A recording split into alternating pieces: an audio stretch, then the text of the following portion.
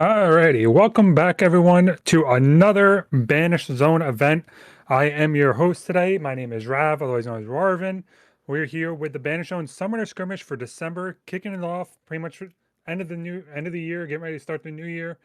And we have a couple of interesting decks to start off on the stream.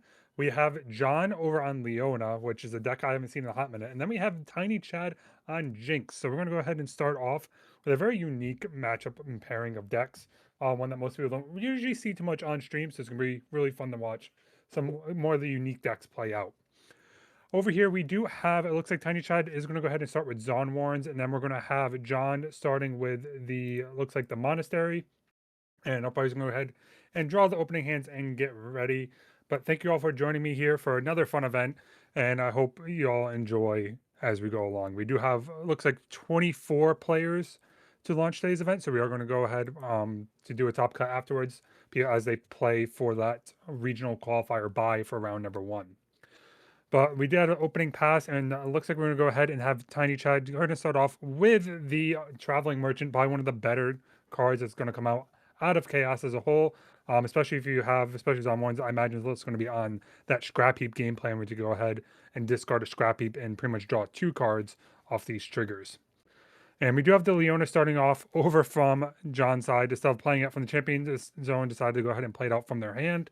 Pretty much try and set up as much as they can here. And now we have a debate whether Traveling Merchant is going to go ahead and take one of these battlefields. Now, the main thing here, depending on what stand, we do have the 1 Scrap Heap, so you could take the gamble. You can do the gamble here, move Traveling Merchant, discard Scrap Heap, draw 2, maybe hit another Scrap Heap to go ahead and discard for the Zomwarrens. And that's what we're going to see. We're going to go ahead and see the Scrap Heap discarded, draw 1 for the discarded Scrap Heap, draw 1 over the Traveling Merchant. We're going to go ahead and take the Conquer, going up to 1 point for Jinx, and then we're going to go ahead and get the discard draw of the extra Traveling Merchant. I did happen to notice, though, in Chad's hand, we do have the Vayne sitting up pretty. Vayne is a really nice card. Vayne gets to go ahead and come on in for 5 if your opponent conquers sort of battlefield. And trade off the rip, we're going to see that Falling Star coming down, targeting Leona, deal 6 damage with John tapped out.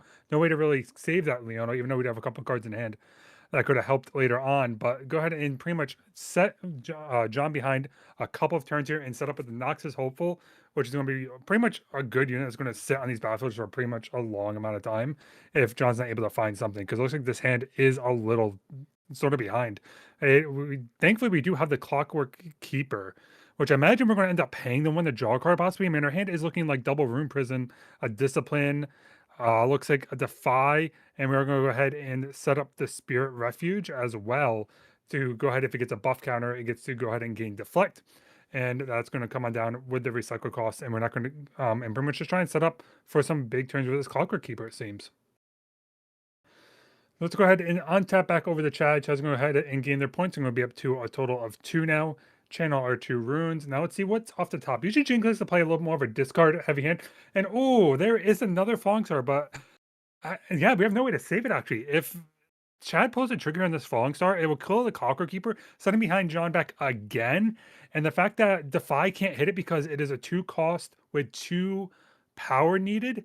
So Defy only hits anything that requires 4 or less energy and requires 1 or less runes to be recycled. So Falling Star can come through here and hit this Clockwork Keeper, taking it off the board if he decides to. But the downside, you will have to pay 3 because of the buff counter on Clockwork Keeper. You do have to, it now earns Deflect. But looking at the hand, what do we have? We have a Pouty Poro over on Chad's side. I see the Falling Star, I see the Vayne, I see a Ride the Winds, and I see, is that Darius as the last card? I'm not sure what the last card is. If he pulls the trigger here and to get rid of this Clockwork Keeper to set John back would be huge. We could set up into a tourney where we go ahead and set up with a Pouty Poro, try and get cards out of our hand, pretty much to try and set up for the Jinx Legend ability, where if you have 1 or less cards in the hand at the beginning of your bidding phase, you get to go ahead and draw a card. So I think that's sort of the bait here, trying to figure out what exactly is the best line. I mean, personally, I think it's going to be this Falling Star. There's no way you can't just take this, especially with Jinx has the issue later on, and Leona really wants to try and set up for big units that sit on these battlefields with a lot of different reaction spells. Like, you got to keep Leona off of units as much as possible and just try and dominate the board that way. And that's exactly what we're going to see. We'll go ahead and see the 2 paid for the Falling Star, and it looks like we go ahead and float the rune to pay for the 3rd cost because of Clockwork Keeper having Deflect due to the Spirit's Refuge. But that's going to go ahead and come on down, targeting Clockwork Keeper. Defy, we're reading Defy, but sadly Defy does not hit it. And Discipline does cost 2. We have nothing to keep this Clockwork Keeper alive. He's going to go ahead and jump off the battlefield now, as Chad's going to go ahead and hold both these 3. Going to go into the next turn now, setting up with a Pouty Poro, try and get that card count down a little bit and pass turn. And thankfully, John does end up drawing a Clockwork Keeper to try and reset up another unit onto the battlefield with a little bit reactions, or you can even set up again the Leona to try and get into a bigger unit. And that's exactly what I think we're going to do. We're going to play the Leona down, set on up here. We have a Dispel. We have the Defy to keep her alive a couple different ways. So we can set up into a bigger turn, and then Leona can come in with this attack stun to get a buff counter and set up some bigger turns. Oh, we actually going to go shields down here. So Clockwork Keeper is going to go ahead and be tapped shields down, trying to think, there's no way John, Chad has the 3rd falling star, right? There's no way anything could happen in this case to this Leona. I mean, they're down to 4 runes. There's absolutely no way. So we're gonna go ahead and draw, and it is going to be a Vi. So we're going to have the Vi off the top. Oh, it looks like Ascar was a Draven. So we have a Vi, we have a Vayne, we have a Rhydwins, and we do have a Draven in hand. We're going to go to hold both points now. We are going to go ahead and go up to 5 points. Move back the Traveling Merchant to discard a Draven. Interesting. I guess trying to build a graveyard. You could do the Vi Rhydwin combo, no different than if people are interested in, say, like those Annie deck lists. So it looks like we're going to set up. Sadly, ended up drawing that Flame Chompers a little bit late. I think that would have been the way better discard trigger than the Draven. But, sometimes that's how it works out. We're going to move back Noxus Hopeful here. As we're at 5, try and retake these battlefields a little bit later on with the Leona stuff, trying to get a small trade or just get fully traded into, and trying to get up to 7 and just clear the board that way. It does look like Chad is debating trying to set up this Vi as well, and that's exactly what's going to happen. Vi is going to come on down here, going to be set up into some future turns. The only risky part is that there is a chance. Leona used to run. I'm not sure if they still do. Lists vary. They used to run Charm, so there is a chance that if John does have Charms, that the Vi could be taken into a Charm and then cleared up later on. But it looks like we did not hit it. We did end up hitting the Salvage.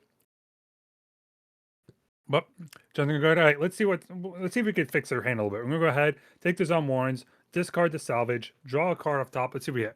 We do hit an On Guards. We have to go ahead and keep these units alive a little bit. Maybe buff up the Leona, maybe buff up the Clockwork Keeper if we need to later on. And we can go ahead and sit there and try and move Leona into another battlefield. Attack, nothing to stun, sadly, because there is no defender on that battlefield. So there's nothing for Leona to stun.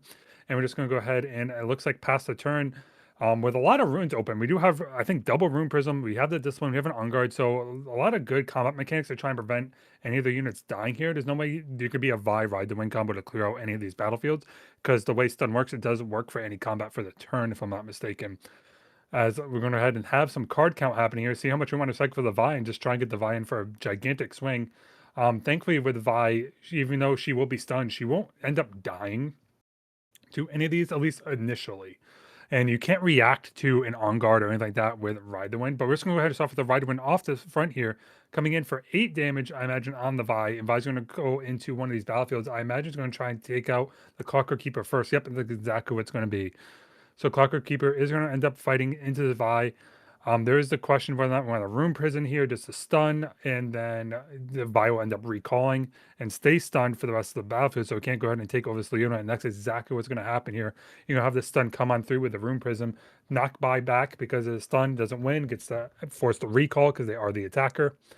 And then just a double check, imagine happening is like, oh, is Vi still stunned for this turn? And yes, very much so. So now we're going to debate if we want to go ahead and try and get the 6 point another way. Maybe try and move something like the Noxus Hopeful, or even we could see a sacrifice of the Pouty Poro or Traveling Merchant here. If we want to go ahead and refill that graveyard a little bit with a Traveling Merchant, discard a card, end up recycling, drawing 2 to discard again with the Noxus Hopeful. Because, I mean, we have only another Pouty Poro in hand, and we do have the Flame Chomper. So getting maybe the discard triggers won't be the worst thing in the world, but nope. Instead, we're going to go ahead and go on through here and try and set up with another battlefield take with the Noxus Hopeful.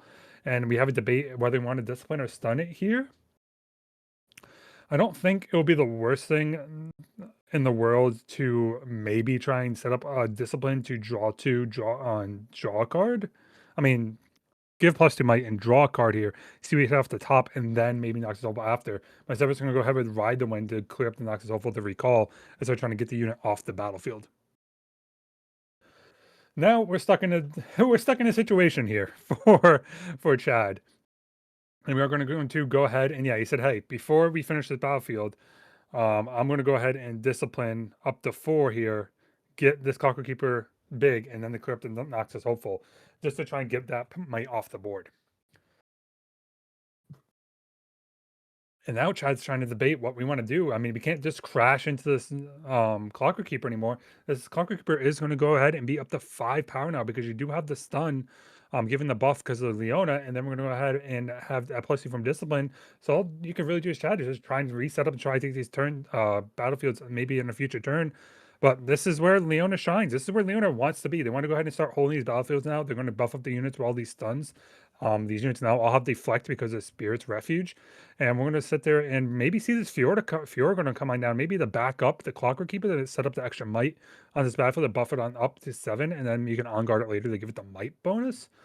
And yep, that's exactly what we're doing. We're going to go ahead and see it on the battlefield. We're going to actually recall, though, the Keeper and set up with just Fiora on the battlefield, maybe try and trick it into an on-guard ability, where then I'm going to go ahead and have deflecting all those keywords that just sit on Fiora when she becomes mighty. So we're going to pass the turn back over. John's feeling in a pretty safe position right now, trying to keep those runes open with a Defy, with an on-guard to try and deal with anything spell-wise that could come on down here. And we end up drawing a secondary Vi. Not exactly ideal. And we might, I wonder if we're going to start throwing bodies up and just cycle through. I mean, you could throw the Traveling Merchant into one of these battlefields just to try and get the move, trigger, discard a card, and then draw the refilter. But we're going to go ahead first, though, and see this Vayne come on down. Vayne's going to go ahead and get Assault 3 when that attacks. It is going to go up to a 5. But the best I can do is maybe go into the Fiora because of the fact that Leona does have tank. Leona is technically right now a 6 might unit when it's attacked into. So we have to keep an eye on that as well. And it looks like we're going to go ahead and see the recycle cost come on down, I think for 3? No, 2. So Vi is only a 5, but we're going to send 10 into this Fiora, trying to say, hey, there's no way you can have a 3rd Rune Prison right now. And I don't think you have enough spells in hand to get this big enough because Discipline is +2. On Guard's only at +1. So you can only buff it up into 4 and only be an 8 might unit. And we're going to go ahead and see the Zenith Blade come on down, though. Zenith Blade was that 3rd card sitting in the hand. We're going to go ahead and make the targets. Let's see, what are we targeting here? What I think we're going into the Vi for 1. I think we're going to head and stun Vi and then move. Yeah, we're going to move Leona on over to try and buff up this battlefield. It's going to end up being, looks like 11 might sitting on here. So we can clean up both these units. Vayne and Vi are going to go ahead and hit the bin and try and setting up a very strong position over here for John. And it looks like this entire match has ended up swinging around for Chad at this point. Chad's now on the back foot, set him in the driver's seat. We're going to go ahead and see the discard for Traveling Merchant to go ahead and discard, draw a card, and then end up getting the Flame Chompers onto the battlefield with the recycle cost and being able to take a point. But I mean, this Vi now has gank. Fiora, actually, sorry, not Vi, does have ganking, so you have to be a little bit careful on how you interact with these turns. And I think all we have left in the hand now, I think that ends up being, I didn't see, is that another Flame Chompers in the hand for Chad? Are we just stuck with a Vi and Flame Chompers? Not the most ideal situation, I guess. But if you want to try and buff up this battlefield for Chad, I mean, you do have the point lead right now. You're up 6-4. So you will be able to just attempt to try and hold it for a couple of extra turns and see if that will benefit you and just try and play bigger. But now we're going to go ahead and just set up the Vi, maybe try to set up a future turn here and see, just try and make John have it at this point. But what do we end up having? We do have an on guard. We have the Defy, so we end up drawing another Leona. So there might be a situation that happens here where Fiora is going to go ahead and move with the ganking ability to get on guarded. And if it's on guard, it gets to go ahead and move on up to 7 might. And then it'll easily clear this battlefield. And it can even spend it if it wants for the Monastery buff to draw an extra card. Oh, we gotta be careful. Oh, we are just going to go ahead and on guard before moving. So Fiora is only going to be 6 might versus 7. I mean, granted, in this case, there's not too much Chad has. So we're going to go ahead and see that move happen. We're going to go ahead and spend a buff counter to draw a card. And we end up drawing into a discipline to try and keep this Fiora alive for an extra turn and anything that could come out here. And it looks like John's just going to say, hey, this is perfectly fine with me. I'm going to go ahead and hold these battlefields as much as possible and take control. And we're going to see the Clockwork Keeper help back up the Fiora and double Leona onto the Zon Warrens. And this might be all we wrote for game 1 now. There's not really much else that's I don't think there's much else that can happen over here on Chad's side. I don't know what's exactly in this Jinx deck, but I don't think Vi can get big enough. I think our discard pile is only 3 cards. We can only go up to 6. And we don't have a traveling merchant anymore to discard, and we draw into the third Vi. Isn't sadly the hand we're looking for. I mean, we could set up something probably with maybe the Chemtech Enforcer to get a discard trigger. We have 4, 5 cards to get up to an 8 on Vi. 4, 5, 6, 7, Discipline 9. No, there's no battlefield it can take over. But again, you're playing in the position as Chad. You're just trying to force your opponent to have it. I think you just say, hey, I'm going to force you to try and interact here with this board with my Vi. If you can, great. That's sort of position I'm stuck in. I don't see much else that can really happen or change. I don't think you want to resummon the Clockwork Keeper. I mean, the Flame Chopper, sorry. If you discard it with the Chemtech Enforcer, because of the fact that you just keep that graveyard count low, and I don't think it'll be big enough to draw into, you might end up just discarding Vi with it. But let's see, what is the line of thinking? So we're going to go ahead and looks like set up with that Chemtech Enforcer first. Come on down, effect, when played, discard a card.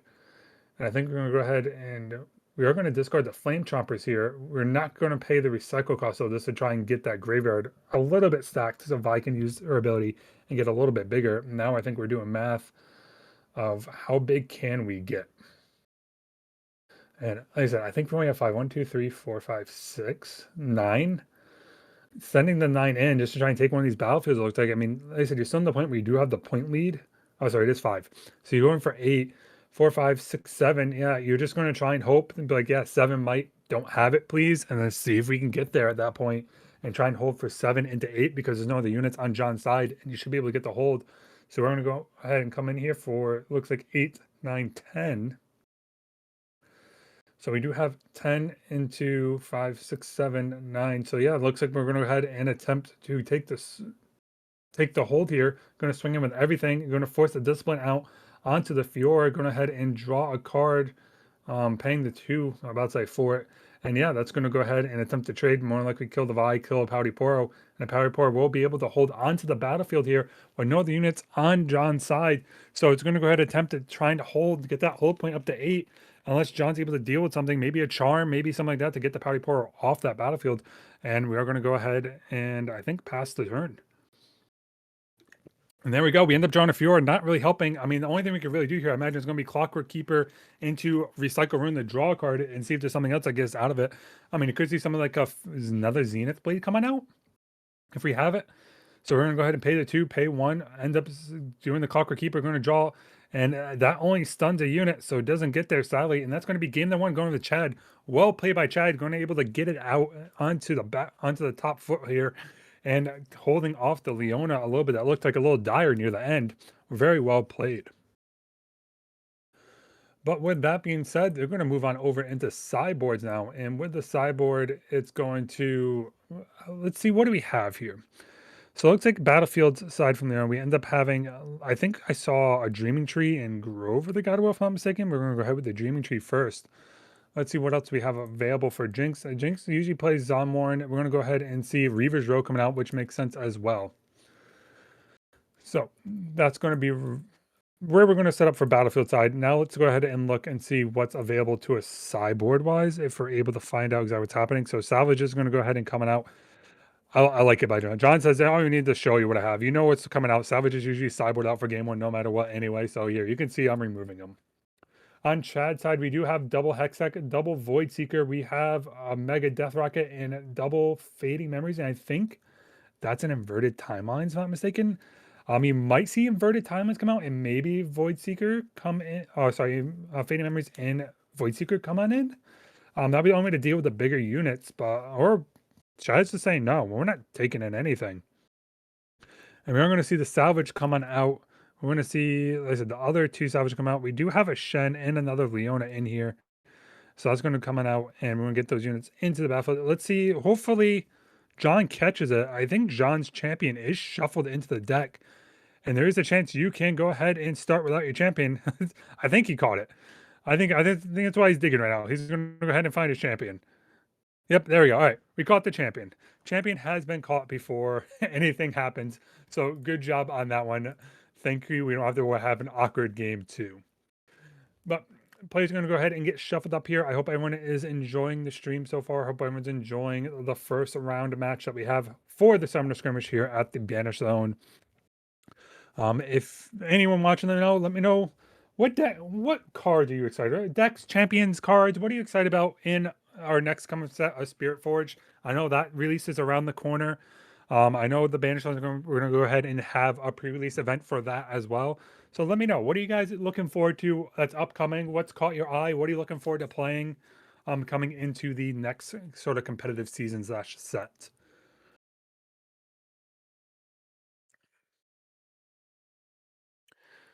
But as our opponent shuffle up here, like I said, this is a 24 player event. We are going to have, I think, if I'm not mistaken, it is 4 rounds of Swiss.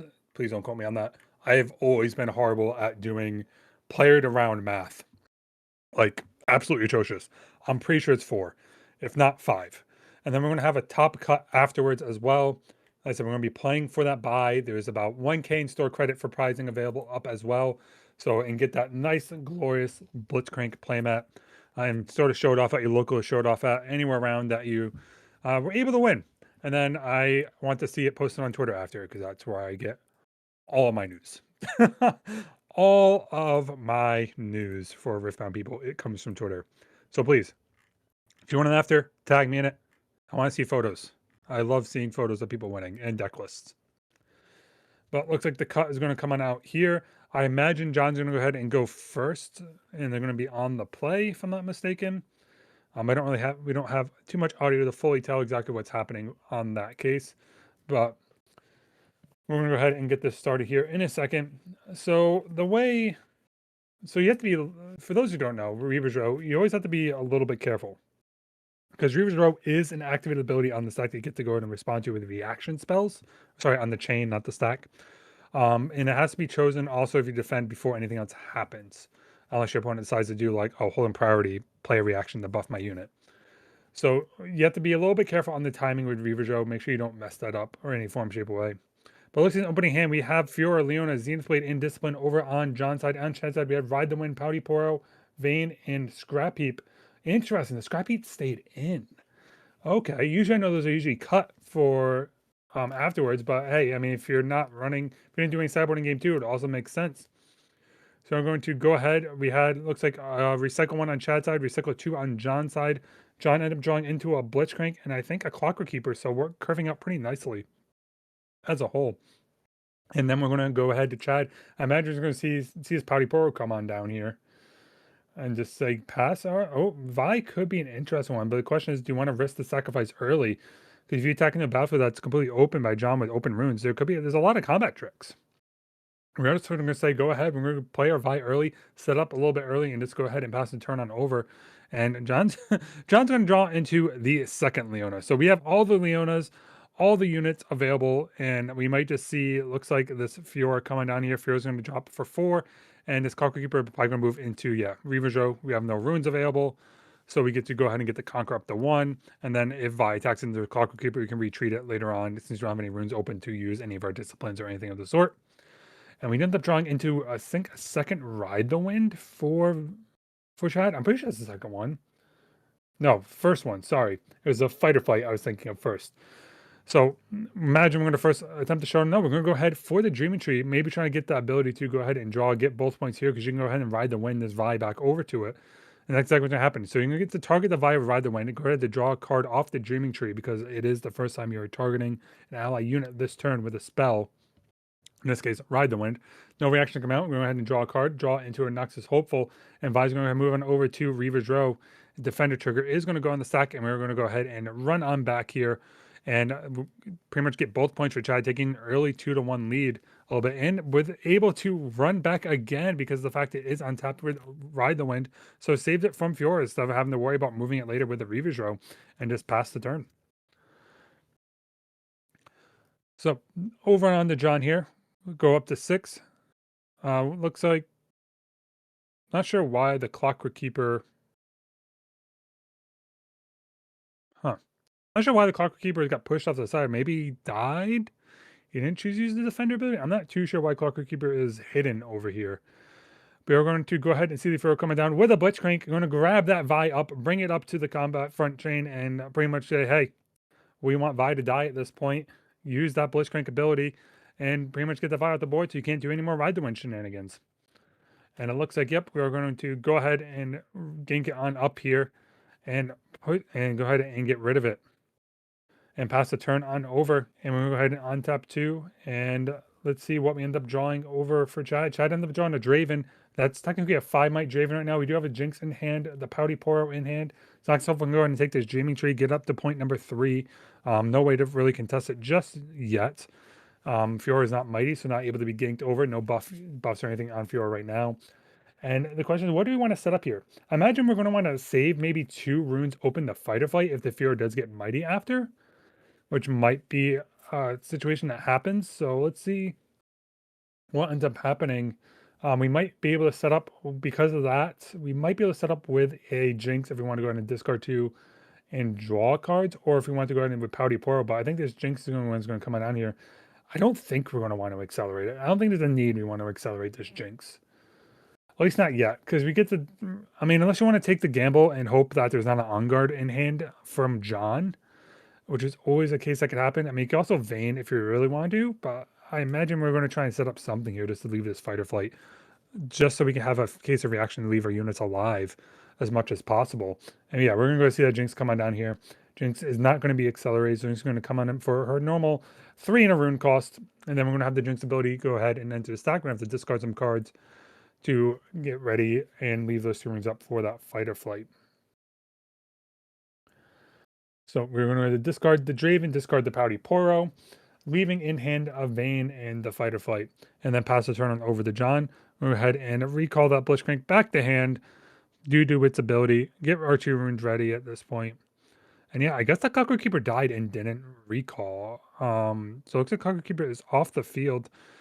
So let's see what ends up happening. We do have the Shen in hand as well if we want to go ahead and try and do any fun shenanigans. So we're going to go ahead though, and we're going to see the Blitzcrank debate if we want to go ahead and maybe set up with a Nexus Hopeful.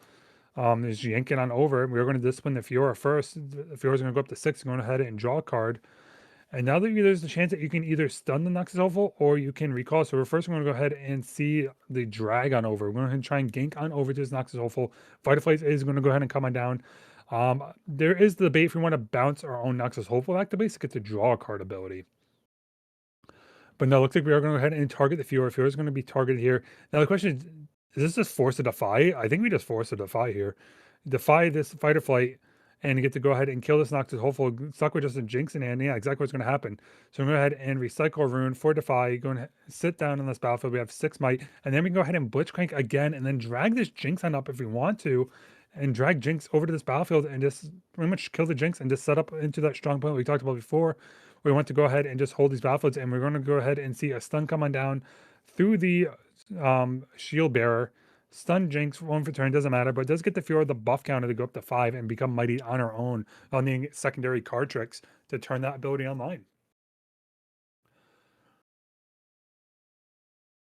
Off the top here, though, we are reducing the Falling Star. So this is where some math comes in. Note the fact that Fiora does have deflect.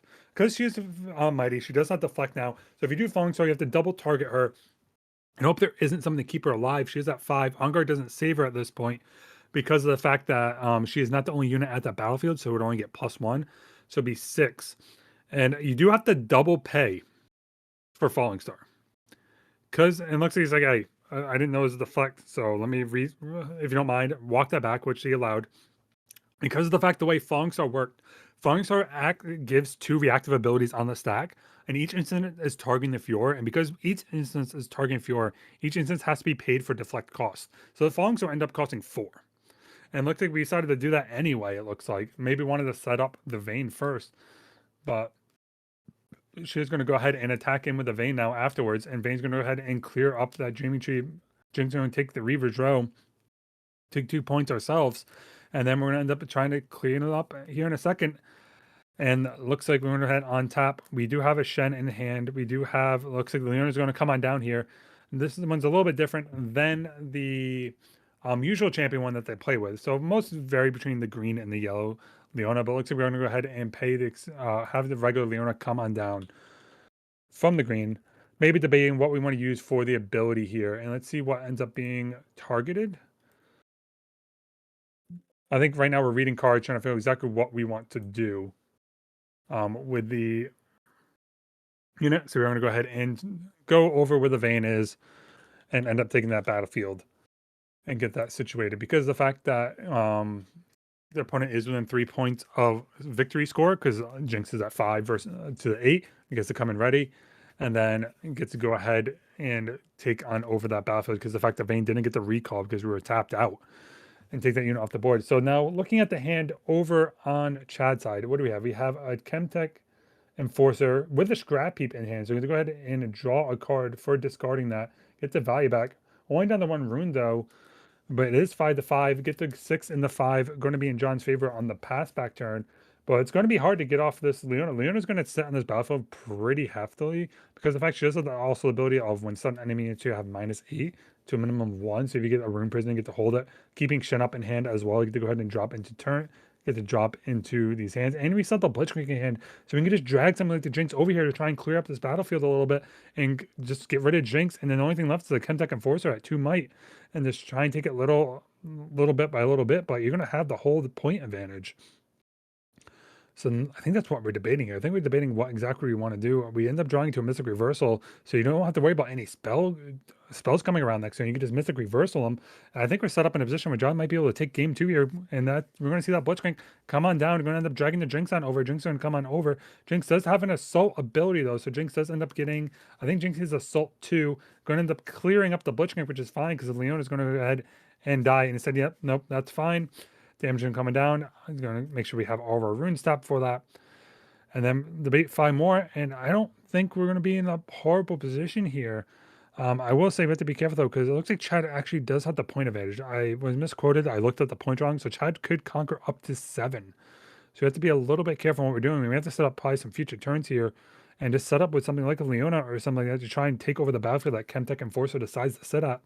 And we're going to go ahead and drop a Shield Bearer, get the stun damage down onto the Chemtech Enforcer, just so we can buff Leona. And I think, are we just going to go ahead and see the recall? Just to try and set up for next turn and do a double conquer. And that's exactly what we're going to do. We're going to see the double conquer strategy come on in, where we're going to try and set up, take up both battlefields on the turn, because we got 6 points. Your opponent only has 1 unit, maybe 2, to get the fight through and try and get through it that way. So let's go ahead and untap our 2 runes up to 3. We're going to hit another Fury Rune, all Fury Runes, so you don't have to worry about Ride the Wind coming out. But I mean, granted, it's not really much else to worry about. We do only have a Vayne and a Draven on board. The fact that we moved the unit off the battlefield for Geometry, Vayne doesn't get to come in ready. So this is a little awkward spot. I mean, you could set up a big hold. You can Chemtech Enforcer somewhere, say something like Dreaming Tree, or I guess Reaver's Row. That's what I really wanted to. And then Draven in, and then Draven's going to have 9 might that you have to fight through in order to take back this battlefield. So you're going to get up to 7 points for Chad. Chad's going to be able to then drop the Draven down, go up to 9, trying to double hold, just single hold onto this battlefield next turn, and just hope that John doesn't have anything to deal with it. That's pretty much what we're going to come down to, it looks like. And yeah, Draven's going to come down. We're going to be at 9. We have 11 points onto Reaver's Row at this point. And looking over at Chad's side, we only have 9 might of power on the field. So all we can really do is just attempt to clear up this Draven. But let's see what we end up hitting off the top here. So we're going to go ahead and channel our 2 runes. And then I have to reread what Shen yeah, because Shen... yeah, because Shen, playing time, import spells about resolve include the battlefield you control. So let's see. We're going to go ahead and we end up hitting the Discipline off the top. We're going to give the +2 over onto one of our units, draw into a Defy, so nothing to worry about counter any types of spell damage, but granted, Chad's tapped out anyway. But we do end up now having 11 might to go ahead and try and retake this battlefield in an attempt to go ahead and just clear it up. But you have to be careful though of anything that gets accelerated as well, coming in over from Chad's side to take a battlefield into a hold. So to set us up a very specific way, and looks like we're just going to go ahead and move straight on in here with 11 onto 11. See if Chad wants to go ahead and do any type of abilities at that point, and we're going to go ahead and looks like flash Shen in with a reaction ability. So Shen's going to come on in. Shen has shield 2. That's why when he's a defender, and he does have tank, so damage is going to have to assign to him first, and Shen gets to go ahead and come on into an ability, and we're going to sit there and have, it looks like, just enough damage to take off both these units. I imagine we're going to try and kill the... Shen's going to get damage assigned first, and then you can still kill the shield bearer, because you have 11 into 14. So it takes 3. So go down to 8 damage left. But you can't kill Leona. Leona's at 9. We might have a little bit of miscalc. Maybe I'm miscalculating damage here, but I don't think the Leona should have been cleared because you had 11 damage on the battlefield. Shen is 3, so Draven does 3 damage to it. You're gonna be stuck now with 8 damage left. Leona was at 9 might, so I don't think you had enough to kill the Leona, which is actually huge. Let's see. I don't think I can get a judge quick enough for this. I don't think I can get a judge quick enough.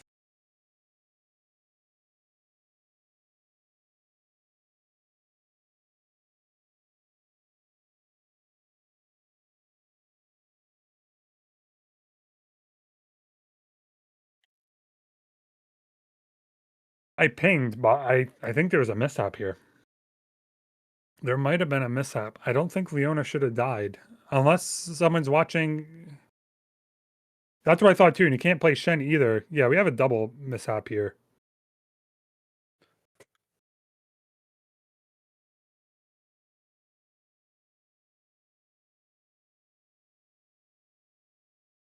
Because we did have a situation where Leona did end up having, so yeah, I mean, thankfully it worked out in the long haul, but I don't think there's anything that could have happened because Shen is an ability that says reaction to a battlefield you control. Thank you very much for catching that, Marcus.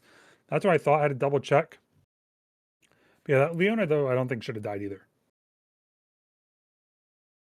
I mean, granted, if Shen's on the battlefield, they trade anyway.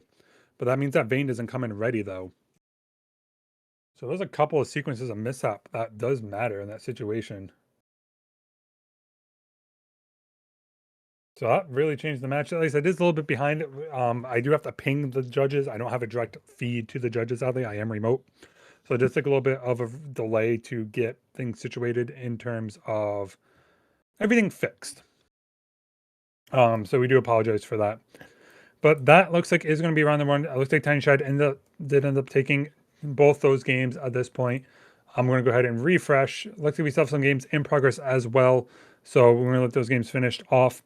But with that being said, I do want to thank you once again to our sponsors.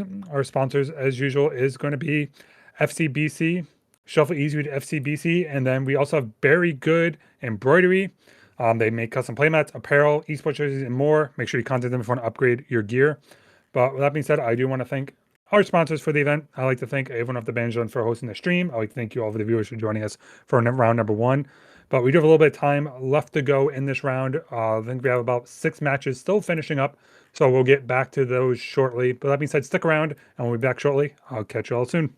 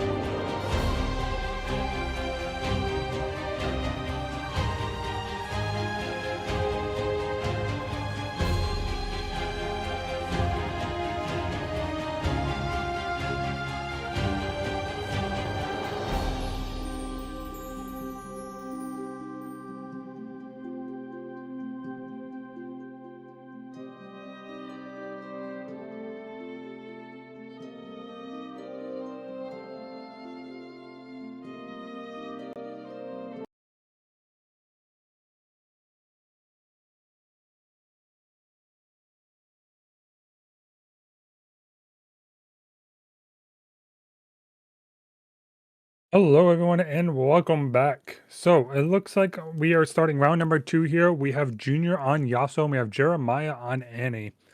And it looks like right off the rip, we just started our runes. Looks like Annie is going to go ahead and go first here. Double Fury rune, which isn't ideal. We are starting with Zon Warrens from Annie, and we do have the Candlelit Sanctum over here on the side of um Yasuo. So we're going to go ahead and set up here. Stack deck is going to come up from Yasuo. Looks like we're looking at that Nocturne. Ooh, actually, hold on. Hold on. We're having a Yasuo running Nocturne. This is spicy. This is actually spicy. I don't think I've seen a single Yasuo deck run Nocturne. I guess it makes sense with a lot of the moving and such. You can really make it work. But oh, this is going to be some gimmicks. This is going to be sort of hard for Annie to deal with unless we do have something like a Void Seeker in the hand from Annie to start with for turn number 2. But this is going to be a brutal situation. And yeah, we are going to go ahead and see that Nocturne come on down here. And yeah, you still get to pick a card. Nocturne's ability itself lets you reveal the Nocturne to then play the Nocturne. And then you get to draw a card. So make sure you get the recycle for the Nocturne. So Nocturne does get the recycle. Yep, he does have the rune. And then you can technically activate Yasuo ability to just move the Nocturne into Candlelit Sanctum. I mean, this is wild. This is actually wild. So we're going to go ahead and see that Nocturne come on down here. 2 runes open. And I imagine we're just going to see a move. We're going to play one. We're going to do another second. Oh my god, if we hit another one. If we hit another one. Okay, we hit another one. I'm just scooping. If we hit a second Nocturne, I would just scoop and go game 2. Like you're not beating that high roll. So we do end up seeing a Vision Poro. We do see a Meditate, and I forget the other card. So we're not going to have the Nocturne move early, which is I think is still fine. But we do get to set up some pretty insane hands coming out. We're going to pass her back over to Annie at this point. Now let's see what Annie has. We're going to go up to 4 runes, draw a card. I think I see a Gust, a Flash, Travel Merchant, and I can't tell what the other card is. I'm missing a card. Rebuke. So Rebuke's not horrible. I think, yeah, we're just going to pass turn. I mean, we can Rebuke back this Nocturne if we want to here. We don't have any other way to deal with them at this point. So we are going to go ahead and pass turn over. And I think we do have a Mask of Fortitude. So this Nocturne can go up to 5 might here in this attack. Or not showing in this attack. So it's going to go ahead and move in the battlefield alone. It is not technically an attacker because it is not a combat showdown. But we do attempt to conquer here with the Candlelit Sanctum. I mean, we could see we can't rebuke here actually because we've only done the 1 cash one, not 2. So there's no way to really deal with this Nocturne. And we're going to take our first point over from Junior. And then Junior gets to go ahead and look at the top 2 cards with the Candlelit Sanctum. We're going to see a Meditate and another Vision Poro. And we get the Vision Poro on top, put a Meditate on the bottom. And let's see, what else we have? We have a charm. We have 2 charms. We have a discipline and a meditate. Now we could end up charming over this traveling merchant. Traveling merchant would get the draw though, because charm is technically a move, which does trigger traveling merchant's ability to go ahead and draw a card off of it. So I don't know if we want to fully do that. We'll see what ends up happening. And it looks like we end up just passing the turn over, keeping some runes open. And first, we're going to go ahead and see a stack deck ourselves. So stack deck is going to go ahead and come on out. And let's see, what do we see? Can we? Jeremiah, I like you, but come on, show the camera. People want to see. So I think we saw a fighter flight be taken. Oh, it's a Darius. So we do have a Darius in hand. So we did pay 1 spell already. So Darius can come on down here. And we're going to discard the Ride the Wind to draw a card. And we're going to go ahead and attempt to conquer to get the other discard trigger as well. Still no Scrap Heap, which is what we saw last time, which is what we want to do with this game plan. So we're going to go ahead and get the conquer here. I imagine we're going to go ahead and discard a card and draw. Yep, discard a Rebuke, draw a card. And what is that? And a Cleave. So we can set up right now a turn where you can have the Darius come on in, swing it in for 7. Nocturne can get up to a 6 with something like a Discipline. Or the downside, there could be a double on guard, which we know isn't in the hand. But there's always a chance there's a double on guard coming in, and it could end up getting this Nocturne up to 8. But more than likely, Darius can go ahead and swing into this Nocturne here and end up taking over this battlefield.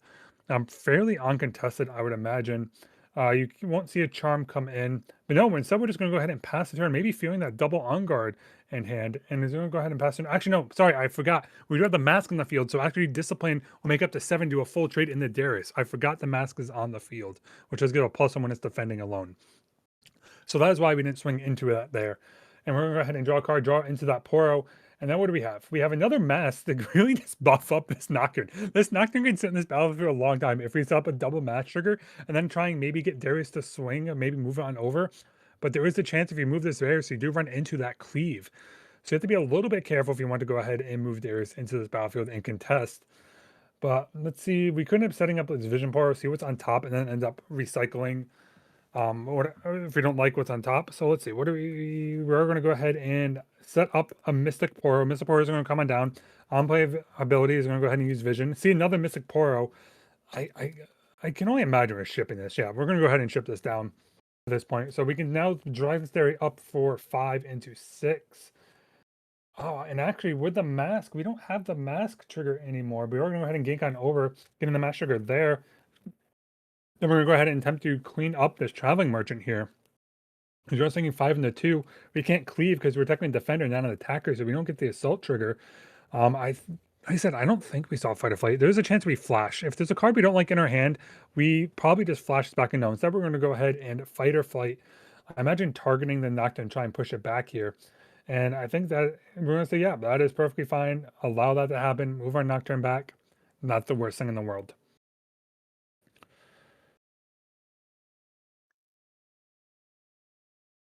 And then we're going to go ahead and see, what do we end up doing now? So there is the chance we can move something, maybe try and force the stairs into the other battlefield if you don't want to. But instead, we might force the Child Merchant to move on over to a ganking. And yeah, so what we're going to do. We're going to go ahead and force the Child Merchant over to the Mystic Poro. Mystic Poro is going to be up to 3 might because of the mash trigger. We do have a move trigger happening to Child Merchant to discard and draw, and the Showdown is going to go ahead and initiate. And Jeremiah has nothing in hand, so he's going to go ahead and lose that Traveling Merchant, doesn't get to hold into next turn, and now we're going to have a little bit of a point lead over for Junior at this point. Are we going to see another move? No. No way. Okay. And we're going to go ahead, though, and I think set up the other mask. So this Poro can now be up to a 4 might into a Discipline. Nope, no Discipline, actually, because we are down to 1 rune. So we're going to go ahead and channel 2 over on Jeremiah's side. We do have the Darius still ready. And I think that is... I can't fully tell. So we're going to go ahead and set Darius into the Mystic Poro. We're going to send a 5 into a 4, technically speaking. If there is an on guard, you could end up trying to attempt to clear it, but I can't imagine it being worthwhile. No. We're going to go ahead and let that Mystic Poro die. We're going to go ahead and look at the top 2 on the side of Jeremiah. I imagine I'm going to keep that. I've missed the second card. But I saw the first one is going to be a Poro. Imagine Poro is going to be sent to the bottom of the deck at this point because it's not going to matter too much into this matchup anymore. And we're going to go ahead and the good old sneaky deckhand onto the Zomwarns, get the free conquer point, go up to 3 points here, get the effect to go ahead and now discard and draw for conquering Zomwarns. I imagine it's going to be, yeah, Vayne's going to be discarded here. Vayne's not really going to be used much in this matchup. They're mostly going to rely on Varus. Wow. Vi and Darius.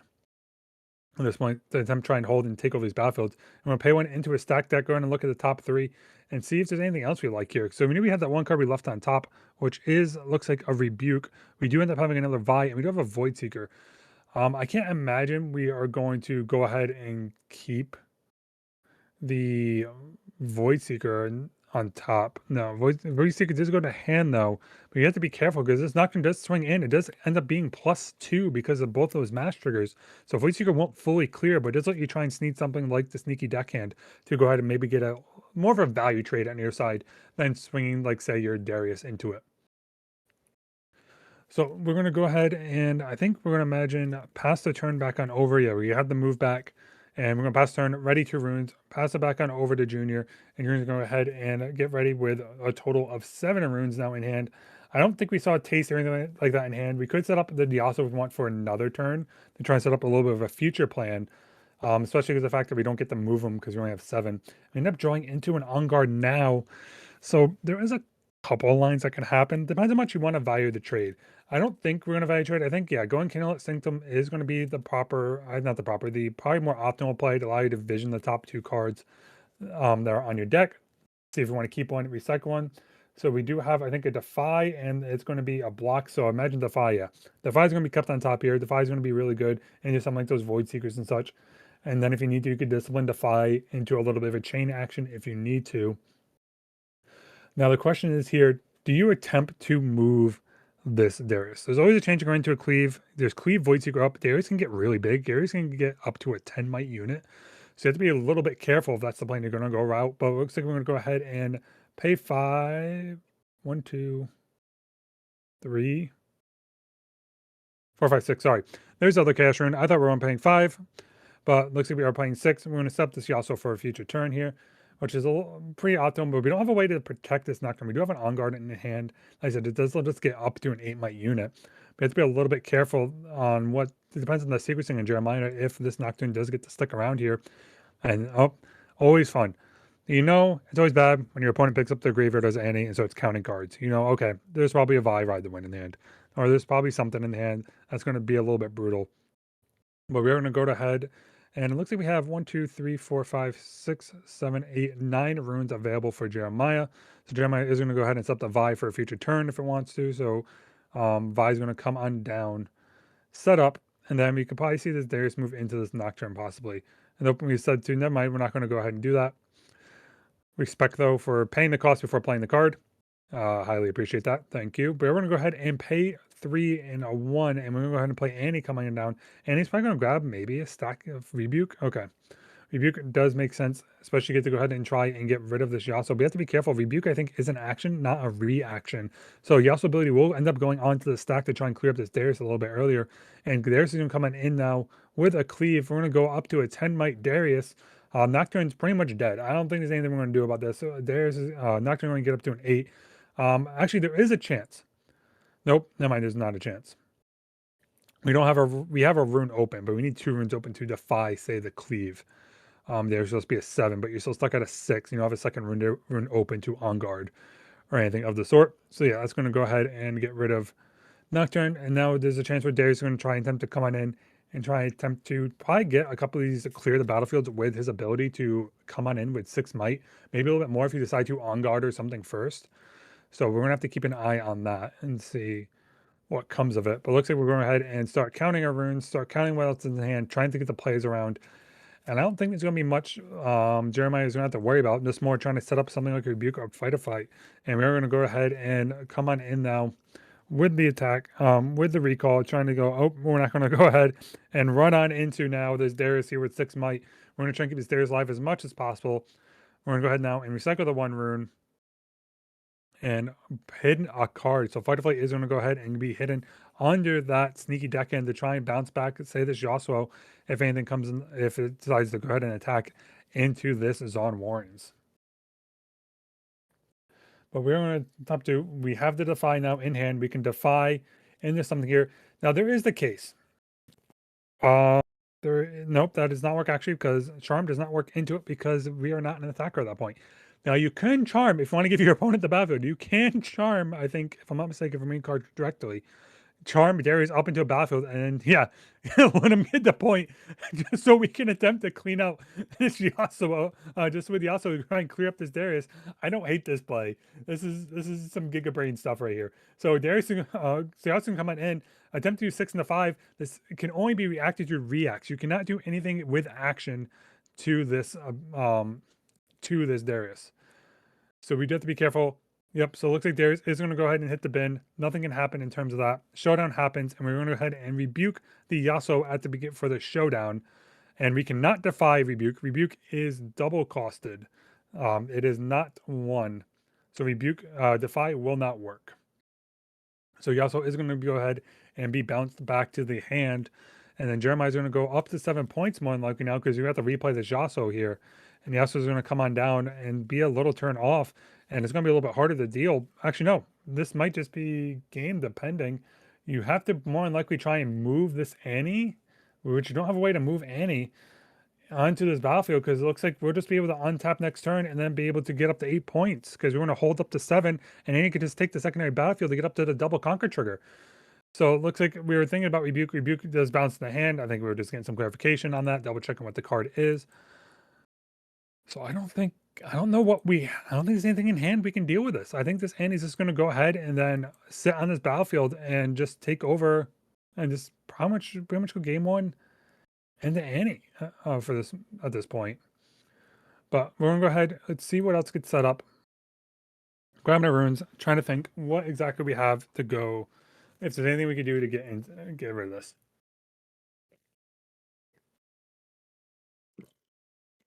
Yasuo is going to go ahead and be replayed, pass it over, and I think Annie's going to go ahead and take the secondary battlefield because if I'm not mistaken, it's going to go up to 7 points on the hold, and then that's just going to be all she wrote. Yeah, that's 8 points going in the game number 2. So, with that being said, for those just watching at home or any way you're watching on your phone, wherever you're watching, while we're talking about some sideboard matchups, I'm going to go ahead and give you a quick little breakdown of today's meta. Well, leading the way, we have 5 Yasuos in the play today, 4 Misfortunes, 3 Kaises, 3 Victors, 2 Annies, 2 Aries, 2 Leonas, 1 Set, 1 Teemo, and 1 Jinx. A very diverse meta here, actually. Not very meta chasing. Yasuo is a very big shock to see leading the way. So this is one of our 5 one of the 5 Yasuos that are playing in the field today. Excuse me. And then if we're talking about sideboards, looking at sideboards, I know I'm going to talk about Annie a lot. I produce enough content on this. So Annie's probably going to sit there. It's going to take up scrap heaps more than likely. It's going to go ahead and maybe take out the veins. It's going to bring in Gust to deal with the little units. Probably bring another rebuke if it doesn't have another rebuke already in the main. Maybe fight or flight. Because I don't know exactly what's the sideboard here from this Annie player. Yeah, I can't imagine bringing Falzar. I'm not bringing in Tibbers. There's an argument for Fading Memories if you have an extra slot for it, but otherwise you want to bring in the rebukes and the fighter flights to deal with a lot of Yasuo units. So you're going to see those probably come into this matchup and then try and deal a little bit with whatever Yasuo is doing. And then from Yasuo's side, we're going to see Ride the Winds come on in. And I think, what's the other card? Both Ride the Winds are going to come in from Yasuo. Maybe trying to get some move mechanics happening. Maybe trigger the Yasuo a little bit. Try and save the units a little bit in turn. So we're going to go ahead and see that coming out. Or come on in, I should say, and a couple cards come on out. And like I said, I think veins are going to probably be cut from this list. Scrap heats, if scrap heats are in here, going to be cut. What else? I'm trying to look at this as normal that we have. There's an argument where you go down to 2 Void Seekers, depending on what you have. If you're running 3, Void Seeker really only hits Nocturne. Doesn't only hit some of the bigger units. So it really depends how much of a trade situation you're running into. But let's see what ends up happening. So we're going to go ahead and pick our battlefields. Next is probably going to be, we have won the game. So it's probably going to go ahead and be Dreaming Tree on the form of Annie. You don't want to go Arena's Greatest. Yeah. So like what's going to happen, you have Dreaming Tree coming down and the back alley bar out from the Yasuo. So we're going to go ahead and set up those units, get those cards. I imagine Yasuo is going to be on the play here. And so I'm going to go first because why not? I mean, there's no reason not to take second, especially if you're playing as Yasuo. So that's probably going to be set up going into this game. And then Annie's going to be setting up with 3, but it's always the case that Annie's going to run into something like a sneaky dockhand a little bit early, which is always a situation that can happen and you have to be a little bit careful of. But I don't think there's too much worry that's going to happen on the side of Yasuo for that, from that case. So cuts are going to come on in, cut the deck, get everything situated, draw up our 4 cards.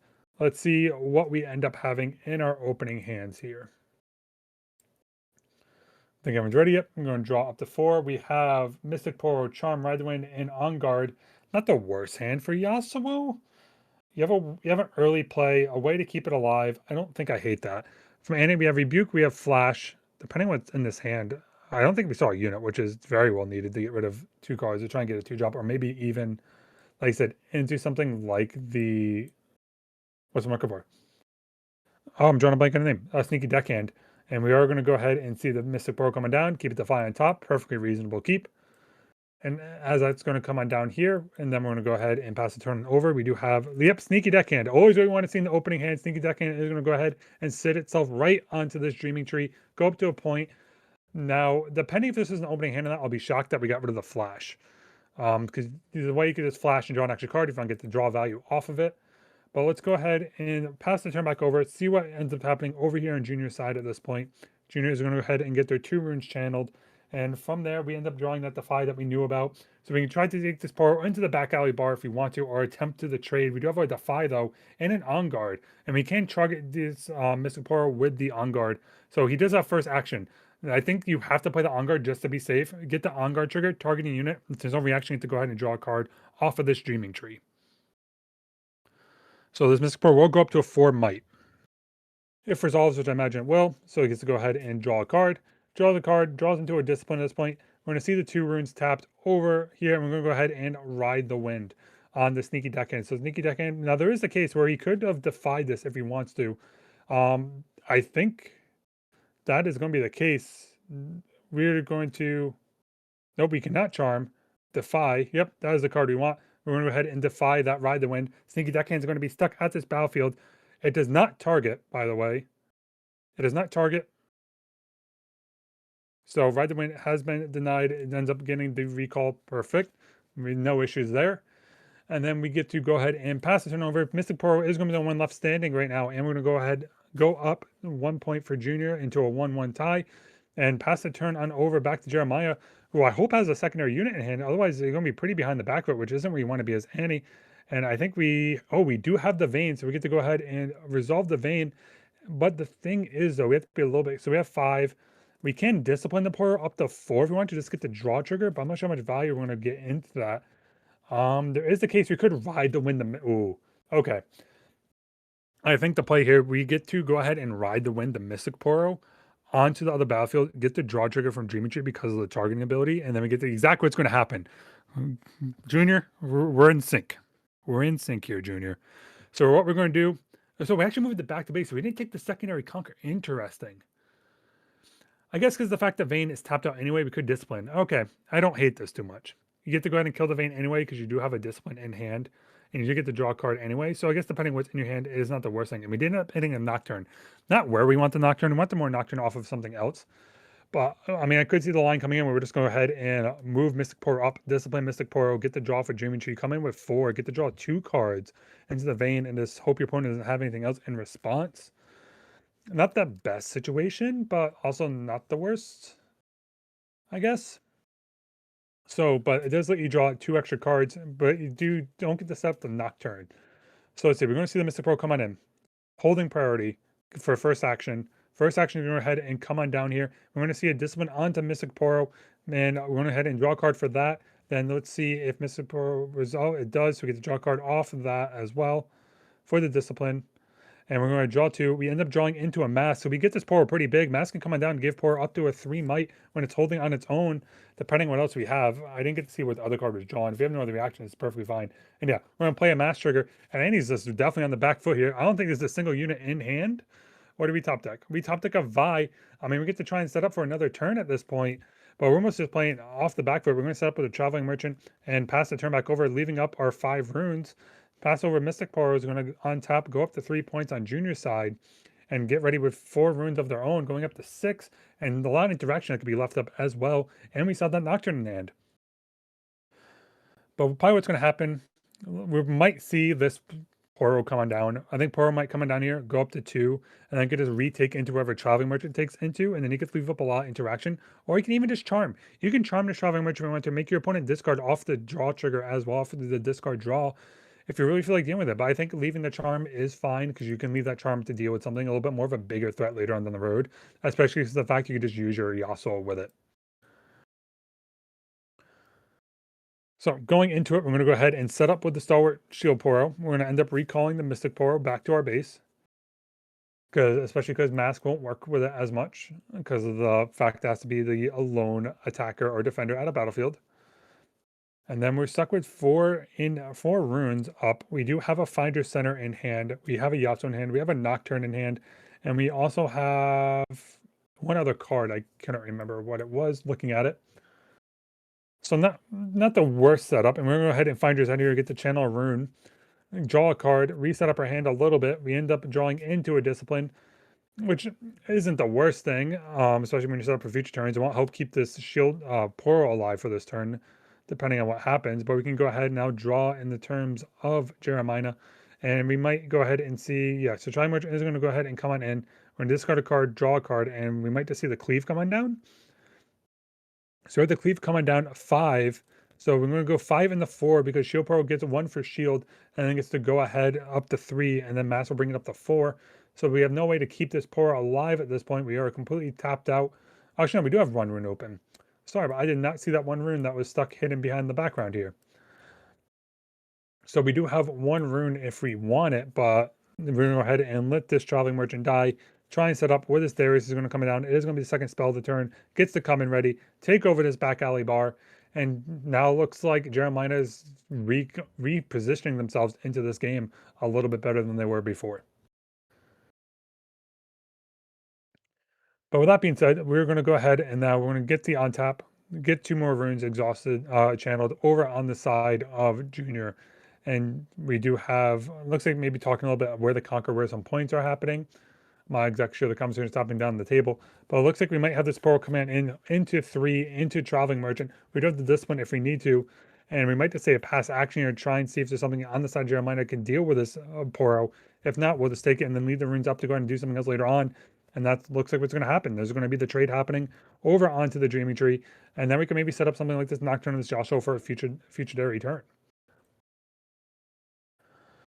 So we're going to go ahead and it looks like we're going to start debating how many runes we got, what do we want to do here, and what's available to us. And it looks like we are going to 2, 3, 4. Nocturne's going to come down. Yeah, Nocturne's going to come down, set up in the battlefield, recycle one of those runes here, as they are no longer needed. And then we're going to go ahead and pass with 5 open with a Discipline in hand, and I think a Meditate as well, trying to deal with this Darius probably on the future there returns. And looking over the hand of Jeremiah, we do end up having, I think, a Vi and the Ride the Wind, or just Vi. So Darius is going to go ahead and on tap here, get ready, going to recall back the base because he only got the points he needed. We can re-ready him if we need to with, say, 2 more spells. So let's see what ends up happening in this situation.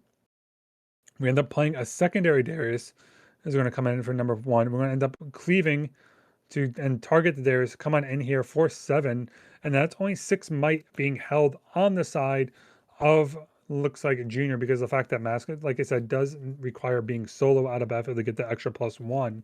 But there is a Discipline in hand. You could Discipline this Nocturne up to 6, draw a card because of the Dreaming Tree ability, and then see what happens from there off the top deck. And I think that's exactly what we're going to end up seeing happening here. So 1 rune tap, 2 runes tapped, and then here comes, a Meditate actually is going to come down first to go ahead and draw a card. Not seeing anything better off of it. And so it's going to go ahead and end up losing his board. Did I miss? Oh, sorry, that is 10.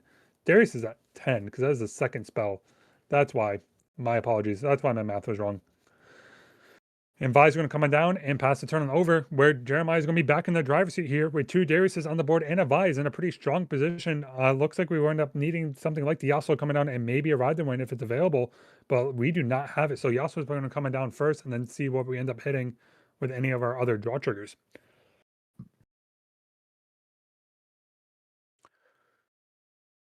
So there's Yasuo coming on down, I think. We paid 2.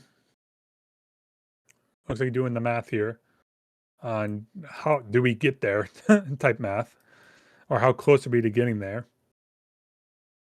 So we're going to go ahead and see that come on down. And then what do we have left available to us? We are going to go ahead. Nope, still debating. Going to play Yasuo from the Champion Zone versus the hand, which is good heads up knowledge, so you don't give your opponent any extra knowledge than you need to. So then we're going to go ahead and I imagine set up with something like a move. Yep. So we're going to go ahead and move with the Yasuo, attempt to clean up this Darius with the attack trigger. Go ahead and conquer. Go up to 5. And then you can't charm this. You can't charm this Darius over because you won't be the attacker anymore. You will be the defender. So you don't get the trigger, I think, Yasuo ability, if I'm not mistaken. And we're going to go ahead and hide the card. Maybe trying to hide something like the Ride the Wind if it's available, which I don't think it is. And now this Vi coming in for big damage, especially depending if there is a Ride the Wind in the hand that Jeremiah picks up, but it looks like it is only a sneaky deckhand. So we're going to go ahead and channel 2, go up to 7 points for Jeremiah, and I imagine we're going to see some form of sacrifice happening here to go up to 7 points. Now there is a move that can happen depending on how many cards in hand. You could end up sacrificing enough. Yeah, we are going to go ahead and stack deck. See what's off the top. We do have a fight. Oh, the fight or flight could end up sealing it, actually. Fight or flight, this is Yasuo off the battlefield, depending on what's down onto the hidden zone. If there's not a defy, there is a chance that you could just clean this up. I mean, we might see, yeah, the fight or flight's going to be taken. This Darius might end up being recalled back to base here. Fight and then attempt to fight or flight back this Yasuo and then untap Darius for the second spell for the turn. And then if you need to clean up with something with the Vi a little bit later in the next second, we're going to have CBC. We're going to see the Fight or Flight coming down, attempt to move back that Yasuo off that battlefield, then just try and take it normally with something like the Vi without being pumped up. Hope we don't miss this Darius. So it depends if it's played, I think is what we're waiting for right now. We do have a reaction coming on down. We would end up tapping out though with this reaction because you get paid 2, he does end up moving, that ends up going away, which was a block. So it doesn't really get us there. Darius is on top, and we can just move the Darius into this open battlefield. And if there's nothing to move this Darius off of it, this would just be an easy take over for Jeremiah, and that would end up sealing up game number 2. Darius is coming here with +7, and that's exactly what's going to happen. Jeremiah is going to take it 2 games to none to Annie. With Annie. Sorry. So congratulations, Jeremiah, for taking game number 2 versus Junior. Very well played by both players here. Annie just drew a little bit hotter near the end. Looked sometimes a little bit dire, but Jeremiah just drew what he needed to do to get out of it. Very well played. But that will pretty much wrap up round number 2 for us at this point. And we do have a little bit of time left in the round, so do stick around for that. We have, looks like a couple of tables still playing here at this point. Looks like we're up to, I think we have about 6 tables still playing upside of any game. Some of us go a little bit fast. But with that being said, I'm going to chat for a couple seconds here. Again, for those who are just joining us, thank you for joining us for the Banish Zone Skirmish here in the Banish Zone in Pennsylvania. I would like to thank you all again for joining us for this event. And before we do that, we're going to go ahead and go to break here. Then once again, thank you to our sponsors, FCBS and Very Good Embroidery. But with that being said, keep an eye on the channel. We're going to be back here shortly. Catch you all soon.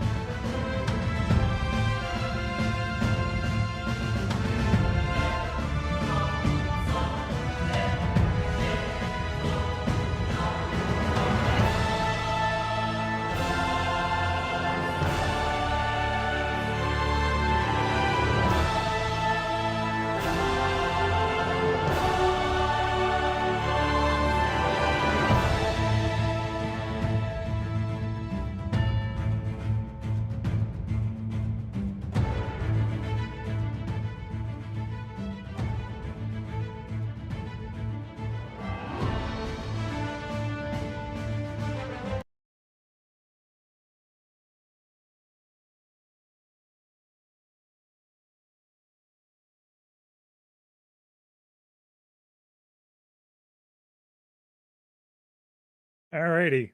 Welcome back, ladies and gentlemen, to the Banish Zone Summoner Skirmish for December. Welcome, Summoners.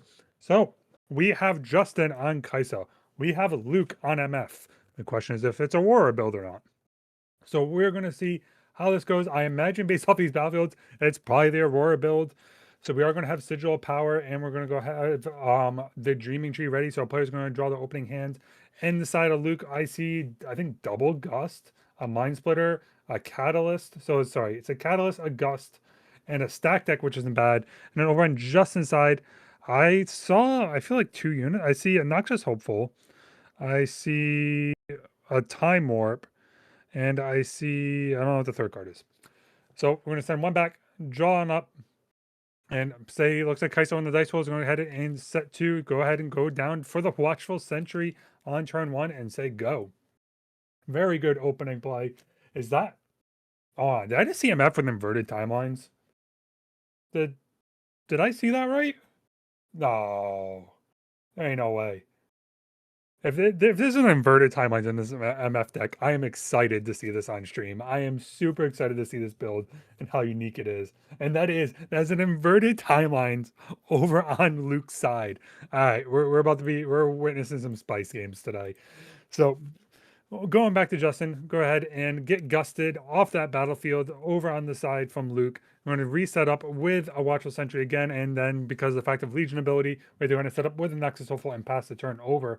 So, I mean, let's Justin set up a pretty decent hand, and we see a Bolt Time in the hand over on Luke's, and we're going to just do cast Eons, go ahead and channel 2 runes, pass the turn back over. We have a Primal Surge. We have an Aurora in hand already set up. We'll have enough to cast it next turn. And we are ready to go off to the races on Luke. And going over back to Lucas here with 2 units ready. We'll imagine trying to take some of these battlefields here. Start getting some of this point race. Because you don't want to be too even with MF early on. Otherwise, Aurora can really just start running away with the game a little bit. So it looks like Watcher Sentry is going to go ahead and take over the Geometry. Noctis Hopeful, I imagine, is going to go ahead and go to Sigil Power. Just try and get some of your runes floating, get some use out of it before you have to go ahead and recycle one of those runes here. Because all we have in hand looks like is a Retreat. We have a Rain in hand as well as a Darius. So let's see how much we want to set up here. We do have 4 runes being tapped. We're going to just go ahead and set up with the Kai'Sa. And we're going to see the Noctis Hopeful move into the other battlefield, take up to the second point. And then we're imagining going to go ahead and recycle one of those Fury runes here. And we might see this turn pass back over. Yep, exactly what we're going to do. We're going to see this turn pass back over. We're going to go ahead and shut up to 9. Unless something insane top decks. I might have just going sideways. Yeah, sideways. Aurora's going to come on down game 1. Kai'Sa usually doesn't have too many ways to deal with it in the first game. Most of it's in sideboard. So let's go gambling. Let's see what on the top of the deck here. Let's see the first unit is going to be hit. And it's going to be the Deadbloom Predator. Deadbloom Predator is going to go ahead and come on down right off the rip. Probably going to try and deal up maybe this Noxious Hopeful here. It is going to probably be met with a retreat over on the side of Justin. But what a very well top hit right off the rip. And oh, actually, we're deploying at the base. We decided we don't want to take a battlefield power. Are we still thinking? I think we're still thinking. We're just going to go ahead and attempt to clean up the Noxious Hopeful, get the retreat coming in with the Dream Tree, going ahead and draw off of the targeting ability, get the channel that rune as well, and then we're going to go ahead and pass the turn back on over. So let's see. We do know there is a Darius in hand on the side of Justin.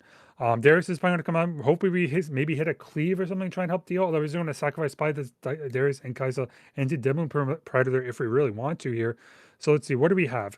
We have, I can't really tell. I think that was a Singularity in hand, if I'm not mistaken. Yeah, I think it's Singularity. So first things first, we'll end up seeing this Darius coming down here. Darius is going to come on, first spell activated of the turn. And then what do we have number 2? Number 2 is going to be the Hopeful is going to come on down as well. And we're just going to send 11 into this Deadbloom Predator. We might see a trade into the Kai'Sa if we don't want to give him the Conquer Drawer, but we might also just trade to Darius because this is the bigger unit and just try and attempt to clear up the Kai'Sa on the back end with something else. I mean, we do have a couple different, we have a Primal Surge, we have a Volley Bear, and a couple of the cards to deal with something later on. And yeah, we're just going to go ahead, clear up the Darius with the Deadbloom Predator, get that off the field. Kai'Sa, we have other ways to deal with later on. And we're going to get that draw conquer ability off the Kai'Sa. So we're going to untap, head back on over. We're now going to go ahead and go up to 8 runes. And we do have, like I said, we do have a timelines. We have a Ride the Wind in hand. We can't set up the Volley Bear yet. If your opponent has too many cards in hand, you could end up inverting timelines in this. The trouble is when you do plays like this, you end up drawing some of your units possibly, which then slow down your Aurora. And that is going to be, looks like 5 being tapped, 4. 5. 5 is going to go ahead and be activated. 6 is going to go ahead. Oh, looks like we're going to go ahead and float 6. Possibly. No. Okay. So I saw bullet time, but I was really confused. So we are going to see the Misfortune come on down here. Misfortune is going to go ahead and attempt to clean up the Kaisa with activate ability. Is going to go ahead and untap one of the runes here instead of floating to activate. We're going to go ahead and see the retreat come back on the Kaisa. Go ahead and get to draw a card with the Dreaming Tree as well as the retreat to go ahead and channel that rune. And we're just going to pass it over with Kaisa holding it. And wait a minute. That's it. We don't miss. Yeah. A road trigger has to happen. We're going to see Aurora off the top, stack deck, and another Deadboom Predator is going to come out. Both Deadboom Predators off the top here. Just throw it into the Noxus Hopeful. Clean up the Noxus Hopeful. And we're going to sit to be stuck with a Kaiser Singularity in hand on the side of Justin. But we do end up having, like I said, that Singularity can clear up this Misfortune and possibly target Deadboom Predator. And we'd have to, okay, we are going to go ahead and recycle one of these runes for the Sigil of the Storm battlefield here. But man, that is two devastating top decks off the top for Justin. Really good hits for Luke, though, as we try and set up his future turns. And now let's see, what do we have? So we have 2, 4, 6, 8, 10 runes, I think, right? 2, 4, 6, 8, 10 runes on the side of Justin. You can Singularity with something off, and then maybe try and swing this Watchful Sentry into the Devil Rune just to clear it up. You do have to recycle a rune, though, for the deflect ability. But it is a way to try and clear up these battlefields as quickly as possible. So that might be a line. We do have, looks like a Lecturing Yordle in hand, double Rain in hand. Rain's going to be a little bit a hard hit. I can't imagine we're going to be raining. I imagine if we're going to rain, might as well just end up doing the Singularity and then trying to get the clean up on the back end. Because I think we also have a Falling Star in hand, which doesn't get around it either. So yeah, we are going to go ahead, pay for tap Kaisa, recycle rune. Singularity is going to come on down. Pay 1 to go 6 into Misfortune, 6 in the Deadboom Predator. 6 damage is going to be sitting on this Deadboom Predator to clean up with the Watchful Sentry.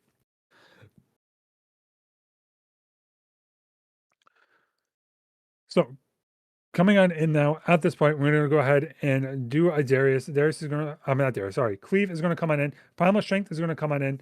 Go pump up this Deadboom Predator to survive this swing. And that's going to end up leaving the Deadboom Predator still sitting on the battlefield. Lecturing Yordle is going to come on down, draw a card, maybe try to hit something to do with this Deadboom Predator later on. But it is going to allow Luke to sit on this battlefield for an extra turn and try and get some reward triggers now coming off the top. We still stuck with that Volibear in hand, but not much we can do. And I think we just did a Fight or Flight. So Fight or Flight in the hand over for Luke at this point. And Luke's going to go ahead and activate MS ability to give ganking to the Predator, move into the battlefield, gain an extra point. Hold it now with the Dreaming Tree. And we could probably just say pass Aurora Tree off the top. And we're going to go ahead and hit the Mountain Drake. Mountain Drake's going to come on down, refortify this Dreaming Tree. Going to put 18 power in there. It's going to be a little bit harder for Kaisa to deal with. And now we're just sort of stuck with this Lecturing Yordle, staring down a dragon and a Predator at this point, and trying to be, oh man, what do I do next? So looks like like I said, we have the rain in hand. We can rain. We could probably clear up just Mountain Drake if we wanted with the rain.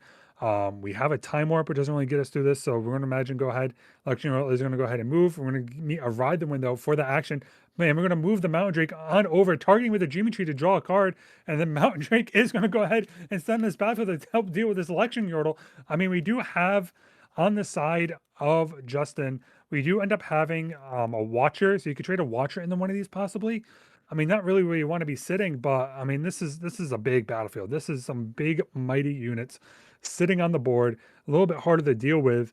Like I said, you might see Justin go ahead and play this Watchful. No, he just said, yeah, I'm scooping. There's nothing I can deal with at this point. Aurora's going to come on down. Aurora's going to keep on using, getting units off the top, and I can't deal with any of it. Like Mountain Drake, double Deadboom Predator was a brutal spot to be in.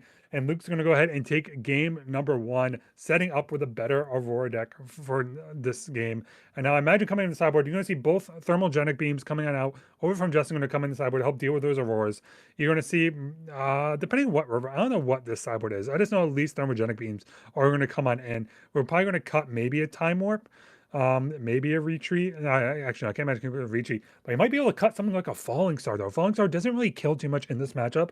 Falling Star can really hit MF, but everything else is usually above an 6 might. So Falling Star doesn't really hit it. So Falling Star will be an easy cut for a sideboard option. Now, if we're going over to Luke's side, Luke, what do we sideboard in? Do we have a paper? Do we have a? We do. I respect it. I respect it. we do have a little bit of a sideboard guide coming on in to remember what we need to do. So imagine we're going to take the Primal Strength Owner coming in, Rebuke Zone to come in, Possessions Zone to come in. You don't have to throw anything else in here in this matchup. Possessions doesn't really hit too many units outside of something like a Darius, so we can kind of cut those out. You could, what do we say? Oh, Confronts. Okay, Confronts is going to be cut. And then I think one of the Toot Toots, one of the Trumpets will be cut as well on the side of Luke. And we're going to go ahead and shuffle up into game number 2 here, get our battlefields ready and get ready to go. So let's get this shuffles going. I think Justin's done sideboarding. Unless he's still, nope, Justin is still sideboarding, trying to figure out exactly what he wants. I will say though, I do like those shields on Justin's side, but shield, the sleeves aren't as good as one of our sponsors, FCBC. So make sure you check them out if you're looking for them good sleeves, some binders, some other really good competitive TCG accessories. Make sure to go ahead and check them out. We're going to have the QR code pop up a couple times on stream. So if you want to, go ahead and check them out. And yeah, thanks for supporting our sponsors. But players are going to go ahead and shuffle up here. Let's see what battlefields we have ready. I imagine what might come out on Luke's side, if he's running it, is going to be the one that costs an extra point to win the game. So games now go up to 9 versus 8 points. Might come out especially because you're on the draw, not the play.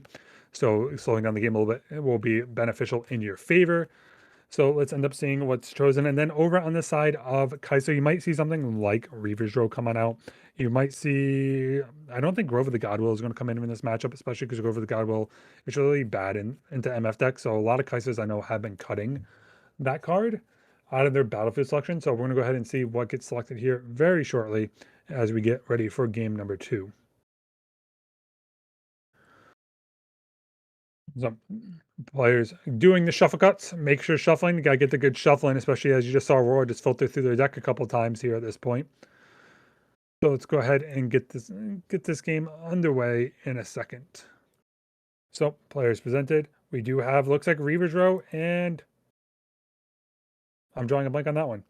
There's the other one. That's the one that lets you go ahead and get an extra rune, if I'm not mistaken, on the battlefield. What do we have? We have a Sabotage, we have Mountain Drake is going to go in the bottom. Fight or Flight is going to go ahead and go in the bottom. And we're going to keep a Step Deck and a Sabotage in hand. Not a bad keep. Draw 2 cards. Do we see a 2-2? We see all bullet time. And I think it's a second stack deck. So we don't get to...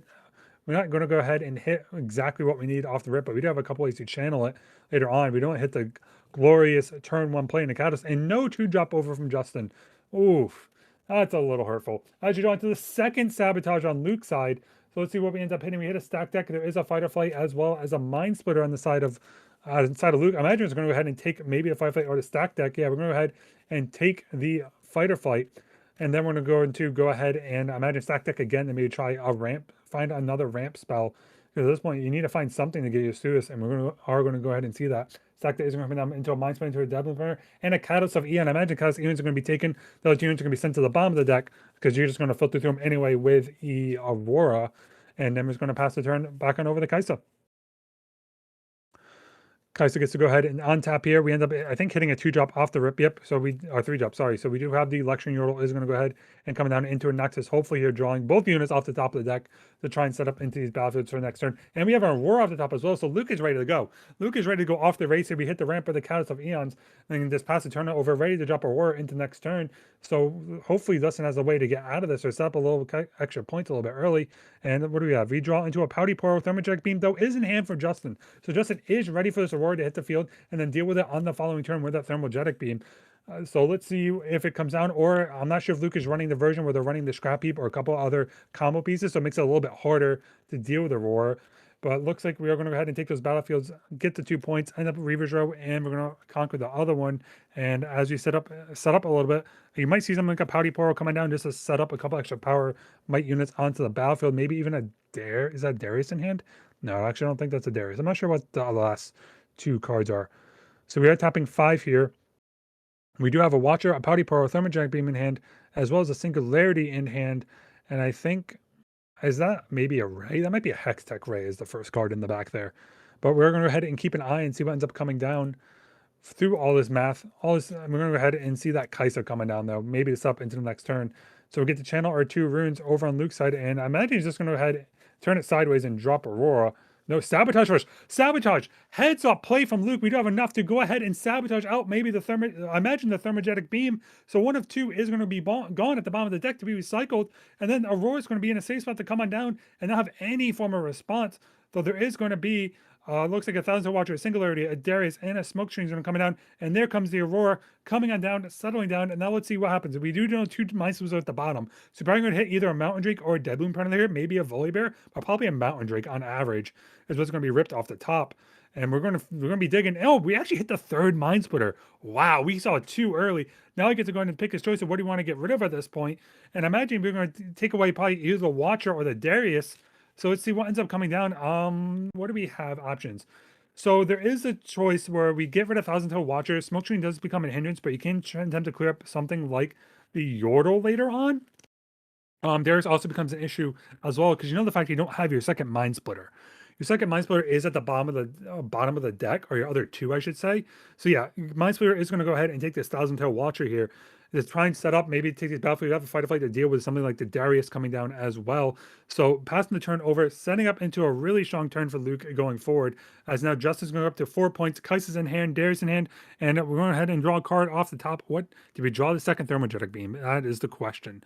I don't think we did. We didn't just windmill slam it, so I can't imagine we didn't hit the second one. So Election Hero is going to go ahead and retreat here. Justin's going to pretty much go ahead and play for the retake line, especially because now Luke's going to have a lot of big bodies. You have to set up a way later on, and it is going to be a Darius who's going to come on down with 4 cards left open.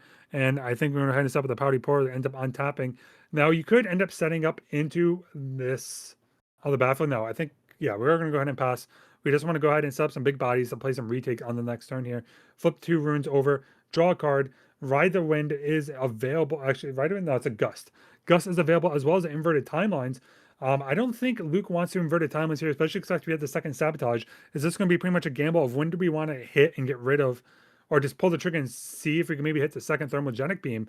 I mean, we have enough runes, but we're pretty much going to be open room in the past, but it does leave open the line where you can sit there and use bullet time to clear up a battlefield if it ends up getting too congested.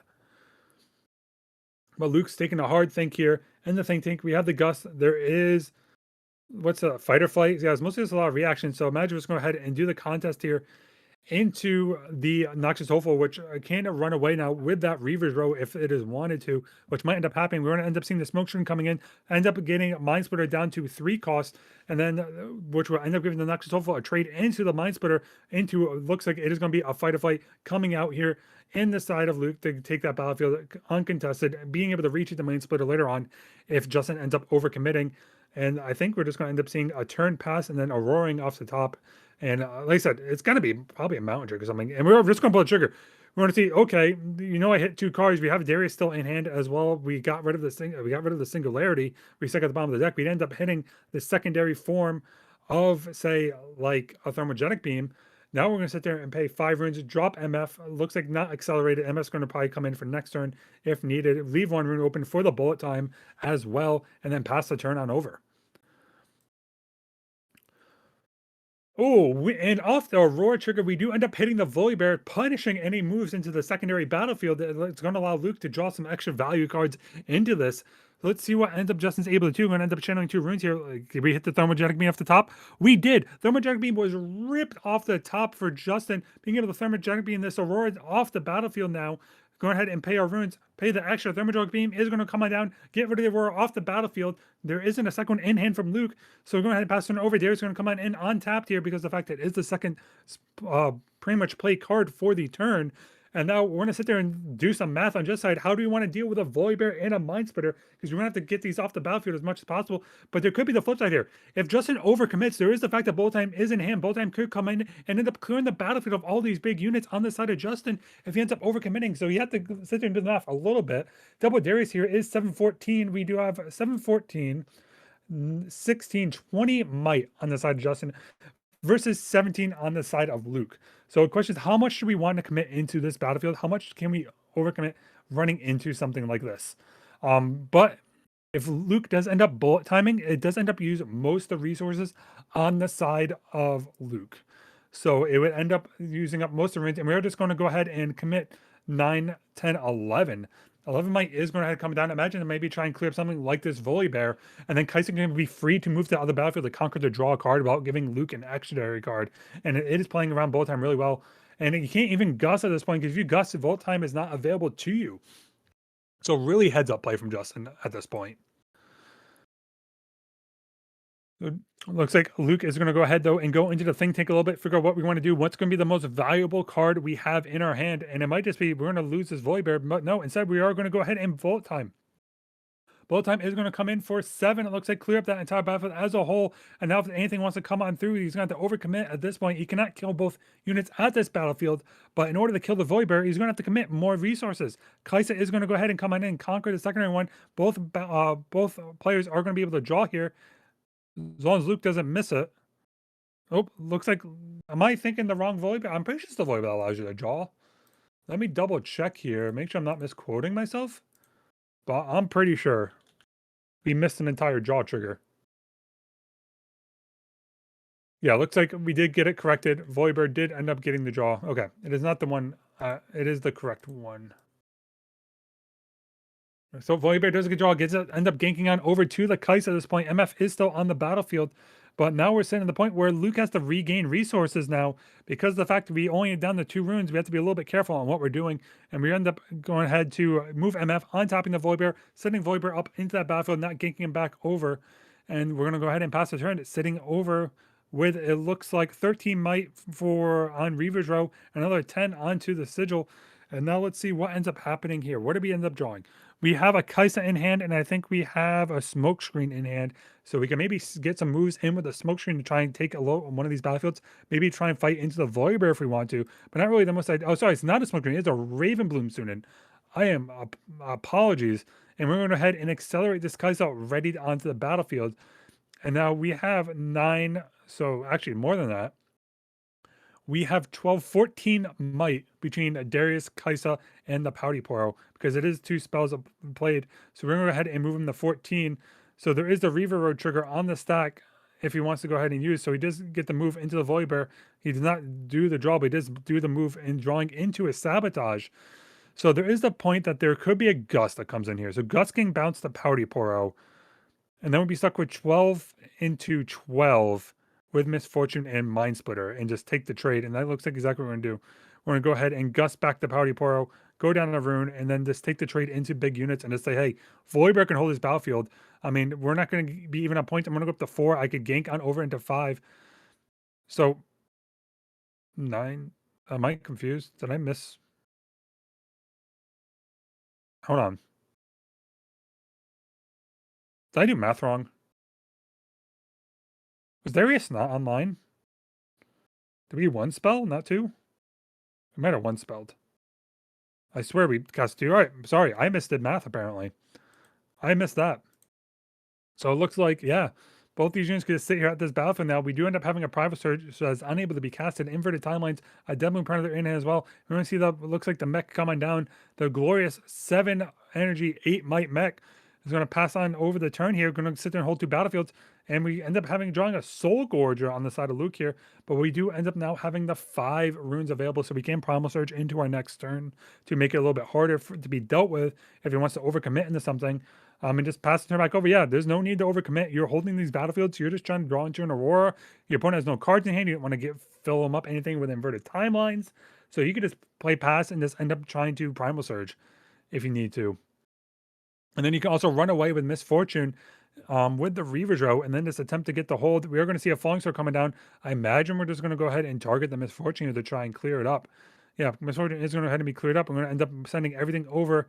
And like I said, there is a Primal Surge in hand. It's going to go ahead and give it +7 up to 17. And that is going to do it. Luke is going to take the game and a match versus Justin 2-0 MF with a very dominating performance from Misfortune at this point. I could see why people are playing Misfortune very heavily. This matchup, when you hit Aurora, you hit things hot and you run pretty much as hot as you can be. And this, I think it's probably the second most represented deck here at the Summoner Skirmish today here at the Banish Zone. Town Kid, he did need to recycle for Gus. He did target Pouty Poro. Pouty Poro does have Deflect, which is why he needed to go ahead and pay the deflect cost for that. But with that being said, we're going to go ahead and take a quick little break here as we finish up the round. Again, thank you for joining for the stream. Keep around. We have a couple more rounds coming our way. So if you haven't, make sure you go ahead and check out our sponsors, FCBCS, and check out our other sponsor, Very Good Embroidery. But with that being said, everyone, stick around. We'll catch you back shortly.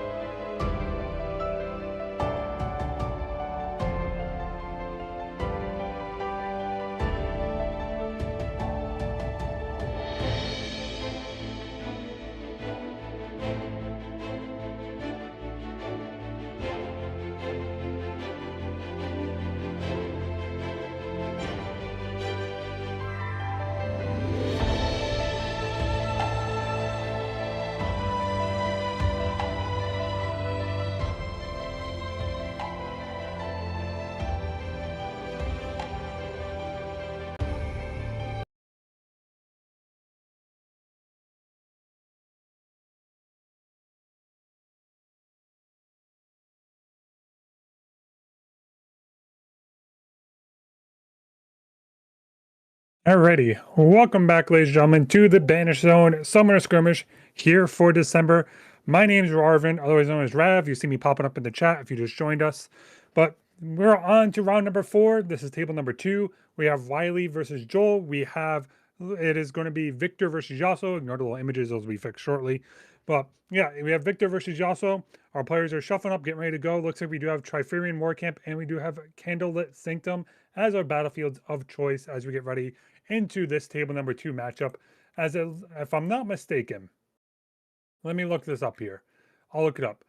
So Goblin, I don't have so one user is 3-0, and then the other user is 2-1. So I think this might be a playing in for Shine. I could be wrong. Don't quote me on this. So we do have a possible playing in happening here. So we're going to go ahead and go deep into this. Our hands are getting ready. Looks like Victor go ahead and recycled 2 of their starting cards. They can start up. We do have a Call of the Week in the opening hand. Looks like we do have, I missed the other card. We do have a leader, so we're going to go ahead and pay 2 draw. We do have a Hidden Blade as well, and a Riptide Rex. So it looks like we're just going to go ahead and set up with a recruit token and say pass the turn on over. And this is pretty much where you want to be as Victor. You're just going to set up slowly, and you're going to pretty much kill anything that comes out. You're going to Hidden Blade them, you can Call the Weak them. Anything you also going to try and set up here to try and match you pace for pace, you can easily just match it and just deal with them pretty easily, as you want to be the only one on the field with units. I mean, this is why we're seeing it in China. They're playing full control, no units only build right now. But let's go ahead and pass it on back over to Riley at this point. Going to untap 2. We do have the engineer. So first we're going to do, take the war camp, attempt to conquer, get that conquered, get a point. It's going to go ahead and hold up the 2, and it's just going to go ahead and yeah, so going to say, hey, before you conquer this, let me stack the deck here. Let me see what I got. What's on top? And I think we have a finder setter. We have a water spirit wielder. And then I think that was a tasty Feyfolk. I think that was a tasty Feyfolk. Don't fully quote me on that. But we're going to go ahead and allow that conquer to happen. We're going to go ahead and set up here with an engineer. Going ahead and set up on this battlefield, get a free token as well to pretty much set up a lot of might onto this battlefield, make it very hard for the opponent to come in and pretty much swing off of it. So with that being said, we're going to go ahead and I think make another token and just, yeah, pass the turn, say go ahead and pretty much go from there. So we're going to go ahead and pass it over to Yasuo, making a little note for himself that everyone here does have +1 might, and we have to keep that in mind going forward. We do have the Porous set up. We do have a Defy in our hand. We're going to go ahead and see what else do we have in the Yasuo's MB. I know I saw the Defy. What else do we got? I think that is another Spirit Bender or Water Bender. If I'm not mistaken. Yep, I think that's exactly what we're going to play. Come on, you can do it. You can do it. Yeah, Wielder of Water. Sorry, wrong card off the top of my head. Wielder of Water is going to go ahead and come on down here. Going to sit in base. We're going to go ahead and move the Mystic Pearl onto the other battlefield. Get to go ahead and look at the top 2 of our deck because of that's how Sanctum works on Conquer. So let's go ahead and come on down. Look at the top. I didn't get to see exactly what's on the top of the deck, but we're going to go ahead and keep 1 on top, send 1 on the bottom, and prep up into our future turns. So what do we have? We have a Discipline in hand. So if Mystic Power does get swung into, there is a Discipline ready to go in the form of the Yasuo if we need to deal with it a little bit, deal with certain different things. But we're going to go ahead and draw, reveal 2, draw 2, draw off the top a Noxian Drummer. I think that's our second Drummer in the hand. So Drummer is in hand, Hidden Blades in hand. We also have a Captain in hand. And I think that and Riptide Rex is just going to go ahead and be ripped up right off the start here. Riptide Rex is going to come on down and is going to go ahead and deal 6 damage to a unit. Just saying, yeah, you're pretty low on resources, and I'm already holding my battlefields, so I'm just going to go ahead and just rip this and then deal 6 damage to your Mystic Burrow. You can't even save it with a Discipline, and you can't even defy it either because it is ability, not a card. So it looks like that's going to come on in. We're going to allow the recruit to go ahead and take over this battlefield here. Look at the top 2. It's going to be a Hidden Blade. I think which is left on top is the second Hidden Blade. I'm not sure what the other card was that was sent to the bottom. And we might just end up seeing a Hidden Blade actually just be hidden. Pay for the hidden cost, protect this recruit, kill the Wielder of Water, which might end up getting defied. But hey, we got to set it up as much as possible, pass and turn over, and keep this Yasuo off their resources. Now up to Yasuo is going to go ahead and channel their 2 runes. We're going to go ahead on up here, up to 7. Let's see what we end up drawing. What do we draw? We draw the Wheel of Water off the top. So Wheel of Water doesn't get to come in for 4, because the way Wheel of Water works is that if you attack or defend alone, you get an extra +2 might, so it goes up from 2 to 4. We do have a Discipline in hand that can bring it up to 6. We have Defy as well. So if you end up attacking Trifarian War Camp, it comes in for 7, 2, 4, 6. You might be able to even take over Trifarian War Camp. But we're going to go ahead and send it right into this Wheel of Water is going to go ahead and send right into this battlefield with Hidden. We're going to allow no actions. I imagine being passed is going to come in over for +2, coming for 4. And you're probably going to see the Hidden Blade coming out here. Yep, Hidden Blades are going to come out, attempt to Hidden Blade the Wheel of Water. And then from here, I imagine we're going to go ahead and see the Defy coming out to counter the yeah, because it looks like the Hidden Blade is going to go ahead and target the Wheel of Water, not targeting our own recruit to draw to. So it's going to pretty much try and take the gamble that your opponent doesn't have a Defy in hand, which I thought Joel did. No, maybe Joel did not. I swear I thought I saw a Defy, but maybe not. And we have a Find Your Center being drawn off the top and another Discipline at this point. So this is actually a really good Hidden Blade coming on in. And your opponent's going to play behind a little bit, going to try and set up another unit here with their second Wheel of Water. You also have a Hidden Blade in hand. I mean, Cold Week in hand. But they're going to go ahead and Yasuo ability, move the Wheel of Water up in the Candlelit Sanctum and go ahead to Scry 2 off the top. What do we end up seeing? We think we see a stack deck, and I can't see what that second card is. I imagine stack deck's going to go to the bottom and maybe keep that second card depending on what it is. Let's see. We're going to go ahead and keep one on top, one on the bottom, and going to go ahead and pass the turn on over. I mean, you might see something here where you could end up seeing a recruit token being made and then a Cold of the Week coming out. They're going to deal with a secondary Wheel of Water with Riptide Rex and go ahead and take the Candlelit Sanctum because we knew we had the Hidden Blade coming in. But we're going to go ahead and send Riptide Rex into this battlefield here, and we're going to go ahead and attempt to take over. I mean, this one's coming out and take the trade for a 6-6. So we're going to go ahead and see this one coming in, target 2, go up, draw 1 off the top, which is going to be that stack deck that we saw a little bit earlier. So it's going to be an even trade of 6-6 here, which I think is perfectly fine in the case of, Riley. I think Riley is up, 5 points to 4. Sorry, our scoreboard is a little broken here. Look at the points aren't showing up. But he has held this turn since turn number 1 here. So I think it's roughly about like 4-1, if I'm not mistaken. My math might be a little off, if I remember correctly. And we are just going to go ahead and move back off the Trifarian War Camp, so I'm going to be moved into. And I imagine I'm going to go ahead and set up with another Drummer. Drummer's going to come on in. It's going to be able to set up a Recruit with the activated ability as well. So Recruit is going to come on down here and pretty much look Nexian Drummer. Yeah, so it's moving to battlefield, sorry. So it does not move to battlefield, does not get it, but it's going to set up into Nexian to set up the Recruit.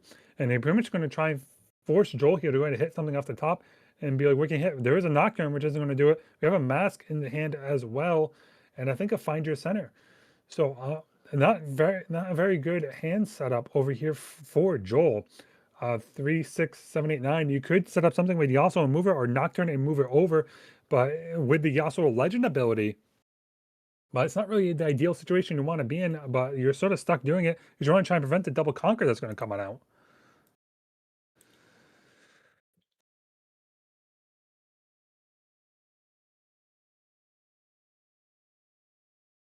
Sorry about that. So then we're going to go ahead and play this Nocturne. Nocturne coming down here for 4 in a recycled room.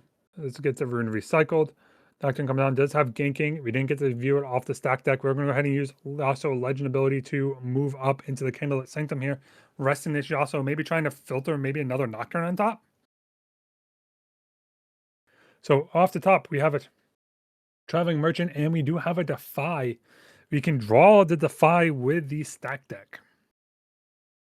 So that can be used. It can draw a Defy if we need it.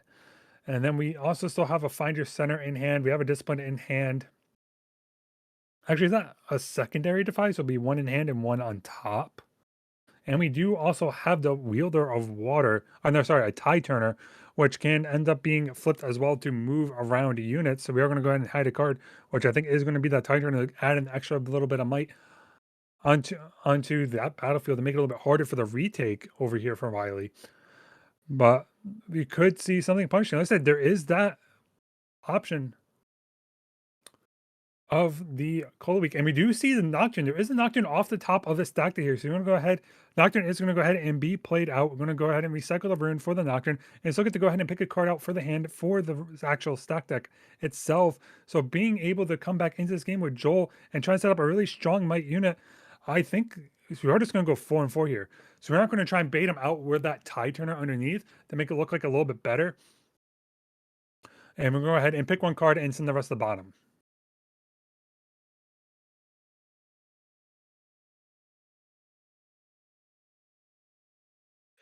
So looks like we have 2 runes left. 1 Defy in hand.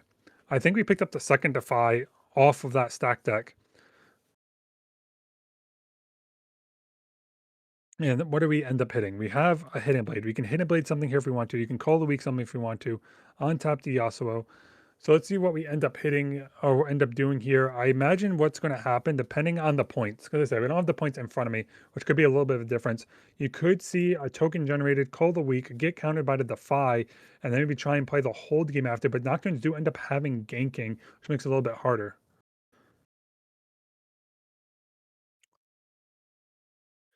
So yeah, Cold Week is going to come on in. There's going to be a flip. There's going to be the Tide Turner coming in. Sacrifice the Tide Turner in response for the Cold Week here. And that's going to go ahead and deal with that. And this allow both these Nocturnes are going to sit on this battlefield. And Riley's going to have to try and take over the other one and try to prevent something like a gank coming across and then dealing with most of the units sitting at the Trifarian War Camp. So we're going to come in with 4 might here into this battlefield with the drummer and going to go ahead with the recruit being made.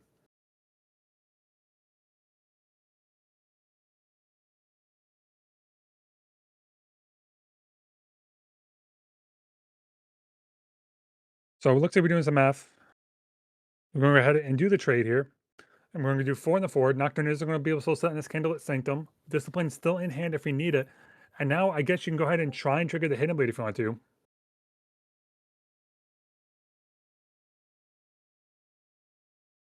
What else is in hand? We have a Stupefy. We have, This is a really tough position, actually, Victor. I'm trying to think exactly how you want to play around this. There is the chance you can go ahead and set up some more points. I'm not 100% sure how we're going to be able to do that, or what's the best method for that.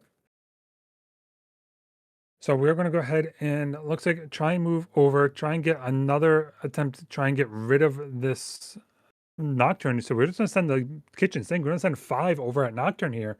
Try and clean it up with combat damage and then leave 1 open. We're going to have a discipline coming out using both the resources to bump up to 2. And we're going to go ahead and have a Stupefy coming out to give Nocturne -1 and just take the full-blown trade here. So everything is going to end up trading. Yeah, everything is going to end up being traded here. We're going to go ahead and pay 3. Imagine the captain coming down. So you do have Legion, and you're going to go ahead and make some recruit tokens.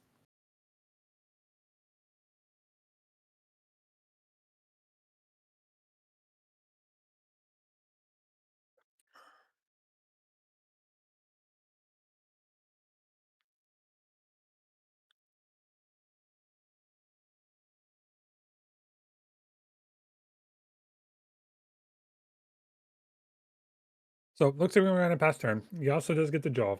What do we have in hand? I didn't get to see a card off the top. I think that is a Zonia Hourglass and a stack deck and a Finder Center. And we're going to have the Yasuo if we want to. So first we're going to do a stack deck. Maybe try and find the 3rd Nocturne.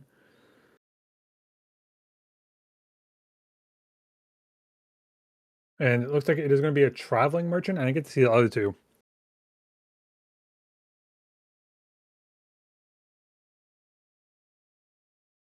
Yeah, I can't really tell what's in hand. So I imagine we might take Traveling Merchant depending if we have another unit. I don't see, or is that a Mystic Portal as well? Maybe the Mystic Portal, so you have to worry about the move effect. But yeah, it makes it a little bit harder. Can't see the exact cards and what's in hand. The players are keeping this one a little bit closer to the chest. So it's a little bit harder to see exactly what it... And it looks like we are going to go ahead and play Mystic Portal. Mystic Portal is going to go ahead and allow us to vision. Maybe not going to... Nope, we're going to go ahead and see a tie turn. That's going to be sent to the bottom now. And then we do have a mask. And oh, we have... Wait, is that a cane? Do we have a cane in hand? Oh, I'm loving this Yasuo deck more and more. I'm loving this more and more. All right, so we do end up getting the Candlelit Sanctum to go ahead and look at the top 2. And it looks like a Ride the Wind and something else. One of those cards is going to go ahead and be sent to the bottom. Maybe try to set up something with the Ride the Wind and Cane. Get multiple moves happen. And maybe it comes invulnerable to help clear up some boards. But we'll end up seeing we're going to pay 2 and imagine maybe it's zoning out. No, it's not zoning out. What is that? That's going to be a Mask of Fortitude is going to come on down and they're going to go ahead and give a +1 might to that Mystic Power when it goes and defends alone.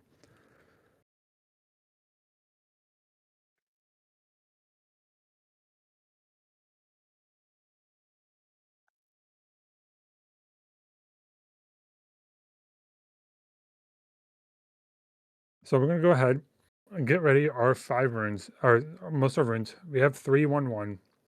Now there is the chance we have a singularity. Singularity could possibly come on down to deal with Mystic Poro. If you don't want to give your opponent a Hidden Blade to draw 2 cards, 2, 3, 4, 5, 6, 7. You could Watcher swing into it if you want to as well. If you want to set up something big. Granted, Watcher only gives it to -1 might. There's a chance you could on guard, go up to 2. So you could. There's a bad trade that can happen. So it might be left a singularity in it because your Watcher isn't going to come in with Accelerate. But it mostly becomes just trying to take the gamble, and we are going to go ahead and set up the watch here for 7, recycle one of the runes. So we're going to give minus technically 2, or technically -1, sorry, to this Poro. So Poro has technically minus, so you get -3 from Watcher. But because you're going to go to a minimum of 1, Poro only gets -1 into a 1 might unit. It's going to go up 1 now, go back up to 2 because of the Solitude. So it's going to be 2 now into 4. Which is a heads up play. We could get the trade if there's an on guard in hand, and then there is not. There is going to be a pay 1 for Find Your Center. Nope, looks like we're not going to find your center here. And this is going to go ahead and trade with the recruit. Is going to go ahead and die. We're going to go ahead and put the captain onto the battlefield to get to go ahead and look into. We do have Rico Rex, otherwise known as Captain Rex, and onto the bottom. And we're going to go ahead and put the recruit into the Furion War Camp at this point. And then we're going to just go ahead, use the Find Your Center, get the draw card and channel a rune, try and ramp us up, back up a little bit, see if there's something up top. Like I said, there is a Tasty Faefolk, I think, in this list, as well as Kayn. So you might be able to set up some double ganking moves with this Kayn to try to take over both these battlefields at this point. And then we might see this Hidden Blade coming down. So if the opponent expects this Hidden Blade, there could be some weird situations. You have to sequence this properly with Kayn, so Kayn cannot die to this Hidden Blade. So we're going to see what happens here. So we end up going to untap all of our runes, draw channel R2, draw a card. So it was a Ride the Wind off the top. So Ride the Wind off the top is going to allow Kayn to possibly set up. Kayn, I think, is 5, if I'm not mistaken. Yeah, so Kayn gets set up, swing into Typharian War Camp with a move, Ride the Wind, then you have to move it backwards with Ride the Wind, and then move back upwards with it into the other battlefield to dodge the Hidden Blade. If I'm looking at this play properly, yeah, we have double Ride the Wind. So we can go ahead. So here's the imagine the line that's going to be ahead. You can set up and design his Hourglass. Zhonya's Hourglass is a recall, and Kayn will not die. It will be the same Kayn. But pretty much you're going to play Kayn, move up with Yasuo ability to Ride the Wind, move it back to base, using Yasuo ability to Ride the Wind to move it back to the other base. Move it back, sorry, to the other battlefield. Imagine the one where the Hidden Blade is at. So then you don't have to worry about it dying and being invulnerable here. So that's the sequence you want to do to play around Hidden Blade. Now let's see if it gets sequenced the correct way. Ride the Wind is going to go ahead and come on in here. Ride the Wind is going to be paid. We're going to go ahead and move into the Typharian War Camp like we expected. It is going to go ahead and kill the recruit here, get the conquer point. Kayn is ready, so Kayn will probably move back to base, or is this going to be ganked over? That's going to be the question. Where is the sequence going to come on in here? And we're just going to go ahead and plan over. Thankfully, we do have the secondary Ride the Wind, though. So it is, actually, no, you can't Ride the Wind. Hidden Blade's a reaction. So Kayn's going to die because I think Kayn is only 3 times. Am I reading Kayn right? Kayn's 3 times a turn, right? And we are going to, oh, thankfully we do end up having to defy, though, to get rid of the Hidden Blade to keep that Kayn alive and take over both the battlefields. Very heads up play. Okay, I didn't see we had to defy in hand, so it does end up saving it properly. And now the situation comes in, you could end up coming in now with a singularity if you are Riley and then end up trying to kill this Kayn that way. There is a Zhonya's Hourglass, so, ooh, actually, Zhonya's Hourglass wouldn't even save it. If I'm not mistaken, actually, no, it would save it. It is not a reactive trigger. Those are not reactive triggers. But we do have a Rex. So the question is, how do we want to go about this? The question is, do you attempt to come in here with Kayn first, get the trade with the Watcher? then trigger something like an hourglass. I mean, the only thing that could really be under there is possibly a tide turner. Is the only thing you think of that could be under there, and it could end up really detrimenting, hurting your chances of taking over this battlefield. I mean, this is the mind games coming in now. This is, do you think there is a tide turner underneath this cane, or is it something like a Zhonya's hourglass? And most people forget Zhonya's hourglass does have a hidden ability. It is not just a regular gear that gets played to the field normally. And it looks like we are going to set up and see the singularity come on down. Nope, never mind. We're debating. We're going back and forth here at this point. Let's see what we're able to grab. Singularity going to come on down? Let me double check the wording of Singularity, but I don't think Singularity makes reactive triggers like something like Falling Star. So Captain Rex, Rico Rex, however you want to define it, is going to go ahead and come on down here, dealing 6 damage to the cane, and they're going to go ahead and react to that ability with the Zhonya's Hourglass, recalling the cane back to base. So Kane's going to go ahead and get recalled. Thousands are watching, go ahead and take the other base now at this point. And this is where you have to try and set up to maybe be a little bit bigger onto the Furion War Camp, because with something like your Watcher. So Watcher can come on in now and take War Camp, go up to 8 power. And now just going to go ahead and fist pound it and go ahead and go into next turn. And Kane could just move there and ride the win it back over. So yeah, I'm not sure why he scooped actually. Yeah, because Kane would only be 7 in the 8. But I think Riley just scooped that and let Joel. Interesting. I'm not sure what I missed there. But yeah, the Watcher wouldn't die to Kane. But all right, we'll go ahead and go into game number 2 here as we're going to set up these sideboards. So I'm looking at the sideboards here. What do we, I mean, I say looking at the sideboards. I don't have the sideboard list. I don't have deck lists in front of me. There's no deck list fully required. So I'm just going off of what I'm seeing on camera, like the rest of you, and trying to call it out for you ahead of time. So we're going to pick our second battlefields. And it looks like we have a double rebuke. We have double acceptable losses. We have a wind wall. That's going to come in for the counter spells, double mind splitters, and a charm as well, which is pretty much what you want in this case. Is going to be the wind wall and the mind splitters to try and get all those kill spells out of the hand of Victor and try some on the back foot. We do have a vengeance coming in. Looks like we have a face breaker that could possibly come in. We're setting up with the sand. So we have Imperial Decree as well. Or sorry, Stratagem, not Decree. But it doesn't look like that's going to come in. So it looks like we're just going to go ahead and bring in the Vengeance. And I didn't see what the second card was brought in at this point. As you reveal the battlefields, though, as they're going to go ahead and take out the cards and shuffle back up, we do end up having an Obelisk of Power and a Windswept Heath as going to be our chosen battlefields. So we do get the extra rune on our turns at the beginning phase. For the very first beginning phase, I should say. Sorry about that. And then Windswept Heath, as this is going to set up a couple of plays with ganking, which can also set up those Yasuo plays, those Kane plays, a couple of different things that can be set up to get those multiple move triggers and helping this pretty much the main core of the deck work properly. But that being said, our players are going to go ahead and shuffle up and get ready here for game number 2. I imagine Victor's going to go ahead and be on the play. I can't see why else. Why Victor wouldn't want to be, especially you get to go up to 3, you get to do motion plays.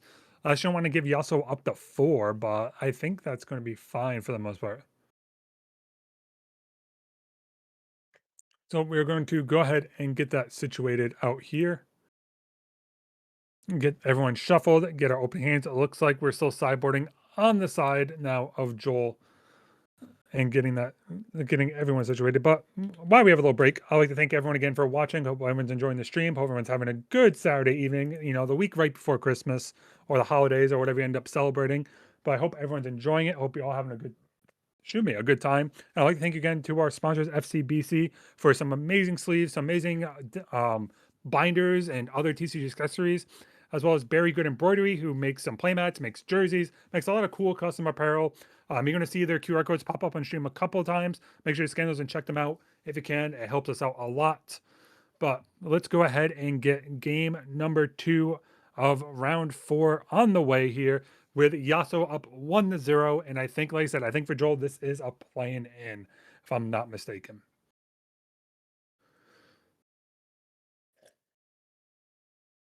Looks like the opening hand. I did see a Singularity. I didn't see the other 2 cards. But then the opening, we have a Wind Wall, we have a Tide Turner, we have a Ride the Wind, and we have a Cane. I imagine maybe the Kane's gonna go back and possibly ride the wind.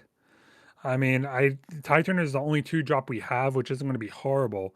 But yeah, we don't really get the rest. And then it looks like on the side of Riley, we have a Hidden Blade, we have a Call of the Week, and we have double Singularity. So we have all the kill spells and another Call of the Week off the top. All right.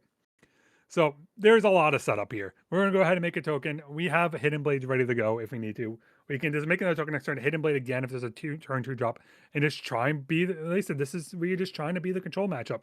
So we're going to go ahead and go up to 4 runes for Joel. We do have Sunderer, we have a Tide Turner, we have a Traveling Merchant, and a Discipline. So imagine this Traveling Merchant is going to go ahead and come on down here for 2, pass the turn on over, unless you want to set up the Tide Turn, but usually you want to save that backwards. Save that in the back for something like a hidden end. Instead, we're going to go ahead and use Yasuo ability to move on up here, get the 1, and we're going to discard for that. Discard maybe the Titan. No, looks like Sunder is going to go ahead and be discarded into a mask.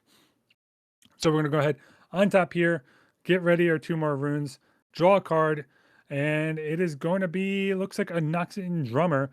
So we might see a situation where it's just going to be a move in the battlefield here, conquer, play a unit there, and then we're going to go ahead and then kill everything with a Hidden Blade. So pay 1. So instead, we're just going to go ahead and make a recruit and pass the turn. We're going to leave up that Hidden Blade, try and get maybe a little more value out of it, because this drummer can end up killing into the merchant if your opponent doesn't keep up 2 runes or even a rune for something like an On Guard or a Discipline. But we also haven't seen an On Guard at all in that first game. So I wonder if he's still trying to think of playing around it or not, or he's trying to think of just something else happening.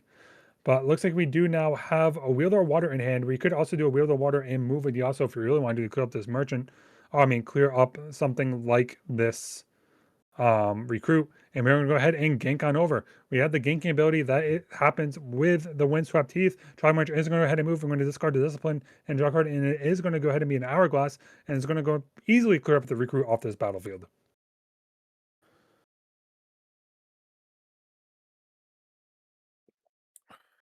So it looks like everything what else we want to do. We're going to set up the mask here. Mask is going to come on in. It's going to set up 1 extra power for this traveling merchant. A little bit harder to trade into now, as it's going to be 3 into 3, and set up the Wielder of Water for the following turn, leaving 1 rune open to maybe bluff something like a Defy or an On Guard or something like that if something happens. So we are going to go ahead and channel 2 runes, and we're going to go ahead and draw a card. And we're going to draw a Watcher. Good for later on, not what we really want off the top of the head right now. And looks like we're doing math right now for Singularity. But yeah, I think we do end up having enough for Singularity. No. 1, 2, 3, 4, 5.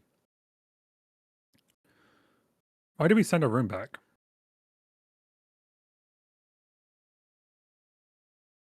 I'm not sure why he sent the rune back. 1, 2, 3, 4, 5, 6, 7. He should have been at 7.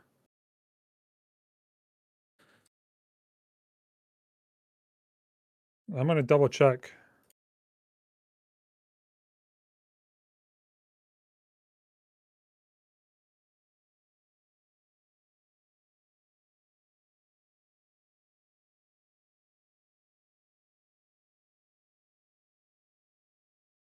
That's it. I'm going to double check that. I'm going to get that ruling fixed. Sorry for a little bit of muting there, but I think Victor Spat 1 runes because I think we had 3 into 2 because of Obelisk of Power.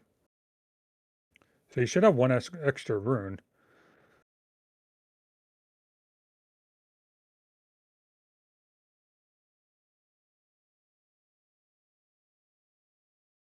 So we'll see what happens. See if that gets fixed. See what happens there.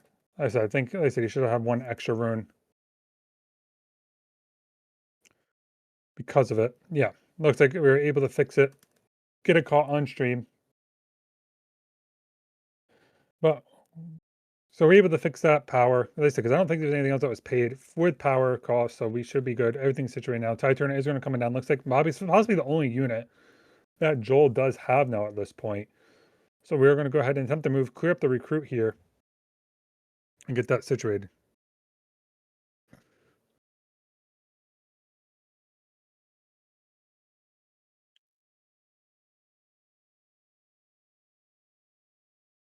So we're going to go ahead and then looks like trying to debate what else we want to do. We have a Define hand, maybe an Hourglass that can come on down. Hourglass can be hidden, maybe try and buff something like a Tide Turner, but yeah, just pass the turn on over. Not really much else. We have double counterspell though, to try and set something up later on. Where you can't even move this Drummer on over, because Drummer would just trade into Tide Turner because of the mask that's on the field. So what do we end up drawing? We end up drawing another Engineer. Engineer can come on down. And we can also make a token and just call the week, this Tide Turner at this point. I mean, your opponent, I feel like at this point, your opponent hasn't really had any form of runes yet. I mean, units yet. So we're going to go ahead and see the Defy come on down. But hey, if one doesn't work, we can always try a second one. There's always two. And is that what we're going to do? Did we see the second one? I mean, you can still keep up math for a Hidden Blade if you want to. And it looks like that's exactly what we're debating now. If we want to go ahead and just Hidden Blade, I don't know if we want a Hidden Blade. I don't think you want a Hidden Blade Tide Turner because you don't want to give your opponent more cards when they're already playing behind on the back foot. I think setting up something like another Call of the Week might work out. I mean, you can even engineer this if you want to, or do both. But it's more the gamble of your opponent has 3 runes. Actually, no, you can Windwall it. Windwall is 3, if I'm not mistaken, not 4. I'm going to go ahead and double check that math off the top of my head. But I think Windwall is 3. Yeah, Windwall is 3 and double green. But I mean, it's not the worst. You went down 2 runes. Your opponent went down 3 runes here just to try and keep a Tide Turner alive. I don't think puts you in the worst position you want to be in right now. So we are going to go ahead and set this up a little bit and try and think about math, asking about how big this Tide Turner is on the backswing and trying to figure out.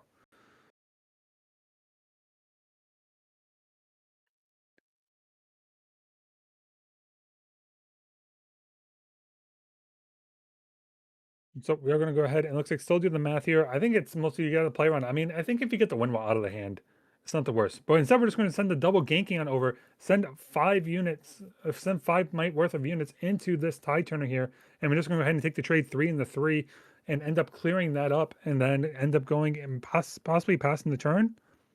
I can't imagine we're going to pass the turn. Now, we can set up the engineer possibly if we want.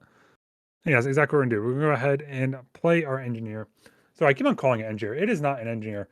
This is the problem of playing the former card game before this one. You recognize the arts from the other one and you mess it up. But Faithful Manufacturer is the official word of that card.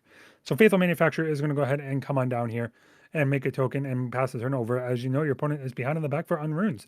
You might just, I mean, not runes, units. You might just see him play their Yasuo from the champion zone and then try and move it with something else. And you might be able to just Hidden Blade it possibly. So we're going to go ahead and do some math. So we're going to 4, 6, 3 up to help counter though with a Hidden Blade that is on the hand. But I mean, is that the most value you can ask for? You're just going to send a Yasuo to try and deal with a couple of recruits? Doesn't feel like the best situation you want to be in at this point. And other than that, you can try and force out with something like a Singularity or a Cold of the Week again in the next turn, try and get another counterspell out.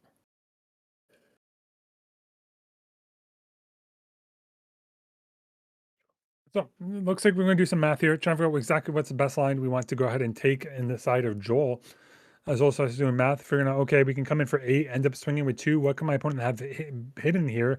I mean, more than likely, I think if it's a Yasuo, it's going to be a Hidden Blade. I mean, not Yasuo. If you're playing Victor, it's going to be a Hidden Blade. We're going to go ahead and set that with the Hourglass.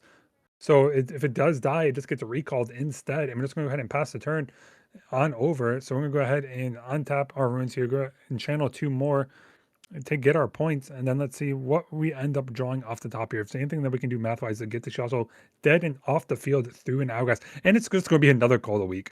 Okay, we can just literally Call the Week twice to get this Yasuo off the battlefield if we want to, and we're going to go ahead and Call the Week number 1 is going to come out. I imagine we would defy this so we don't have to waste the Hourglass if your opponent had to defy, I think is the line of thinking here. So we're going to say, hey, we're going to go ahead and Call the Week, killing our recruit, targeting you, make you sacrifice the Yasuo so the Yasuo dies to the recall effect and Hourglass will be popped. So it does die. Hourglass is popped.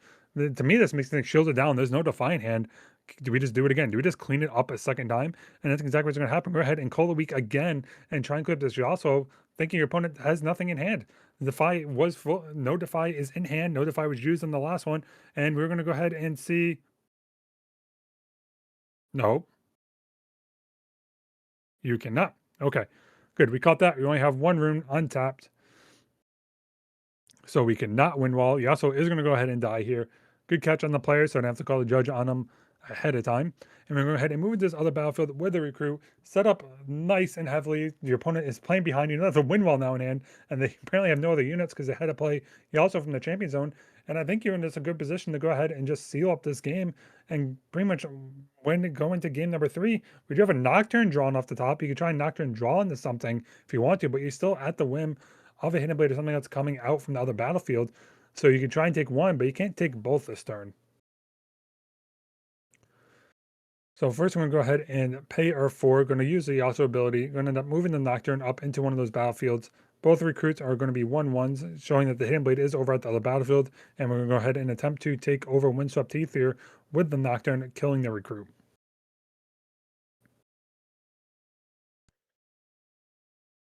So it looks like we're going to go ahead and see a Discipline come on out to go ahead and draw a card. I think you meant to do it before any actions were used. And yeah, you just realized you didn't draw anything, and that's going to be game. There's no way you didn't draw a Ride the Wind or either a Charm or anything like that to try and move the unit off the battlefield. And that is going to go ahead and go into game number 3 for Victor versus Yasuo. And I wonder if there's going to be any sideboard text that's going to be a little different if you're on the play versus the draw. I wonder if there's anything specific that comes in. I can't imagine. So I imagine a cyber matchup is probably going to be exactly the same depending going into it. Now let's make sure, especially for Yasuo, because Yasuo was played, the Yasuo doesn't get shuffled back into the deck. Let's hope we catch that ahead of time. I would hate for something to happen here. So then we get Vile Maw's Lair is going to come out here for Victor. We're going to have Targon's Peep coming out from Yasuo here. And yep, our opponent said, hey, don't forget your Yasuo before you go ahead and shuffle. Heads up on their opponent to go ahead and prevent that from happening. So we are going to go ahead, like I said, go into game number 3 here, get that situated for everyone. And like I said, thank you guys again for joining us here for the Banish Zone Summoner Skirmish here in December, the first one of the year for the Banish Zone. And we're going to have more coming at you guys going forward. But this is round number 4. I think this is the last round before we do the top 8 cuts. And we have 4 more matches technically after this, depending on how, maybe 3, depending if people ID or anything like that, or buys, etc. So the players are going to go ahead and shuffle up. I imagine Yasuo is going to go ahead and be on the play, going to want to go first, try and set up something a little bit early if possible. And let's see what ends up coming of it moving into this next game.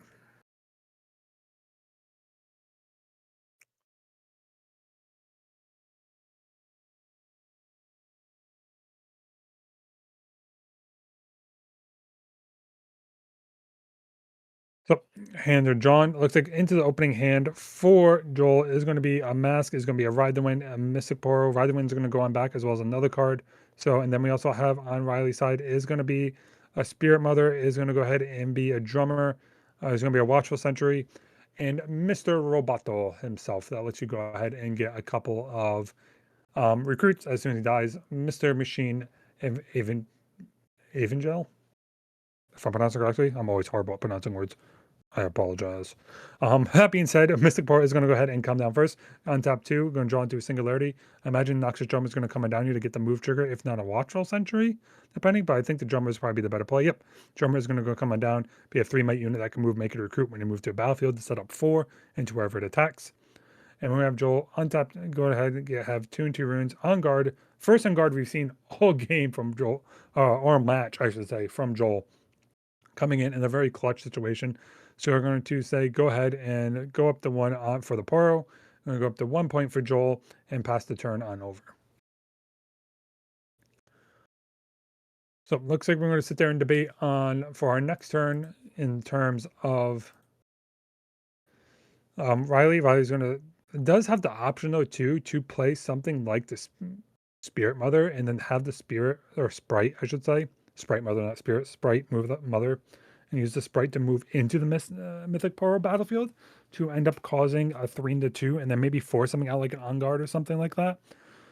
And we are going to go ahead and set up a Nocturne instead. So this Poro does have shields down. Poro can be easily cleaned up if we want to. And then you have to be careful wherever it's going to come into with this Nocturne as well. So we are going to go ahead and draw up. We're going to get, looks like an Assault Poro here. Now there is the chance too. 1, 2, 3, 4, 5. We are 1 short. Okay, I was going to say, can we Singularity? But we are 1 short of Singularity. But it looks like it's going to go ahead and be the Sprite Mother, going ahead and get us a Sprite. And you might see something, yeah, Sprite's going to go ahead and attempt to clean up into this, Mystic Poro. Clean up 3-2, hold that battlefield. Targon's Peak is going to be held now. And then you're going to try and probably move the drummer up into Vile Maw's lair. And it's going to go ahead and make a recruit into Vile's Maw lair. Makes it a little bit harder for Nocturne to go ahead and take over that battlefield on the swing back.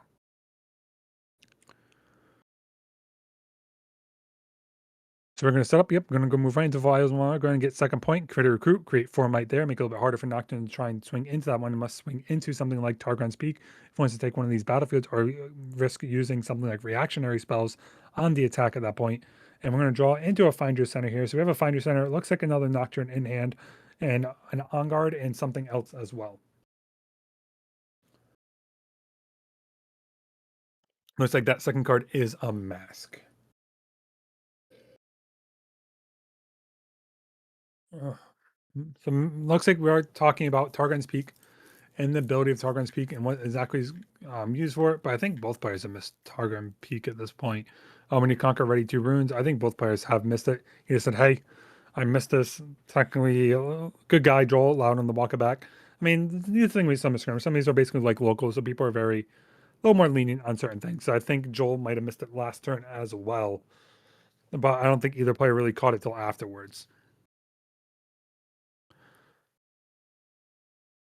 So it's 3 and the 4, talking about where does it want to go? Do I want to go into here? Do I want to go into with the Sprite? Because the Sprite does a temporary, and we are going to go ahead and attack into Vile's Maw with an On Guard, and going to go ahead and take over Vile's Maw lair, because Nocturne does have the ability to gank between. Nope, I don't. No, hold on. Oh, he used Yasuo's ability to move Nocturne. Sorry, that's where I was confused. So sorry, sequencing is a little messed up. So Yasuo was used to move Nocturne into Vile Maw's lair, and then Nocturne then ganked on over to Targon's Peak. So that's the line that happened. Don't worry about it. All cleaned up. Figured it out. So now we have the situation now where we do have a Hidden Blade in hand in Singularity. There is a chance. Do we just want a Singularity? I mean, what does your opponent have in hand that you're thinking of that could have been detrimental? I mean, your opponent has 2 runes open. But let's end up seeing. It looks like those look like Joel also missed the ready 2 runes to Targon Peaks as well. So that was missed. No, it was not. Sorry, because Mask. That's why. Mask was used in On Guard. Okay, this is why I was very confused on what happened here. So looks like we do end up having a Watchful Sentry come on down here. Try and bait out maybe something like the Hidden Blade onto this Nocturne, just to get full value out of what we use. So we do have 2 tapping. We'll go ahead and play the Poro. Nocturne can gank back over though into next turn. We're gonna go ahead though and set up with the Victor token is going to come on down, and we're going to go ahead and hide a card under this recruit, which is going to be the Hidden Blade. Now, depending if Joel has another unit or not, can really determine how this next turn of events ends up going. Joel could also play Yasuo if really wants to, but losing both these units here isn't really ideal, or losing either Nocturne or Yasuo, I should say, isn't ideal to a Hidden Blade. So we do have a Mind Splitter. So looks like 3, 5, 6. We can go ahead and Mind Splitter if we want to get something out of the hand of Riley. Maybe something like the Singularity at this point. And that's exactly what's going to come down. So we're going to go ahead and come Singularity. It's going to be Evangelion and Singularity. But I imagine the Singularity is probably going to be picked here just to prevent from shooting this Nocturne from 6 and 6. I mean, Joel's now no cards in hand, it looks like. So Singularity is what's going to be taken here. It is going to go ahead and be discarded. It is not Sabotage, so it does go to discard versus being recycled. Now, I imagine it's going to go ahead and pass the turn. You don't want to gank this Nocturne over into Recruit and just get Hidden Blade. Nope, he's going to go do it. He's going to go send his... Oop. He is going to go ahead and gank his Nocturne over, and it's probably going to just get met with a Hidden Blade here. Joel gets to go ahead and draw 2 cards, though. So he's going to go ahead and kill that. Draw 2 cards. Riley is going to hold the battlefield for an extra turn, get an extra point here to try and fix a deficit. And oh, there's the Defy. Defy is off the top, as well as a Mystic Poro. I mean, we don't want it now. We want it a little bit turn earlier, but it is what it is. We're going to go ahead and pass the turn on over back to Riley. Riley's going to go ahead and untap 2. We do have the Machinist Evangelia or in hand. We do have a Vengeance in hand as well, which can be used and not be counted by the Defy because, in fact, it does have 2 rune cost power for recycling. So you don't have to worry about it being hit by a Defy. And let's say we recycle 1, recycle 2, Vengeance is going to come on down. Vengeance is going to go ahead and kill that Mind Splitter off the battlefield here. Can't be defied because it does cost 2. And that's going to end up scooping up that Mind Splitter, which then ends up giving Riley the chance to go ahead and conquer this Targon's Peak on top 2 runes and then try and hold these battlefields going forward with pretty much Joel on the back foot now, as Watch for Sentry is going to come down in the Targon's Peak, take the counter. We're going to go ahead and make a token, it looks like, with the Victor as well into the back. Nope, we cannot move the recruit. We cannot move the recruit. Chat.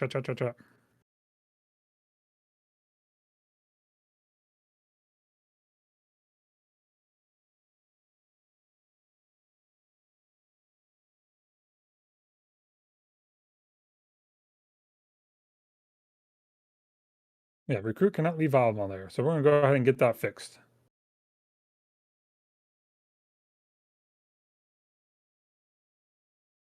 So I even notified the judge. The judge is going to get that situated here for us, because it cannot be moved from base or to base. So that recruit has to stay there at that battlefield.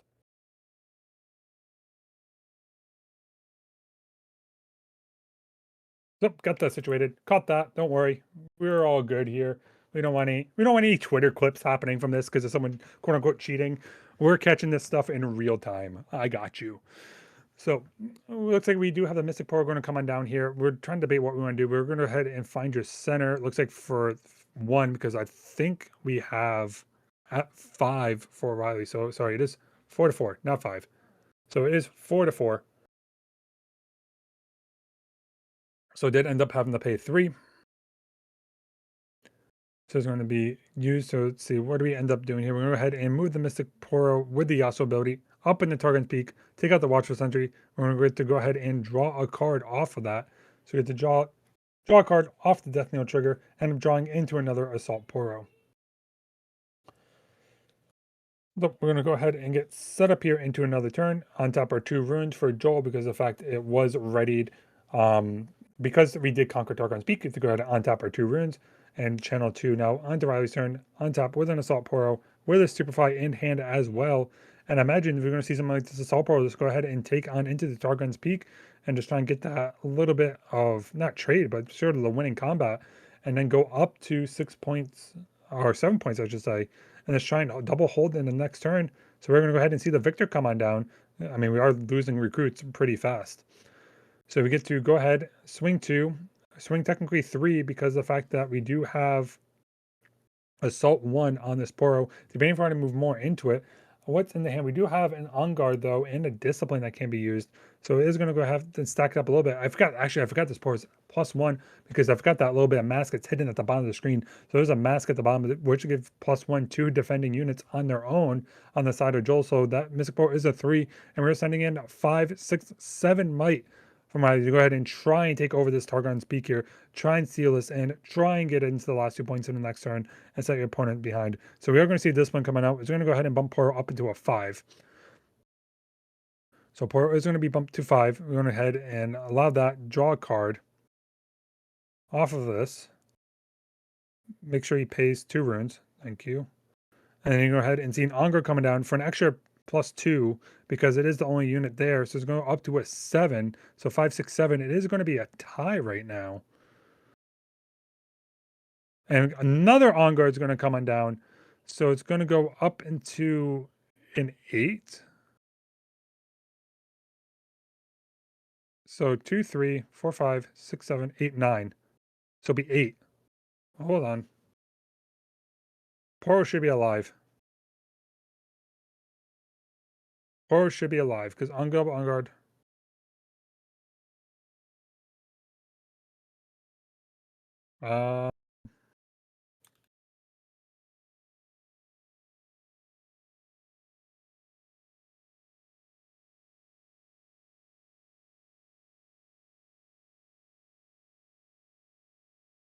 5, 7, 9.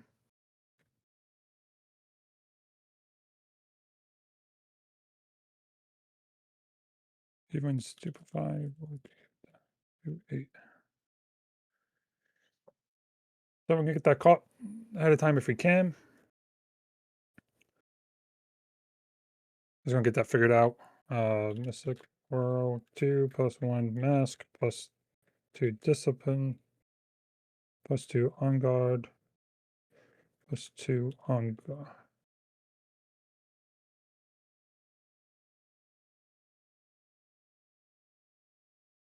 As it?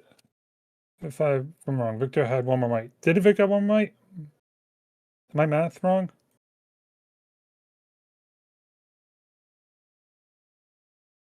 My bad. I might have missed it. Did I? Where did I miss the one more might? I thought it was 7. Did I miss 5, 6, 7? I thought it was 2 recruits, a drummer for 3, and something else for 2.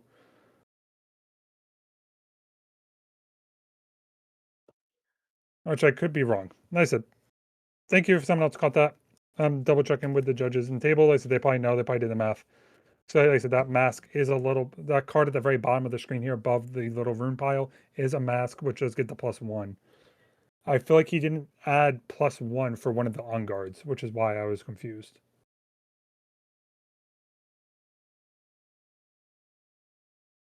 Oh, I could be wrong.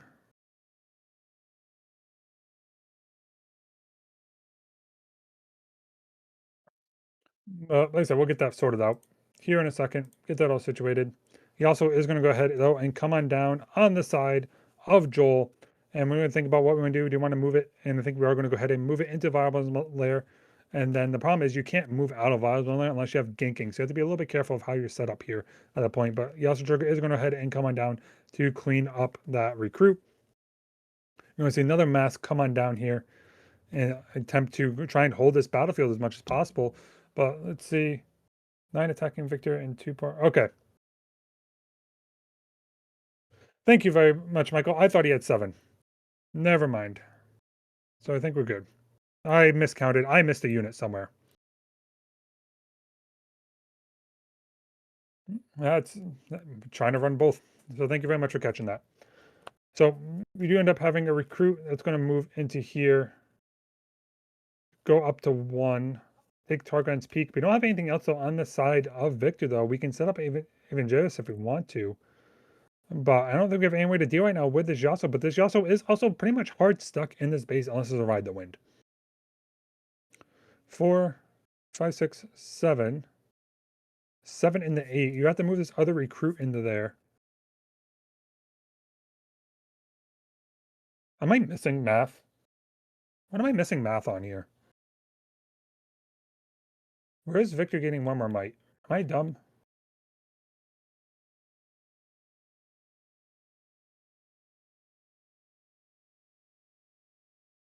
I feel like I'm missing something because I feel like that was 6 in the 7 in the 8. Apparently I'm missing something on this field. Someone's going to catch me off on it. And it's going to fix things. But we went to go ahead and then we're going to play the Machine Evangelist onto Targon Peak. We're going to be able to untap 2 runes after at the end of this turn. Set up the, looks like the Manufacturess onto this battlefield. Try and hold it up to 7, just make it as big as possible. And then try and hold up into this for this 8th point here. So we are going to go ahead and pass the turn on over and see if we're able to, what's able to happen here. We are on turns, I think, as well. The timer is down at the bottom. We're going to go ahead and see a stack deck come on down. Stack deck is going to, let's see what we end up hitting. I don't think we're going to hit anything that gets us out of this. 1, 2, 3, 4, 5, 6, 7, 8, 9 runes. So we could also into a move, clear up something to go up to 7 and 7. If we want to, I think that's where we're going to be sitting at. So let's see if we end up hitting at the top. I didn't get to see what it was. What's in hand? What is the hidden card? What is the mystery card here? Kane doesn't get there either. And looks like we're doing some graveyard math. Interesting. What do we hit? It's going to be a Sunderer. It's going to come down for free. But is that still enough? 4, 5, 6, 7, 8. You have to pump this up some. You have to use Yasuo ability to move it. Pay 2. Yasuo ability out.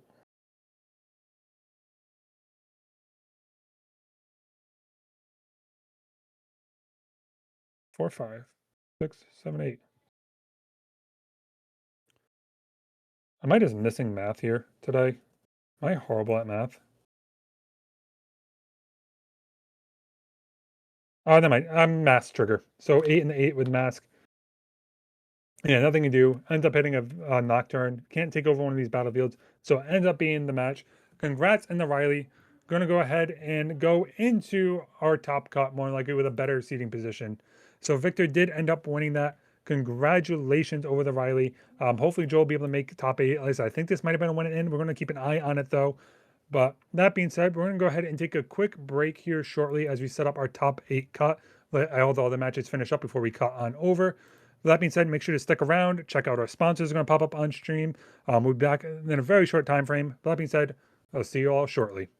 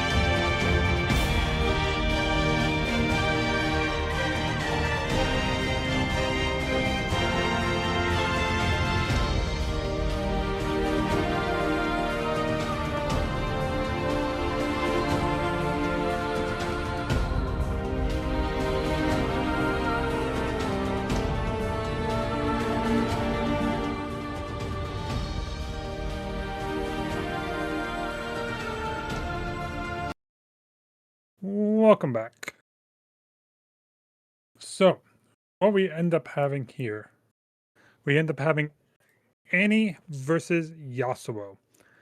And with that is going to come a play-in situation, because apparently I'm really bad at math. And I had 5 rounds, not 4 rounds, before the top cut. It's been a long day, folks. I'm alone in the booth. I got David running behind the keys. Thank you, David, again, and the Banish Zone for hosting this and allowing me to cast. But that being said, we have a winning in doubles on orange. Yasuo versus Annie. I think we saw Yasuo versus Annie in round 2, if I'm not mistaken. So this is sort of going to be. We saw Jeremiah actually play in that round 2. So it's going to be Jeremiah trying to get the play in versus Kyle on the Yasuo. And let's see how this ends up shaping out for our players here. So let's see. We're going to draw our first 4 cards. We have an Hourglass. We have a Mind Splitter. We have a Tide Turner. We have a Water. Oh, God. Wielder of Water. I just said the wrong cards. And on any side, we put 2 back. And what did Jeremiah draw? No idea. No idea at all. No idea who's on the play. I imagine Jeremiah's on the play because Kyle kept the Wheel of Water and Tide Turner in hand. And yeah, we're going to go ahead and drop Pouty Poro on tap 2 and say pass. Go flip 3. I imagine that Wheel of Water is going to be pretty much instantly slammed on the table here. I don't see a reason not to at this point. So yeah, pay 3. Wheel of Water is going to come on down. Pass and turn back on over to Jeremiah, who is now going to go up to those 4 runes, pretty much where Annie likes to usually be at this point. And we're going to go ahead and set up with a stack deck here. And let's see what we're stacking. Keeps it close to the chest. I can't see him. I think that's a Gust. I see a Fight or Flight. And I think that was either a Vayne or a Darius that's going on the bottom. One of those 2. And we do end up having Darius in hand, a Ride the Wind in hand, another stack deck in hand, as well as a Cleave. So Pouty Poro is going to go ahead and come down. We'll go ahead and discard the Ride the Wind to the Conquering trigger of Zon Warrens, and then we get to go ahead and draw the card from that, and then get to see the card on top. Jeremiah, show me the cards more. It's all right. We're gonna go ahead and set up another stack to get full use of our 4 runes before we go ahead and untap 2 for any ability here, and we end up seeing a Fight or Flight. I think a Sneaky Deckhand, and I can't see the top card. I can't. I tried. I can't see the top card. But I imagine we might take the Fight or Flight. Try and keep this Wielder Water off of battlefield if you don't have a Gust or something in hand. Because depending on the situation, Wielder Water, if it moves through the empty zone ones, will only be 2 might because it's not an attacker because it's non-combat showdown. But it looks like Kyle did end up drawing the Discipline to make it bigger if there is a Gust that comes in. We do have a Defy, another Wielder Water, and a Fight or Flight. Imagine Defy, yep, is going to be the card that's going to be taken here. And they're going to mix up a little bit, put it on the bottom of the deck. But another Wielder Water in hand is going to be able to come on down. I mean, not Wielder Water, sorry. We do have a Defy in hand to help protect the Wheel of Water if we need to, but we might end up just seeing a full-blown attacker because they come in for 4 into the Zon Warrens, into the Pouty Poro, try to clear it off this battlefield because it is for 4. You don't have to worry about it being, no, you cannot Gust unless you're Gusting your Pouty Poro. And it looks like, nope, you don't have to. Gust is not a legal target on Wheel of Water. Wheel of Water is 4 might.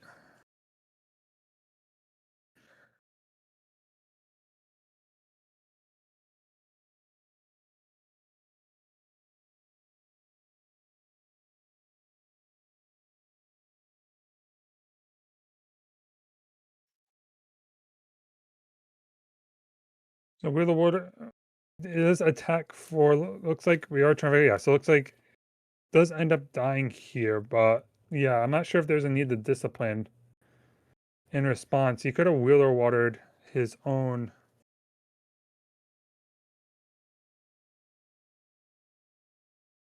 Oh well. That's what I'm wondering if that's what's happening. I don't know exact sequencing.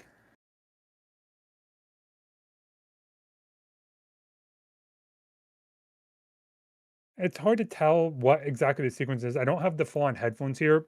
Because I don't think Wielder is an ability. I have to double check on Wielder. Wielder might not be an ability that triggers. It might just naturally become a +2 because it attacks alone and just gains +2 might. I would have to double check. On that one, I'm not too sure off the top of my head. When I'm attacking alone, yeah, it says when I'm attacking or defending alone, I have +2 might. So he just naturally gains +2 might. So the automatically goes up to 4. At least that's the way I am reading it. It is not a triggered ability. It just happens that he just instantly gains +2 might when attacking and defending alone. But that being said, we ended up seeing the stacked sneaky deckhand and a traveling merchant come on down. Sneaky deckhand taking the open battlefield at this point, and then going able to filter a couple of different cards, trying to set up a little bit better for Jeremiah at this point, which we did end up discarding the Vayne. We do have the we do have the Zoni's Hourglass coming on down. Oh, yeah, it's true. It says while, not when attacking. Like I said, it's a weird situation of wording and cards, but you could be right. Because it doesn't say when, it is a while. But we are going to go ahead and have the Wheel of Warner come on down, come back to base here with the Yasuo trigger, and then we're going to move back into the sneaky deck and try and take over that battlefield. But we're going to go ahead and figure that out. Fight or Flight is going to go ahead and come on down here. It's going to attempt to trigger the Wielder of Water, and looks like that the fight is going to come on down here to counter that here. And the counter is going to go ahead and come on in, and Sneaky Deckhand is going to go ahead and be cleaned up. And it looks like we're going to go ahead and, I think, pass the turn. We're going to go ahead and set up. So Tide Turner is going to go ahead and come on down, or sorry, discard for the effect, with another Tide Turner in hand, ready to go. 3 cards, 3 runes available, Sunderer in hand, Traveling Merchant in hand, as well as a Nocturne. Nope, that's a Mind Splitter. That is a Mind Splitter. So it looks like you'll be able to keep up and bluff if it wants to, but it says it wants to go ahead and set up a Traveling Merchant into the back line and go ahead and pass the turn on over. And Jeremiah's going to have to move probably this Traveling Merchant into this empty battlefield to try and get double draws if able to, maybe with a Scrap Heap in hand, if lucked out here, if luck has it on his side. But it looks like we're going to try and do some math. There is a situation though where we could end up needing to, say, Void Seeker this Wheel of Waters, try and pop maybe the Hourglass. But let's say we do math. It looks like we are 4, 5. Darius is going to come down, or possibly a Kaisa, and is going to go ahead and be the Darius is going to come down here. Not ready yet is the first card played. We're going to play the second one. Is going to go ahead and activate the Cleave. Cleave is going to go ahead on tap Darius. Going to come on in here for 10 might, swing into the Wheel of Water. Wheel of Water is going to go ahead and be recalled, popping that Zonia's Hourglass in turn. So we get to take over, discard a Void Seeker, draw a card, and then get to see what we drew. We're going to go ahead and discard a second card, which is going to be another Darius. Get to draw a card, and then discard again and draw a card. All the discard and drawing cards. Sadly, not a single one of them was a Scrap Heap to go up an extra card. So it does make it a little bit brutal of a situation. We get to go ahead and untap the 2 runes if you're Annie, and then go into the next turn, which is, it looks like the only card in hand, though, is a Kaisa. So Kaisa is what's going to be left in the hand in Jeremiah, passing the turn back over to almost a full grip on the side of Kyle at this point. Because then we're going to sit there and we have 7 runes available. We can just Mind Splitter out that last card in hand if we want to, and then just attempt to try and clear up this Darius later on and just try and take over this battlefield little by little. So we are going to go ahead and, like I said, I think we're going to see this Mind Splitter come down. Yeah, Mind Splitter is going to come down. Also, is Vi, not Kaisa. I thought it was Altar Kaisa.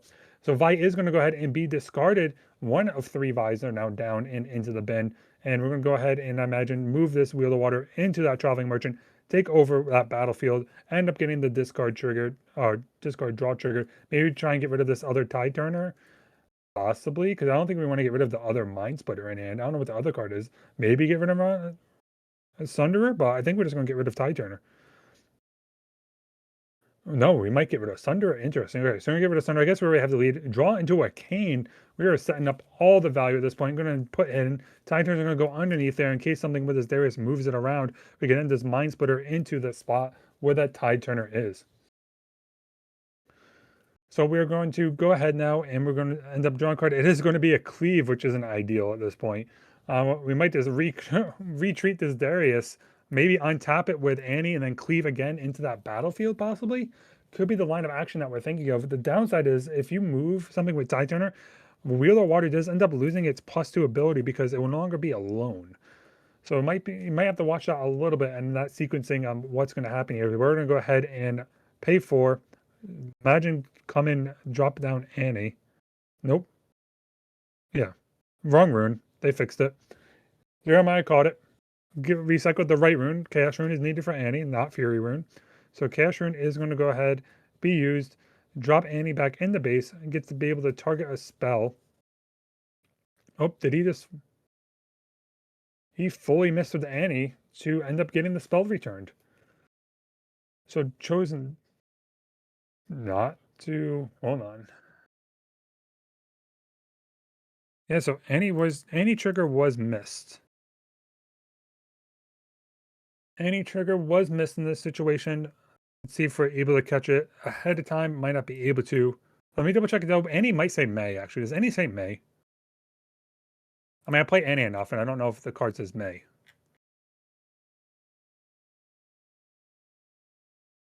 I have to double check that. Because I didn't think Annie was a May ability.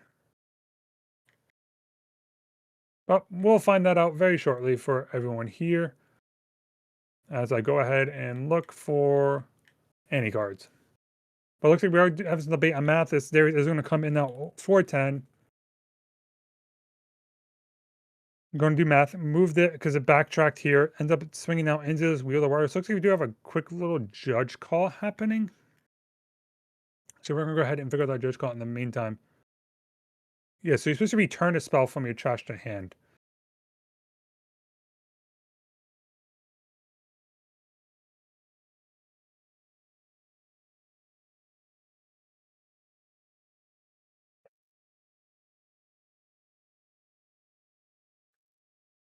All right, so looks like we do have a judge call trying to figure out what's happening here at this point. And it looks like Titanoir was going to go ahead and be revealed. Does end up getting cleared. So we do have to be a little careful because there was, like I said, there was a missed draw trigger. And he did not end up grabbing a spell. Cleave was already in hand, I think. But in this case, it did work out. I mean, could be used, could just be discarded to draw that Pouty Pourer anyway. So in this case, not too game impacting, but it is something to keep an eye on moving forward that that trigger was missed.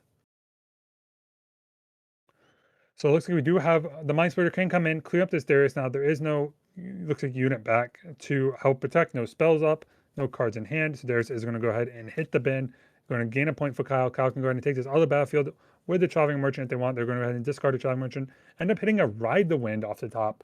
So Ride the Wind can be used to move around this Mind Splitter if they want to here, or you can set up something with this Cane. But instead, we're going to go ahead and Traveling Merchant into the empty battlefield. We're going to go ahead and take up to point number 6.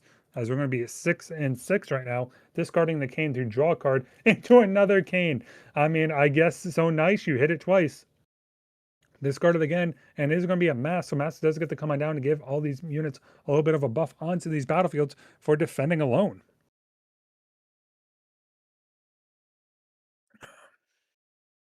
So we are going to go ahead and pass the turn over. We do have an Annie and Pouty Pourer. What was hit off the top? Anything good is the question. It is going to be a Gus targeting that Traveling Merchant.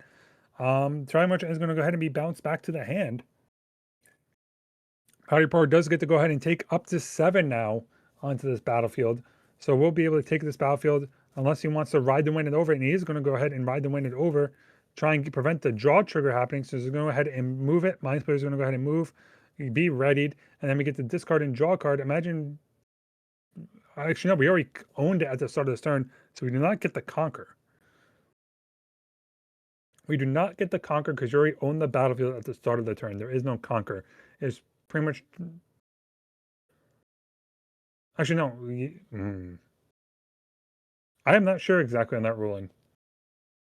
I know you owned it at the start of the turn, but then you lost control of it.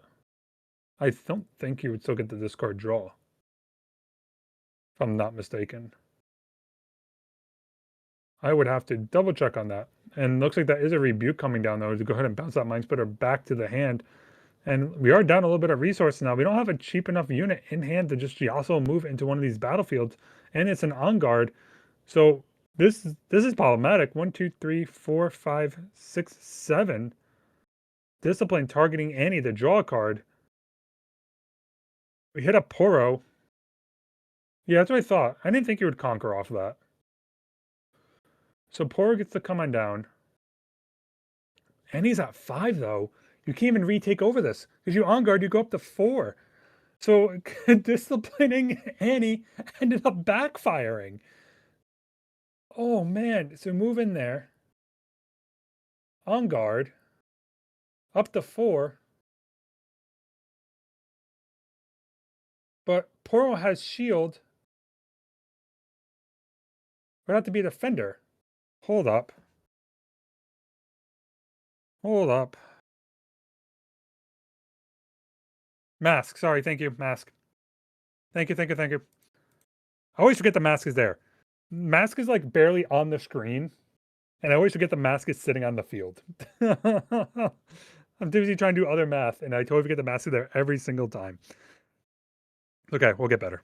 We only have 4 more rounds. Mind Splitters are going to come down, getting rid of the Void Seeker, though. And then we can go ahead and ride on up with the Yasuo, with the Mind Splitter, into the other battlefield and get the discard draw for the Conquer. So go ahead and move, Conquer. We decided we're going to do discard draw first, and we get the empty Conquer to draw a card. So we're going to go on up to an extra card in hand, tapped out fully. Only thing we could hit off the top is maybe a Rebuke, and it's a ride to win, and that's going to go ahead and end game number 1 into Kyle's favor and go into game number 2. Sorry about all the misplays. It's been a long day. Sorry for all the misquotes. It's been a long, long day. But we're going to get there. Yeah, I thought Conquer. So this is the weird ruling. I know there's an issue where you can't reconquer, I thought. Because you can't score twice on the same battlefield, but I thought conquering had to deal with scoring. So technically, the only way you technically conquer is if you were conquer only happens if you would score a point. But in this case, you wouldn't score a point because you already held the battlefield at the start of your opponent's turn. It's a very weird ruling with how conquer is worded in the rulebook. I could be misquoting, I could be misremembering stuff here. It's been a little bit.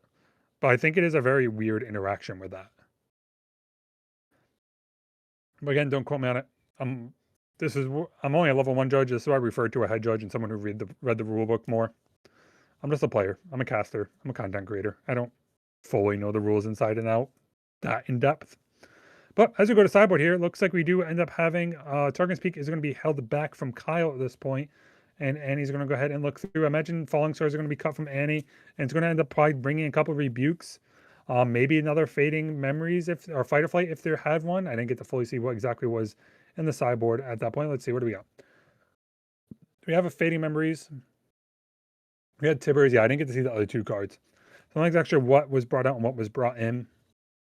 I imagine because Annie is going to go ahead and go second or go first in this game, it might bring in Arena's Greatest here to go ahead and get the extra 1 point early, cheat into unit early. Yeah, and exactly what's happened. You're going second. Arena's Greatest is going to be the battlefield that's going to be chosen since you're down a game, and then you go Dreaming Tree in the game number 3, make an even playing field. So pretty much heads up. Good thinking by Jeremiah on this one.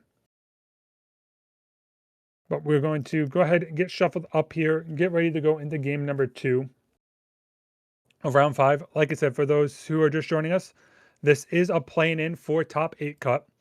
So this is a play-in. So whoever wins this game will end up going in the top 8 and trying still be alive in contention for their bye for the regional qualifier, as well as the nice little Blitzcrank playmat. But we're going to get shuffled on up here.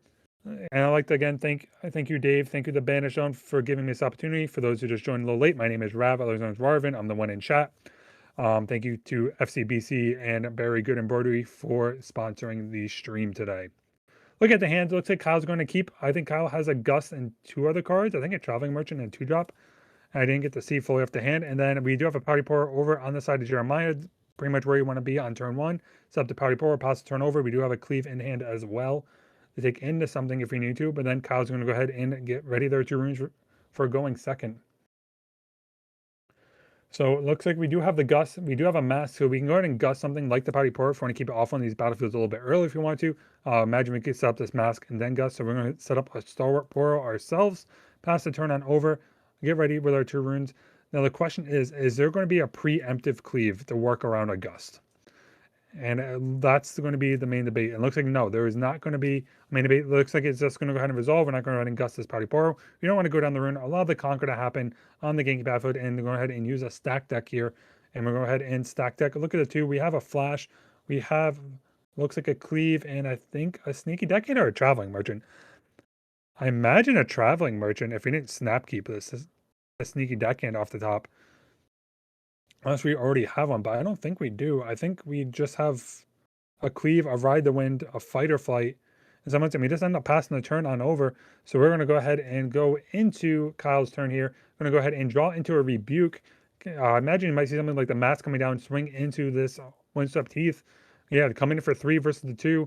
Force your opponent to have something here. You have a gust to bounce as well if you need it to bounce either your Poro or into your opponent's Poro, and the clash of the Poros. And let's see what ends up happening. We're going to head and move the Pouty Poro into the Windstep Heath. Going to come in here for 3 because of the Mass Trigger, giving an extra +1 into the 2. And let's see what we have in response. I think we pay 2, we pay 1, and we're going to end up Ride the Winning. We're going to see a Ride the Wind coming out, targeting the Pouty Poro. The question is there going to be a Gust coming out? That's going to be the major question. Do you Gust? Do you prevent this moving happening from taking the Conquering onto your opponent's going to go up to 3 points? And that is exactly what might happen here. Looks like we're doing some math. I think, yeah, I think we're going to have to gust. We're going to gust by get rid of the common so we have enough to rebuke later on if we need to. And we're going to go ahead and gust, targeting Pouty Poro, the attempt to bounce that Pouty Poro back into your opponent's hand. Your opponent can respond now, so that's going to resolve. Still an action on the chain if your opponent wants to fight or flight in terms of Jeremiah. If Jeremiah wants to fight or flight back to Poro. But I'm not sure he wants to. I don't think there's really true value he's going to gain from doing this. Is he just pour next turn and just try and take the other battlefield? But yeah, it looks like we're doing some math, and it looks like it's just going to go ahead and resolve. He gained the point and allow that to happen.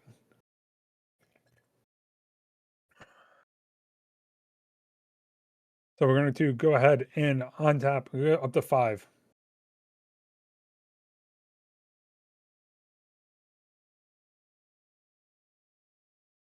So we're going to go ahead and ready. It looks like using 4, putting 1 back. Is this a Vayne in hand?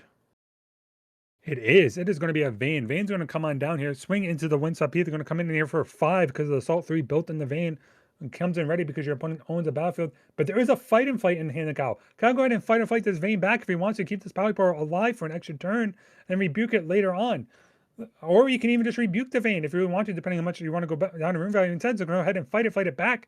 And it looks like Vayne's going to end up going to be pushed back to base, letting the Star Poro go and hold this battlefield for an extra turn and giving Kyle a little bit of a point lead to try and recoup later on.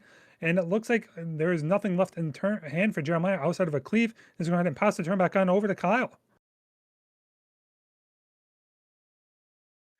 So Kyle's going to go ahead on top with this pour here. It's going to go up to 6 total runes with 6 runes in hand. You can play the shots if you want, but you don't put shields down in this case. We end up having a Sunderer, but nothing in the Sunderer. Going to go ahead and gank on over to Arena's Greatest because the ganking going to go up to another point as well. So I'm going to go up to 4 points at this point, and then it's going to go ahead and I think probably try and set up, maybe hold up the Rebuke, possibly.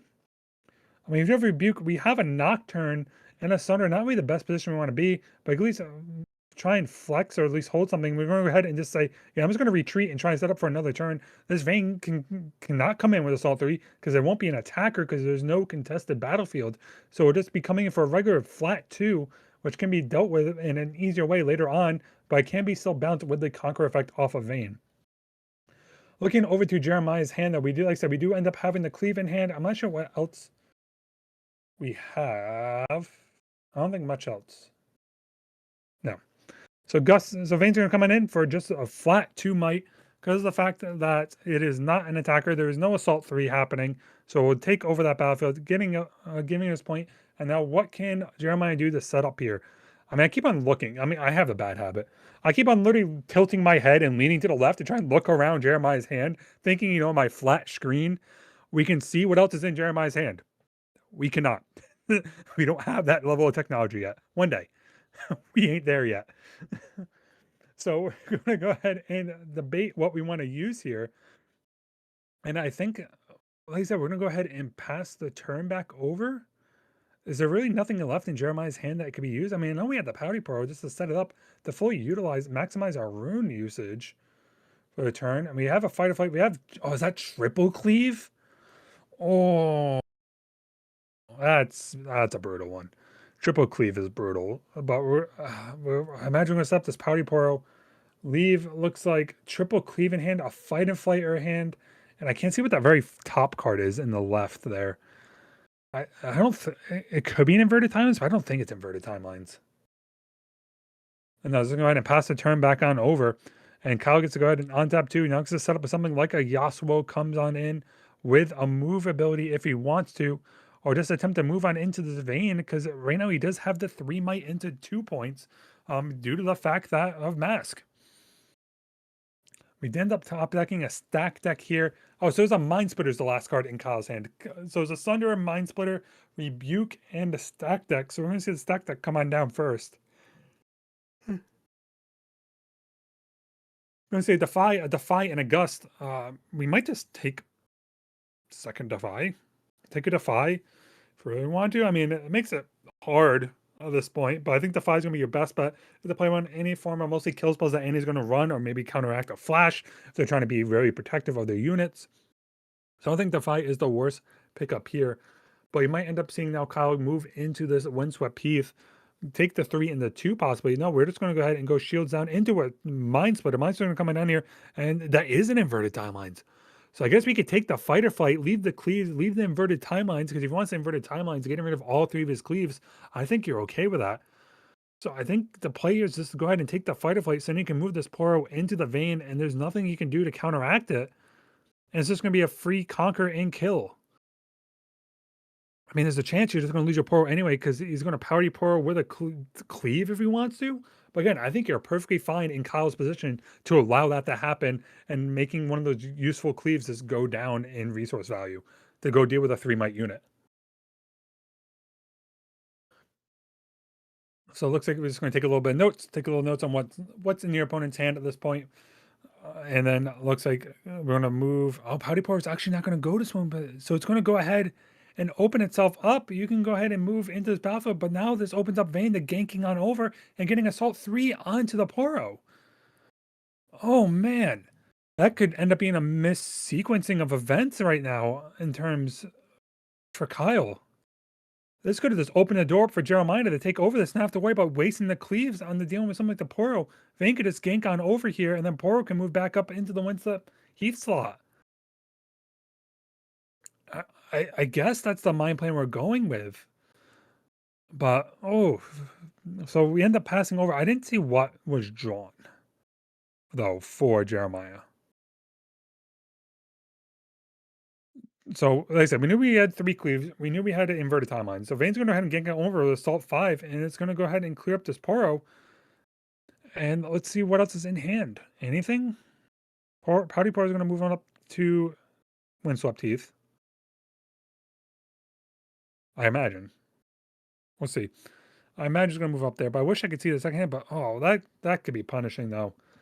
That could be super punishing. I guess now you could also think if you want to go ahead and save your Vayne, you can save your Vayne with your Conquer triggers. You conquer this battlefield. You could pay 1 and now put this Vayne back into your hand if you really want to. The question is, do you want to? Do you want to try and save it into swinging? I imagine you might though. And it looks like we missed the trigger or chose not to use it because I imagine you would have wanted to maybe recall Vayne with the ability and then force it into Mind Splitter later on with maybe a cleave. And it looks like we have 3 down coming down. We're going to have and play the Annie. Imagine just grabbing Fight or Flight or Ride the Wind. So Ride the Wind is going to go ahead and come on down here and be grabbed off the Annie trigger. So let's see. So we have Ride the Wind, we have Cleave, we have Cleave, we have Cleave, we have inverted timelines. And it looks like we're debating that mind. We might not want to grab the Ride the Wind. I think we're trying to bait the best target for this Annie. I imagine it's either going to be Fight or Flight or maybe Stack Deck more than Ride the Wind, depending on what's in the hand. Yeah, if we're going ahead and grab that Fight or Flight. The sad part is it's going to be met with a Defy in the terms of Kyle. Kyle can go ahead and defy that Fight or Flight, and then Mind's way to go ahead and clear up these units and battlefields they want. Because I imagine what's going to happen in terms of Kyle. Kyle can easily just Yasuo ability this Mind Splitter up in the Windswept Heath, attempt to get the kill, defy the Fight or Flight, and then gank on over into the Vayne, and just get both cleanups here because Cleave won't do anything. But let's see if Kyle sees the line. Let's see if Kyle utilizes the line here for that. I don't see what else is in hand. We have a Traveling Merchant. Yeah, I think it's going to be the play. You don't want to use Yasuo ability to move up Mind Splitter into Windswept Heath, kill this Pouty Poro, defy the Fight or Flight, and then go on over, kill the Vayne, give your Annie player only stuck with Annie left in hand, gain 7 points, and then Annie has to find a way to deal with your Mind Splitter, which is probably going to be Annie with multiple cleaves to try and deal with your unit, which in return you can just rebuke. There is a winning line here. There is absolutely a winning line here for Kyle. Now, for those who didn't fully pay attention to my rambling, here's what I think could be a winning line, depending what's in hand for Jeremiah. You can go ahead. You can move Mind Splitter with Yasuo ability up into Battlefield Wind Up, killing Pouty Poro. Pouty Poro would then die, get the Conquer up to 6 points. You can then go ahead and gank over Winspeath into Arena's Granus, into Vayne, killing Vayne, going up to 7 points. You have a Defy in hand to counteract a Fight or Flight spell, which then you can also use later on with a Rebuke to protect your Mind Splitter to something like a Darius or any that's going to come in with multiple cleaves to kill off your Mind Splitter. Granted, this doesn't work if there's a Darius in hand for Jeremiah. This isn't the safest line. This isn't, I shouldn't say this isn't the most ideal safest line. So this is a line that could work if you think your opponent has no way to interact, but it is technically a winning play depending. But I mean, you also know what's in your opponent's hand for the most part. You know there's 3 cleaves. You know there's an inverted timeline. So there's 1 mystery card left in hand. So that could be the play that ends up being the safest play to you to just take the win. I imagine that's what Kyle is going through Kyle's head right now. But no, we're not. Are we not going to move it with Yasuo? We're just going to take the regular gank? No, we're going to go to safest route. We're going to go ahead and just try and clear up this Vayne possibly with Mind Splitter. I mean, like I said, they're in the think tank. I don't know what's exactly going through their minds, but no, we're just going to go ahead and raw Mind Splitter into the Vayne. So we're going to try and clear it up. I mean, you could try and defy it, but you don't have a way to untap Mind Splitter at this point. Mind Splitter would also be safe at 8. So if I go Darius, oh man.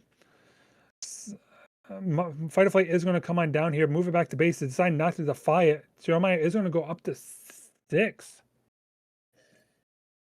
We're just going to go ahead and move it back into that battlefield to deal with the Vayne. So let's go ahead and clear that up. But, oh, we might have missed an opportunity here. But I guess it is setting up for a safer play later on down the line to then take it on the following turn and not preventing, maybe forcing your opponent to have it for a little bit later. But that is a brutal situation to be dealing with, as we're going to go ahead and drop this Traveling Merchant down and say go ahead and pass the turn and see what Jeremiah ends up top decking here. Now, there is a situation that could happen where you could end up triple cleaving this Annie and then just inverted timelining if you really want to, but that could just be defied. So let's go ahead and do some math. So we have 1, 2, 3, 4 coming on down. What is the card in hand? It is going to be another Vayne coming in. Vayne's going to come in with Assault 3, play 1, end up cleaving the Vayne. They're going to give it to 8. I imagine you're not going to do anything exactly with this. I imagine you don't defy this unless you want to force more resources out. But I can't imagine I mean, you could defy it to make him pay another one, and it won't be another chance to go in hand. So there's going to be a chance that can come on down. Yeah, I think you had to. Oh no, he's going to double cleave it again. So 3, 6, 9 into the 8. Going to go ahead and swing. We could rebuke it here. Rebuking the Vayne back to hand, and he's going to come in for 6 after that. So we are going to go ahead and see the Rebuke. Rebuke is going to go ahead and come on down, bouncing the Vayne back to their opponent's hand. Vayne cannot be replayed because it costs 4 runes, only 3 available. Looks like all we have is a sneaky deck in hand, as well as a cleave and inverted timelines. So we can inverted timelines if we want, but it doesn't really get us through this situation right now. Kyle does have the point lead because he does have 6. He's going to go up into 7 points. So we are going to go. I don't think there's an out for Jeremiah. Kyle might win this winning end. I mean, you can't point hold. You can't even move back. You literally can't even move back because it just opens up the opportunity for Traveling Merchants to take the battlefield at that point. Is there an out?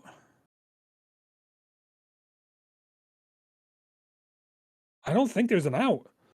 And he only gets as big as 6 and can't clear up 8. Is going to go try and rebuff that battlefield some. That might be the only way we have to go about it. But we can easily just go up to 7. Inverted timelines is going to go ahead and come down. Oh, there might be a defy. This might be a defy. Defy it. Defy it.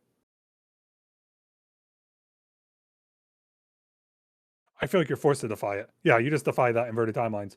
And then I could just move this Mind Splitter back with his regular move, and then he also attack it back up into clearing that other battlefield now, because there's only 5 being held into that. So Kyle's going to go up to 7 points here.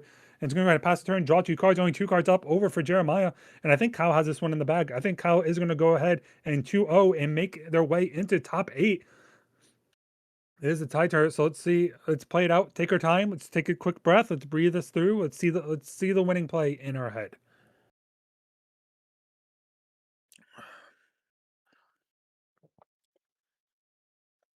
So it looks like we're doing some math, seeing what cards we have in our grave. Maybe there's something we want to get with Traveling Merchant, possibly. Maybe try and clear off a little more. Can you?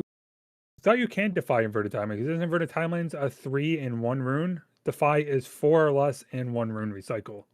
Am I wrong on that? Am I misquoting?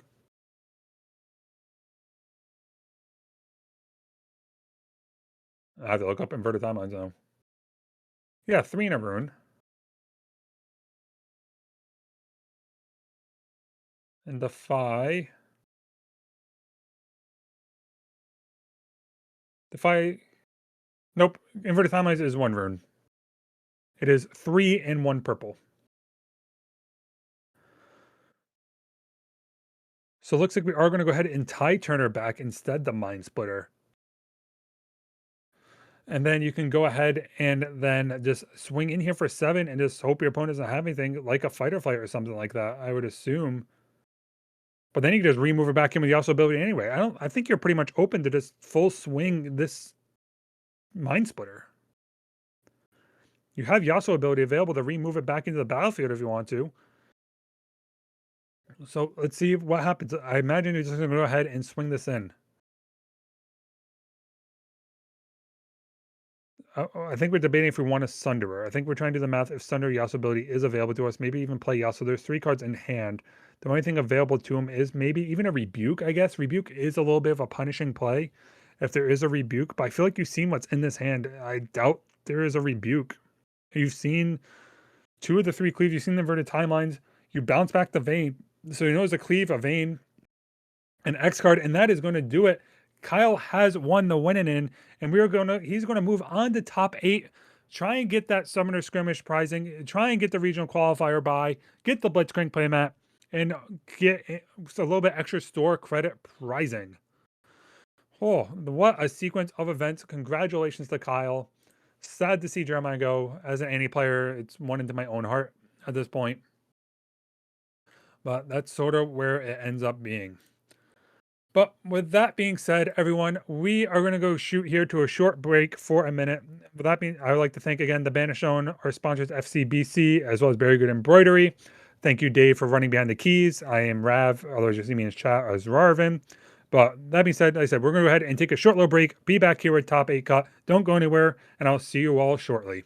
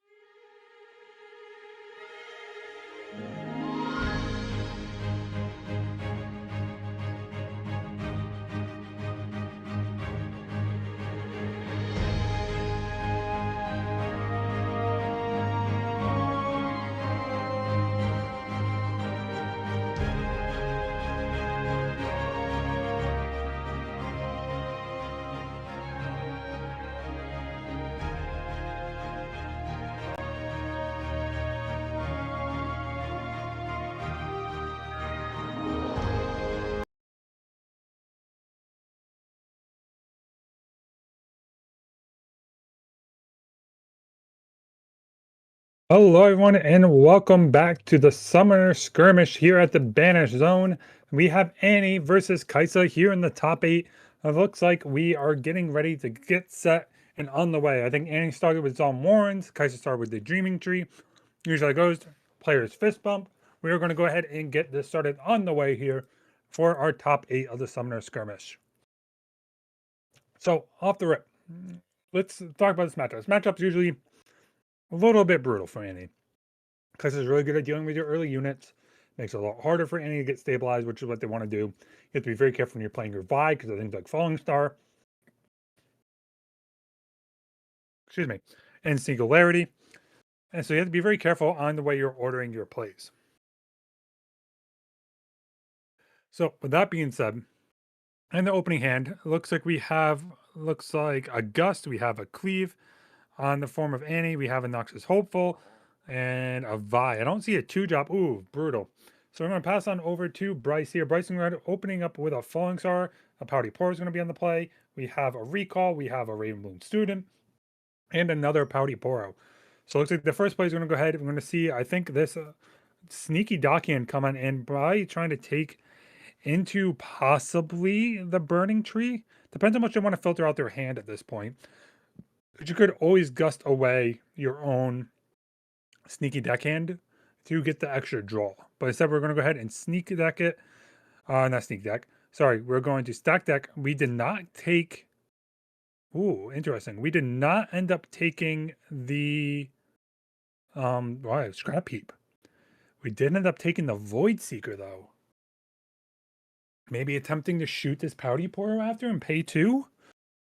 A little bit of a rough situation. Now, there is the case here. Like I said, there is a retreat. There is a Falling Star in hand. So we're going to go ahead and Pouty Poro into the open Dreaming Tree so we can retreat it later if we need to, and then be able to get the value with the targeting to draw a card, as well as the recycle cost. And they're going to go ahead and match with their own Pouty Poro and a Noxus Hopeful as well. So it's going to come on in here and set on up. I mean, this is a really hot start over here from Bryce on Kaisa. Now where Annie wants to be looking or seeing. So we're going to go ahead now in Channel 2 Maroons, draw the top card off the top, and it's going to be a Darius. So not the worst. 1, 2, 3, 4, 5, 6. And we are going to go ahead and see a retreat coming in, targeting Pouty Poro to draw a card. And we're going to go ahead and get the channel and draw a card. Get the channel from using the retreat. We're going to go ahead and get that Battlefield Conquer over on the side of Annie. And now you could see again the sneaky deck and end up trying to take something like the Zomwarn to try and filter out some of these cards out of their hand, which is exactly what we're going to do. We're going to go ahead and see 3. We're going to try and, I think we're going to discard maybe the Void Seeker or maybe even the Gust at this point. Yeah, probably the Gust, because you don't want to pay, if you don't want to pay one for the Pouty Poro. So Gust is going to be discarded, drawing into the Vi. And now you have to be careful. This was up, but you don't want to commit Vi too early because Kaisa has a lot of ways to deal with Vi. So you pretty much don't want to commit until you have the line to set up to pretty much try and combo all in. So we're going to go ahead and get our 2 runes. We're going to go, I think, into another Falling Star. Noxus is going to go ahead and go into the sneaky deckhand here. Now let's see if it is met with a Void Seeker though. No, we decided not to Void Seeker. Decides not allow a cleave or something like that to come down. So it's going to go ahead and let that sneaky deckhand die. I'm going to go ahead and discard the Raven Bloom Student, draw into a Watcher, and then it's going to double Falling Star, targeting Noxus Hopeful, kill Noxus Hopeful off the board, come on in, take it over with the Pouty Poro with a retreat in hand, and this is what Kaisa does. Kaisa becomes in a very strong position at this point. So in response to the Conquer, we are going to go ahead and target the Noxus Hopeful with the Void Seeker and end up drawing card. Now this is where, this is the brutal part. I don't know why we didn't do this a little bit earlier, but sometimes different plays are in the head. And we're going to go ahead and set up with a Pouty Poro Kaisa on the side of Bryce, pass the turn on over, leave no units on the side of Mario. Mario does have the Darius in hand though, so we'll have to try and set up something with this Darius and maybe try and clean it up, try and take over this Dreaming Tree a little bit. But is there a way? 1, 2, 3, 4, 5, 6, 7. We don't have a way to Darius untap or something like that. So we're just going to go ahead with the Kaisa here, accelerated, and then move on in with the Kaisa into this battlefield with the Dreaming Tree here. And go ahead and try and clip the Pouty Poro is successful. Go up to 2 points and then draw a card and draw into another cleave. Not exactly what we want to see at this point. Cleave doesn't really do us much because of the fact that this is just going to get swung into by Kaisa, Pouty Poro, There's Watchers. There's a lot of ways that could be dealt with this Kai'Sa here. So we're going to go ahead and draw off the top. I'm going to go ahead and see a Ravenbloom Student. And we have a recall. So Kai'Sa is going to go ahead and take the open battlefield with the Zon Warrens, get the Conquer here, draw a card off a Kai'Sa ability, then do the discard draw off of the Zon Warrens. And that's exactly what's going to happen. We're going to go ahead. We're going to see the Kai'Sa coming out. We're going to go ahead and discard. It looks like Ravenbloom Student. No, really? We're going to discard the Watcher, get another card off the top, and I didn't get to see what it is. We're going to go ahead and Stupefy -1 onto the Kai'Sa, give it 3. Then we're going to go ahead and Falling Star it, targeting Kai'Sa and targeting the Traveling Merchant. Clear off both those off the board. Powder Power is free to come take it into this open slot here with the Dream Tree going on up to, I think, 5 points, setting up with a Rainbow Student. And like I said, this is just where Kai'Sa wants to be. It wants to be in this very dominant position where it's just tempering Annie off the board at this point, and Annie is just playing off the back foot, where Annie wants to be a little bit more aggro, low to the ground. And there's one little too late in terms of the fight or flight. So what can happen here? You can try and Vi, you can then Darius and then try and take this Kai'Sa on with, say, something like the Darius and then try and kill the Kai'Sa. But we're in the spot, though, that we can retreat this Kai'Sa back, try and retake the Kai'Sa, and then we do end up having also now a Time Warp available to us on another turn. But I think we have a point or so to go before it really comes into play. So we're going to pass the turn over, get to draw a card. We get to draw into a Noxus Hopeful. Only had 1 rune available, so not able to utilize it. And we're going to pass the turn on over. And now the question is, can we deal with Darius? Can we get the Darius off the battlefield as we go up to 6 points here and see if we have enough spells in hand to maybe try and fully finish off and then try and hold into the following turn? But we do, like I said, we sell that Kai'Sa in hand. We're just going to go ahead and Time Warp. We're going to say, yeah, we're going to see if we can hit something. We have 10 available, Time Warping, paying the 1, recycling 3 runes, go back to the bottom of the deck, go down to now a total of 8 runes, and gain a point up to 7. And now all we have to do is attempt to conquer this battlefield with a Ravenbloom Student on the next turn. Let's see if we end up, I mean, not even that. If we have a Watcher in hand, this sets up the Watcher perfectly, and Watcher can come in and clear the battlefield as well. So we're going to go ahead and channel our 2 runes, draw a card up to 7 points here, and it is going to be another Ravenbloom Student. Sally did not hit what we need. We have a Watchful Sentry in hand as well as a Darius, so Darius could come in himself and attempt to move in with the pay something like Watchful Sentry, play Darius, come in for 7, come in for 9. Or do we have enough for Kai'Sa? 1, 2, 3, 4, 5, 6, 7, 8, 9. We do have enough. We could Kai'Sa Darius in the same turn. Kai'Sa accelerated, then pay enough for Darius. Coming to this battlefield with a total of, I think, 13 might, which is going to be hard for Darius. But instead, we're going to come in for 6 first, see if there's anything an opponent can do, which is a smart play around because the Fight or Flight is in hand. He's going to try and force off the Kai'Sa off of the Fight or Flight. No, we're going to go ahead and force off the Rainbow Student, kill the Kai'Sa, sorry. And Darius going to come in for 7, nothing up, but there is a chance we can get the trade here. We can cleave. We're going to go ahead and play the cleave, give up the Darius a second spell, ready both. We also be up to 7 might, go ahead and get the full-on trade, go up and empty the battlefield, and then retreat the Pouty Portal to try and get the double conquer into the next turn. Very well played by Mario. Very, very well played. So now we're going to go ahead. I imagine Vi's going to go ahead and move on up here. Vi is going to go ahead and take this spot, sit in the Dreaming Tree. We have another Vi in hand if we need to, which I imagine we will, depending. I don't think we saw Ride the Wind engraved yet. We do have a stack deck engraved, though. We're going to go ahead and play this Annie. Recycle. Or Fight or Flight. Yep, Fight or Flight can come on in here and attempt to take it, but we have nothing else we want to take because all we have is a Gust. So let's see what happens as we're going to head and move our units back a little bit. We want to first, I'll pay 2, and I imagine the Noxus Hopeful is going to have to come on down and take over this battlefield here. No, instead it's going to step back into the back of base and say go. Now, what is in hand? What can we draw? We can draw a Rain. We can draw something else off the top.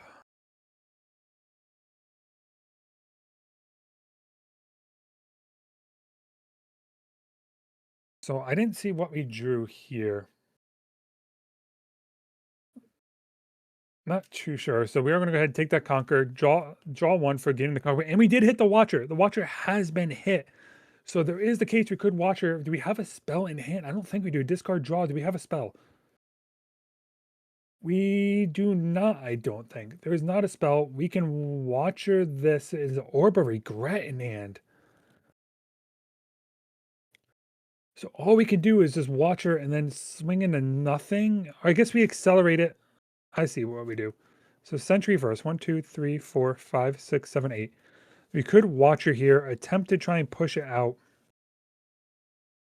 and then attempt to move in with one and then both. Then we can attempt here, move in with Watcher into this battlefield. It's going to end up getting Fight or Flighted back, which you knew about. So that does get Fight or Flight. There is a Ride the Wind as well to move something up, and we're going ahead and pay the 2, and then we can just move the Noxus up in that battlefield instead of taking the trade, or we could just force the trade here. And we exactly what we're going to go ahead and force the trade versus wasting that Ride the Wind, because you do have the Vi in hand as well. So we're going to want to be able to just try and swing it in the next turn. We're going to go up. Looks like we're going to go ahead and pass the turn, try and take Noxus into a battlefield for 6. The problem is you have to rehold into this Watcher one more time. I mean, we did draw another Fight or Flight, though, so we'd have a second one. So we can go ahead and take this battlefield out, maybe even take out the Pouty Poro, because you have to prevent the hold here up to 8. And then we can go on and hold this battlefield with the Fight or Flight, pushing back a Watcher again if there's nothing else in hand available. Says we don't want to ride the win yet because we're only at 6 points, but instead we're just going to go ahead and go into the Dreaming Tree. Maybe go up to 6 and maybe go up to 7 and then move on over. Or it's try and set up the Vi, possibly. So we're up to 6 points. Ride the Wind, get the extra card draw, move him into the battlefield up to 7. Fight or Flight back the Watcher when it tries to prevent the hold. So Vi is going to be set up here. Vi is going to hold that battlefield for the Recycle one. So then we're going to go ahead and Ride the Wind something over, I imagine. So Ride the Wind is going to be used. Ride the Wind is going to be ready up. We're going to go ahead and take out the Pouty Poro. And that's going to force these units to double hold here. Where there's a Fight or Flight. We discard. No, hold on. Okay, Void Seeker. Was that 7? Oh, we had a couple extra cards. My bad. I thought I missed. Did I miss see something? I don't think I did. All right, I think we're good. That was a weird sequencing. So I'll put us up to 7. He drew before discarding. Did he have a secondary card in hand? We're gonna have to keep an eye on that because I think I might have missed something at that point. So Watcher's going to come back in here with he had the retreat in hand, the replay Watcher for the accelerated cost, give everything -1, and then can just take over these battlefields, can go ahead and swing 1 in the 1 here, get the trade. Oh, Dreaming Tree, thank you. And then Thousand Watchers are going to take the other battlefield, clear up to 7, going to hold the battlefield now, get the Conquer, draw off the Conquer point, then discard, draw again because of Zon Warrens. And then we're going to go ahead and pass the turn with only double Scrap Heap in hand. So let's see if we can hit something off these Scrap Heaps here. Our best we could do is maybe a Fight or Flight to try and de-accelerate this this Watcher. We're going to play another 4, 5. Kaisa Accelerator is going to come on down, recycling a rune. We're going to go ahead and try and take over this Dreaming Tree. Draw 1, draw 2 for the second Conquer. So draw 1, draw the second. Do we hit it? Do we hit what we need? No, we hit double Pouty Poro and not able to secure what we needed to win. We're going to untap. Actually, we shouldn't even need to untap because we can draw. Draw a card. I'm not sure what we can hit, and then it's a Ride the Win, but we have no runes available to us. So then when it comes in, yeah, that's going to go ahead and end game 1 with a very dominant position from Kaisa. And he played it very well near the end there. So it did end up getting really, really close. Thank you, DD, for catching that Dreaming Tree. It was just the sequencing because he conquered and then drew from Dreaming Tree, so that's why it threw me off a little bit. So that's why I was confused. So I thought he missed the trigger. But yeah, does end up taking game number 1. Going to go into game number 2. And with a very dominant position over here, I imagine Andy's going to go ahead and play the arenas. Not the arena. He's going to go play Dreaming Tree. No, Arena's Greatest. Arena's Greatest themselves. Take out the usual plan. Yep, to remove all the Scrap Heaps. No Scrap Heaps are needed. The fact that we don't have Zone Warrens anymore. Free 3 sideboard. Free 3 sideboard slots. That can be used over for Annie. Imagine I'm going to try and bring in maybe a Void Seeker. I imagine we're going to take out the I think I like Gus in this matchup a little bit. I think Gust is fine. We're gonna maybe add in something like a Fight or Flight, maybe another Void Seeker or a Rebuke. Depends on the sideboard list they are on. I don't have the exact knowledge of what they have, so we have to see exactly what's in it. But as you go over to Kai'Sa here, taking out Orb Regret, taking out a Thousand Tail Watcher, and taking out a Darius, I think? Or is it that coming in? Ooh, interesting. On the side of Annie, we're seeing double inverted timelines coming in. I think double Darius coming in. We're not running double Darius in the main, so we're putting in two, unless those are veins. I couldn't tell, but there's double inverted timelines coming in, which could be very good in this matchup. Sometimes it varies. So we're looking at the cut slots. We do have Orb Regret from Kai'Sa. We have a Darius coming in, and a Thousand Tail Watcher. Looking up for one more card slot to be cut. And I wonder if we're just going to cut the Time Warp. Is Time Warp needed? So Thousand Tail Watcher is going to find Cleave is going to come on out. But for more of the later game versus the early game now. Looks like still debating between the two. And take out one more card. 4 cards coming on in for Kai'Sa as we're going to get shuffled up and get ready for game number 2 here.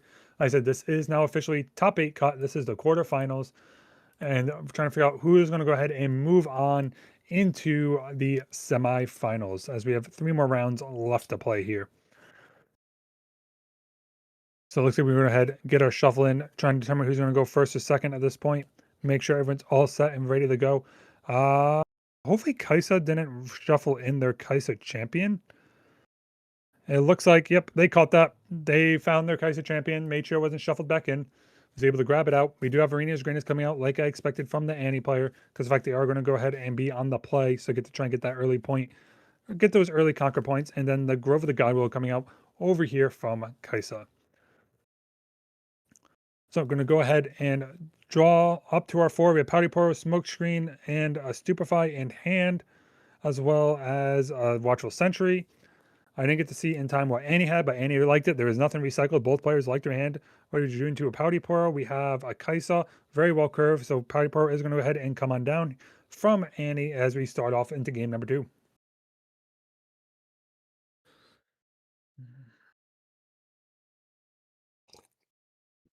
Oh. Kai'Sa is going to say, yep, let's go ahead and match Pouty Poros here. Go into our turns, and it looks like we can have a really awkward situation from Annie. We could play a Vi early if we want to get the Nexus Hopeful out early. Or you hold on the Gust. It's not really a good way to utilize unless you fully want to tap out for something like Kai'Sa set up later on. So we're going to go ahead and set up the Pouty Poro here. It's going to go ahead and take over the Conquer 1. And you can play 4, play your Kai'Sa, keep 2 untapped. And then pass the turn on over. And that's exactly what's going to happen. We have enough here to keep up the Gust if we need it. If it decides thinking about Battlefield, and we're going to go ahead and see, it looks like 1 come on down, and we're going to see a Stupefy done onto the Kai'Sa here. And oh, ripped off. No, that's a Falling Star. Sorry, wrong card. Wrong card. So it is going to sit there and get a Falling Star. So we should be paying 2 here, right? Because yeah, that'll be the second one because we are targeting the Poro. Okay, we got that resolved. So we're going to go ahead and pay 2. We're going to go ahead and see a Gust come on out onto the Pouty Poro. Kai'Sa is going to die though because you can't Gust something unless it's at a battlefield. So Pouty Poro is going to go ahead and be able to take that empty one. Very well played from Kai'Sa at that point. And now we're going to sit there be in the back foot. We have a Watchful Sentry going to come down as well. Going to pay our last 2 and then pass the turn on over. Kai'Sa can end up though accelerating this Kai'Sa if they want to. So Kai'Sa accelerated would end up being able to clear out Pouty Poro and then try and tempt for the hold later on. So I think it's what we're seeing. We're going to see the Kai'Sa coming down, clear out the Pouty Poro out of this whole battlefield, getting a Conquer draw.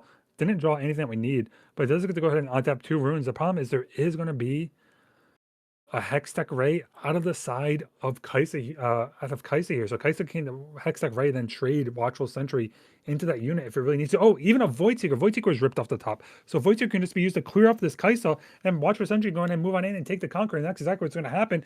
We're going to sit there and see the Void Seeker coming down, clear up the Kai'Sa, draw a card, and we're going to have the Watchful Sentry move into the Grove of the Godwills, the Conquer up to 3 points, and then attempt to get the hold because there's nothing in hand from Kai'Sa at this point.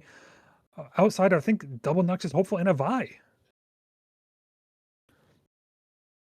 Oh, and a Pouty Poro ripped off the top. So we do have 4 for an Annie going to come on down.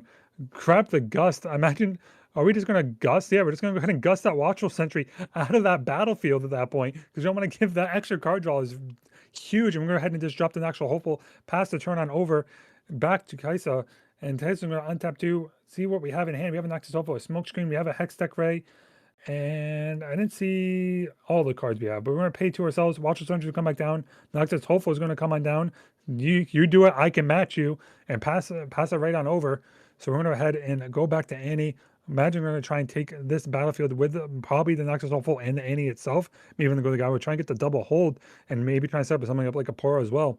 So once the Noxus Hopeful coming down, with a hold is going to come into play here. Get the Conquer effect. Attempt to move in the other one. It is going to be met with a Hextech Ray though. So Hextech Ray is going to come down, targeting the Annie to try and clear off the battlefield. And it is going to be successful. We're going to see double Poro, and the Noxus will all be played in the back of the base as we're going to and attempt to end the turn and pass it back on over to Kaisa and see what can happen here. But there can be a trade here with Noxus Hopefuls if they so choose. So we're going to have Bryce on tap here. Channel our 2 runes. What do we rip off the top? And it is going to be another Noxus. This is the game of Noxus Hopefuls, apparently. Everyone's hitting them. So there's a couple different plays that can happen here. There could be a play where Stupefy is used on the Noxus Hopeful, attempt to try and trade it with another Noxus Hopeful. So we're going to head to hold priority, Stupefy the Noxus Hopeful, give it -1, bring it down the 3 might, and then we get to go ahead and draw a card. Noxus Hopeful gets to go ahead and now hold that battlefield, getting up a point, going up to 4 points, and then you can try and move this Watchful Sentry into the arena's greatest and get up to point number 5, get the Conquer there, and then take the lead in the points race at this point. And it looks like that's exactly what's going to happen here. We're going to go ahead and have the pass on over. The Pouty Poro is going to come down. Noxus Hopeful is going to come down. And we're going to say go. So the question is, what are we topping from Annie? A Void Seeker will be great at this point. Try and deal with our other Noxus Hopeful possibly. Another Vi is not what we want to see. We do have a Cleave. There's an option we can cleave in with this Noxus Hopeful and cleave holding priority. We're going to go ahead and cleave, give Assault 3. Now, there is a Smoke Screen that's going to come on down here. Give only 3 might. Now the Noxus Hopeful is going to be less in the trade. And it looks like it is going to go ahead and be able to successfully hold on defense here. You have double Pouty Pearl that's going to come on in and maybe try and deal with the Watchful Sentry. And that's going to happen. One's going to come in, take over the Conquer. Kaisa's going to take that draw. Going to be even at points, but technically Kaisa still has the lead because he's going to get the hold points going forward. And then a Vi is going to come on down on the side of Annie. Maybe even a second one. Maybe future-proof a little bit. No, it doesn't look like it's just going to go ahead and play one and then pass the turn back on over. Hopefully there's not a falling star or something like that. That's going to be ripped off the top here because that could be devastating and that could really hurt and deal with that Kaisa pretty easily. But I don't think we top deck the falling star. So there's a chance we can come in with a Kaisa readied here. Kaisa can come in with Accelerate. Yeah, another Noxus Hopeful. Oh man, this is the game of Noxus Hopefuls apparently. This is all that's happening. This is all we get.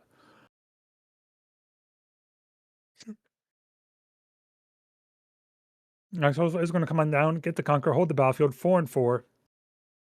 There's a retreat in hand if we need it. And then let's see what we end up.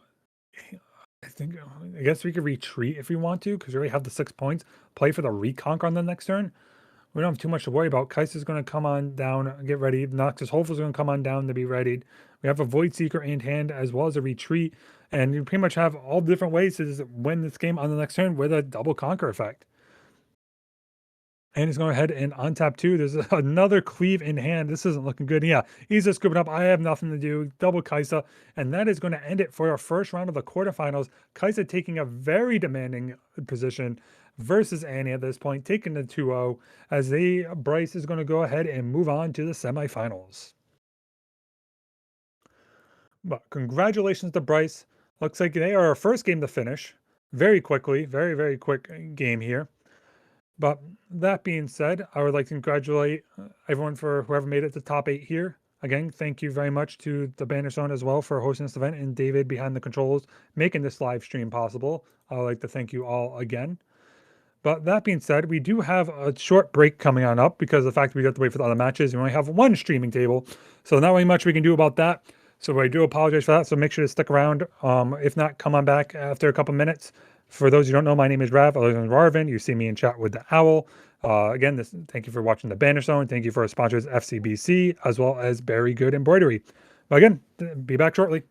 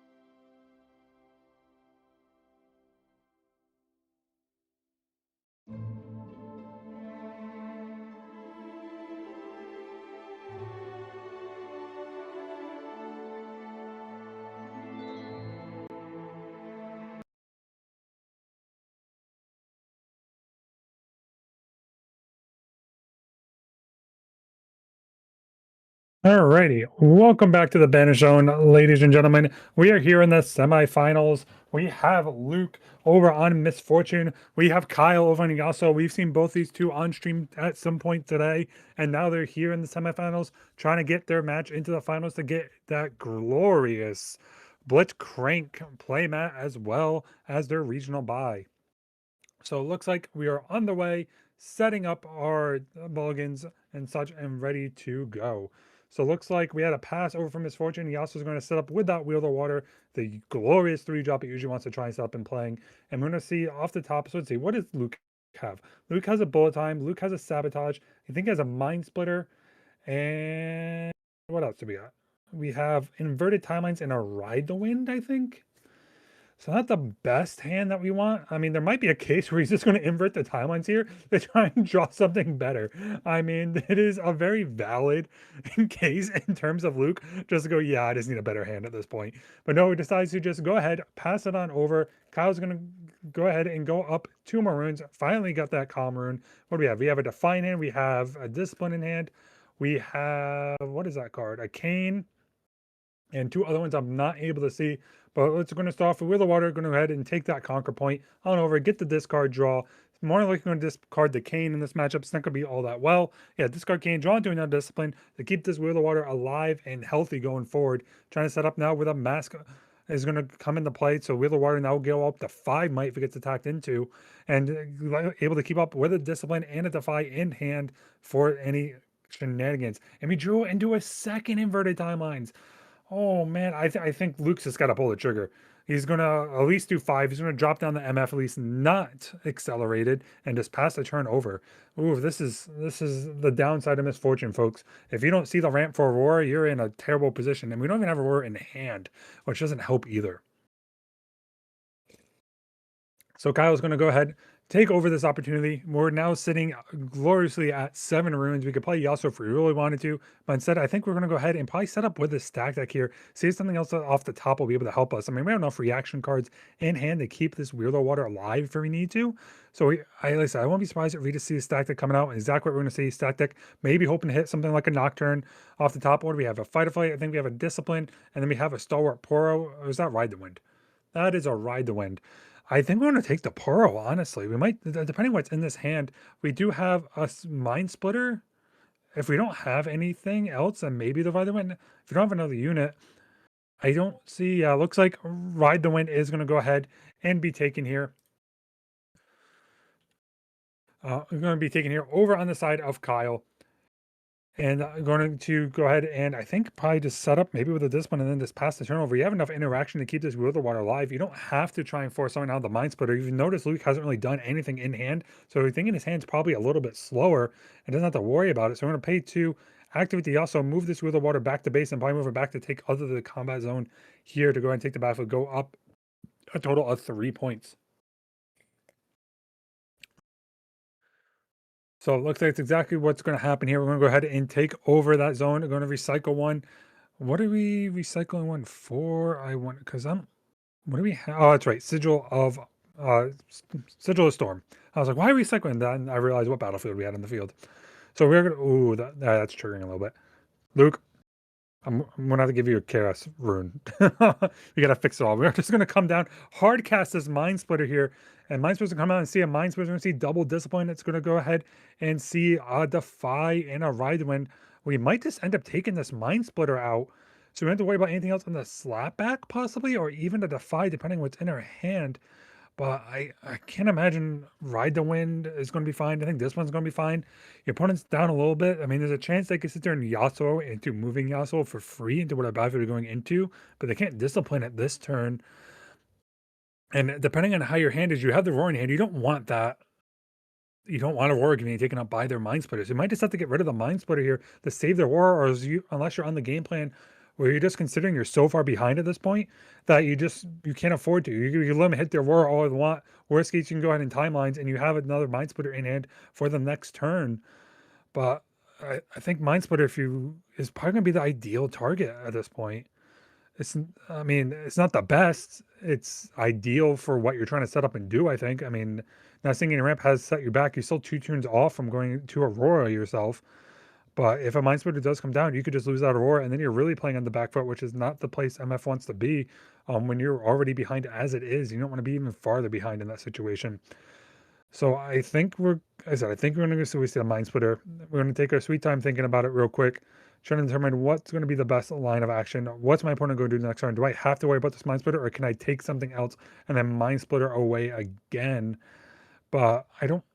I said, I don't think it's going to happen. No, we're going to actually go take the Ride the Winds. Interesting. So Ride the Wind is going to be taken. We're not fearing the Mind Splitter coming out. Maybe trying to not take our Aurora and maybe something else. So we're going to go ahead and swing on Misfortune. Ready the Mind Splitter. Mind Splitter is going to be untapped. Misfortune is going to go ahead, get the Conquer Draw. Imagine we're going to go ahead and discard one of these inverted timelines. I don't think we need both. Yeah, we're going to get rid of one.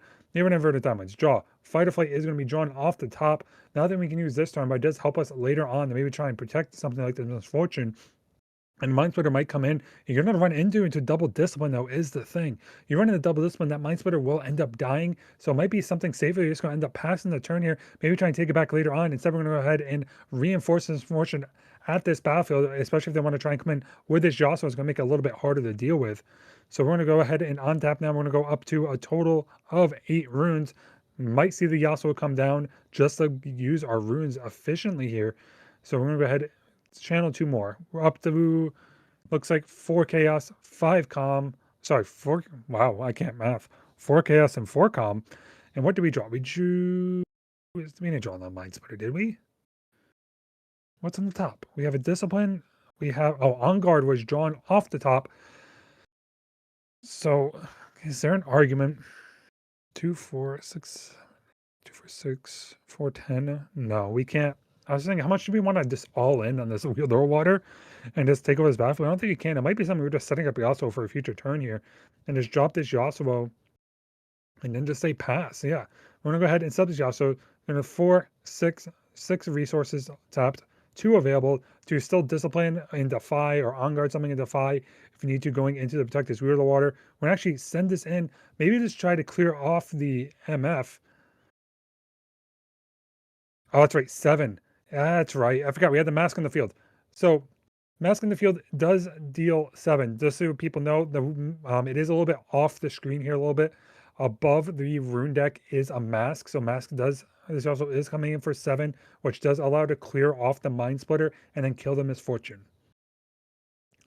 So do keep that in mind. It is nothing was missed in this case. It's just visuals.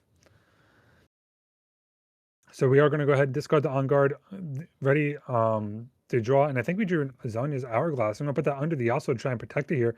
But, I mean, this isn't looking like we're in the best of positions here for Luke. Luke is very far behind. No way to set up Aurora for next turn. All we have left is available to us is a Mind Splitter. And we're just going to be in a very bad spot.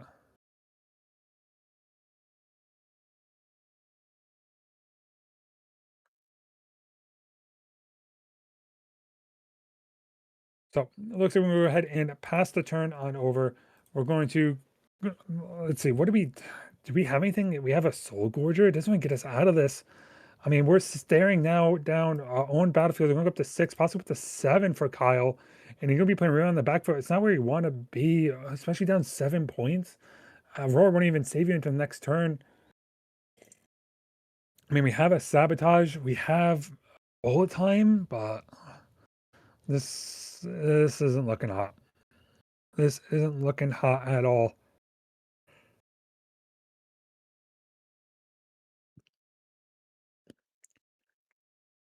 But we're going to go ahead and let's see, what are we able to set up here? We're going to go ahead and Mind Splitter again, go down the runes.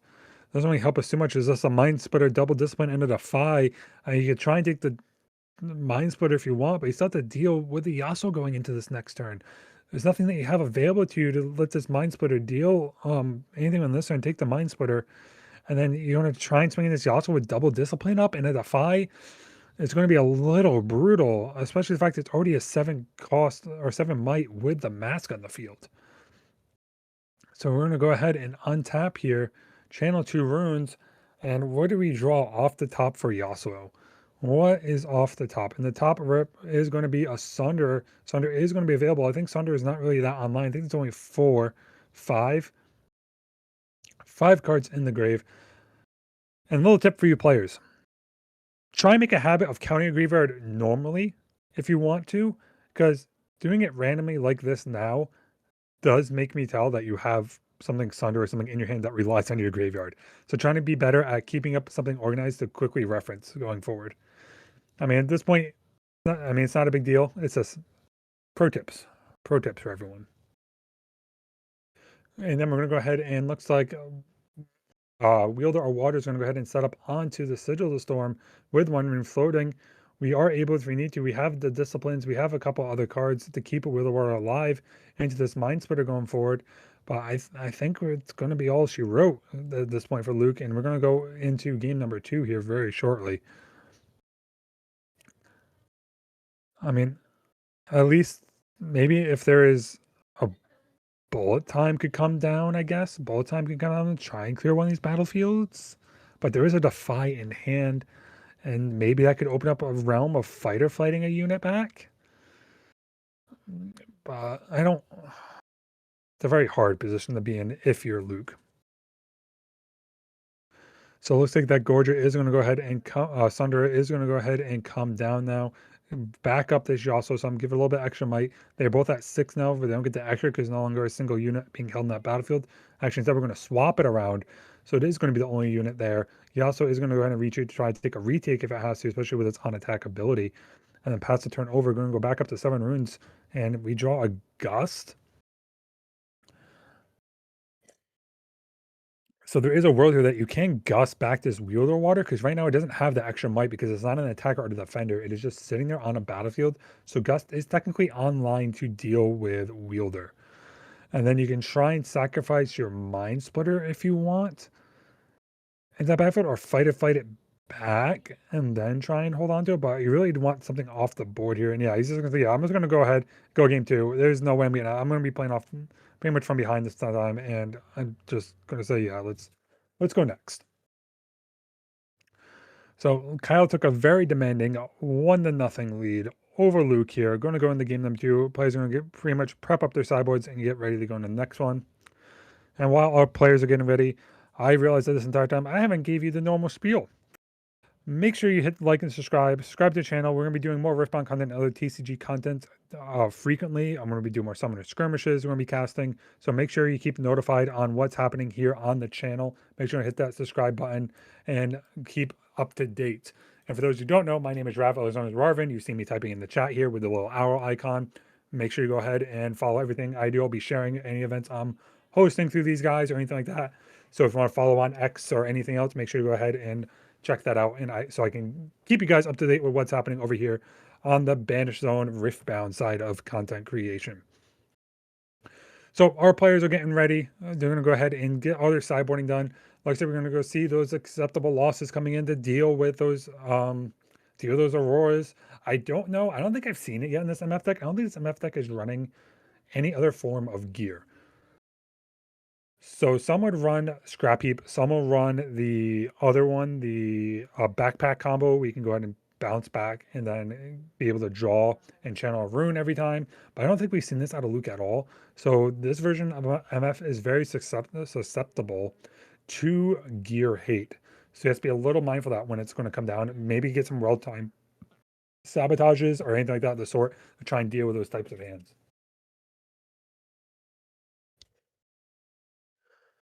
But let's get our players shuffled up here. I'm going to get everything sorted and underway very shortly as we try and figure as we get everything done as we need to go into this next round.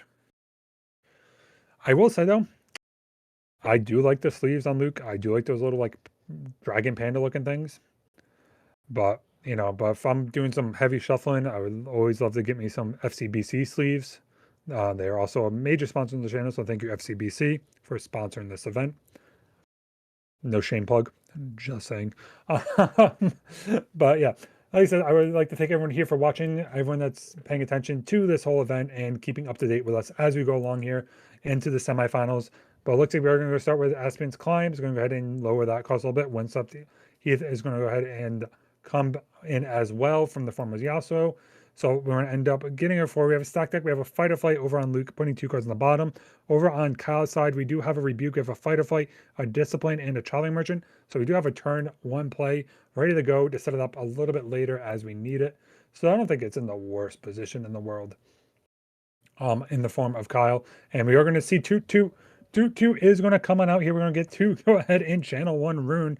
And man, again, I get the strategy. The strategy of having the 1 non-fancy rune is that when you cycle through your deck, you know you've hit the bottom of your recycle because you've put back the non-fancy rune. So when that comes back up to the rune pile, you know you're back to your original cycle. But it's not any less triggering. I'm not going to lie to you. It's triggering.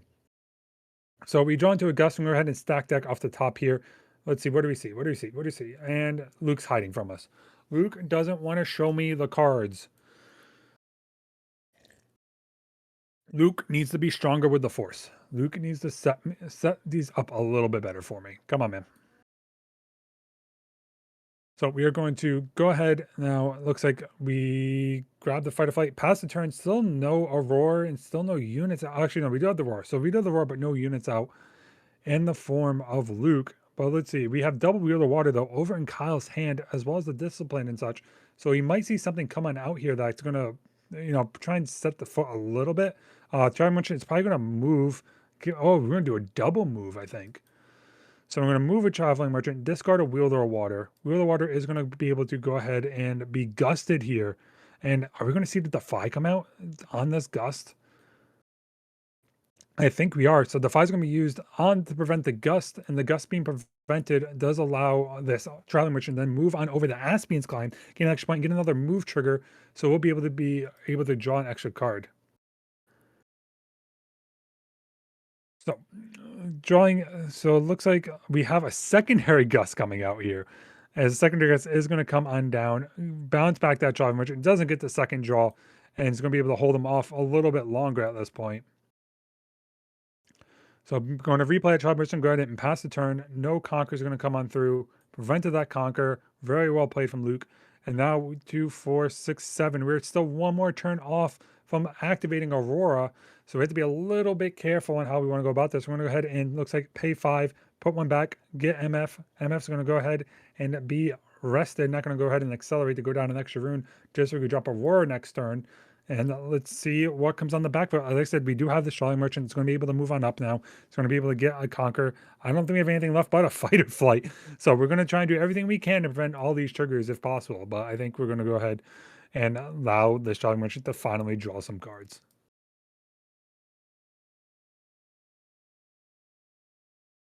What do we else do we have? We have an On Guard in hand. We have, looks like, a couple other things. I can't fully tell what else is in there, but I don't think any other units. So I think it's mostly just reactionary spells. So we have to be a little more heads up on trying to keep this Traveling Merchant. Oh, then we do have a Wheel of Water. So Wheel of Water is available to us, but Wheel of Water does end up getting traded into later on. You don't want to overcommit too much.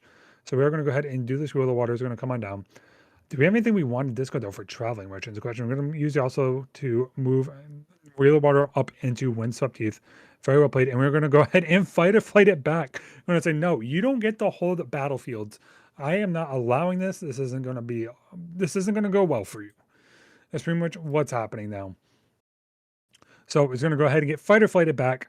We have a Fight or Flight, though, available for Misfortune, but we're actually down to 1 single rune, so we're not going to be able to get too far into it now at this point. But we are going to go ahead and, I think, pass the turnover, or debating if we want to discard anything for Travel Manager. If we're going to try and take it over again. But I don't think we're going to get there. I don't think we're going to get exactly where we want to be. So let's see. We're going to go ahead and pass the turn on over. 1, 2, 3, 4, 5, 6, 7, 8. We're a rune short. We are a rune short. We're going to float 1, move on up with Misfortune on tap. So the 1 floated. So we do now have enough to go ahead and utilize the Aurora at the end of our turn now. And we don't have any gear hate in or available yet on the side of Kyle. So Aurora is going to at least stick around for maybe 2 turns. And when you use Aurora, Aurora is going to go ahead and trigger. As Aurora triggers an turn, we hit a Dead Bloom Predator. Dead Bloom Predator is going to go ahead and back up this Misfortune over at the climb, and we're going to go ahead and pass the turn and over, realizing that, oh man, this is an 8 might unit with Deflect. It's going to be able to gank on over with the Misfortune ability. You don't have to worry about using Windswept Teeth, and pretty much that's where we're going to stand at this point. We're going to try and just hold these battlefields now. We're ahead. We've 9 enough tempo on the form of Yasuo, where Yasuo's going to have to start swinging into these big-bodied units.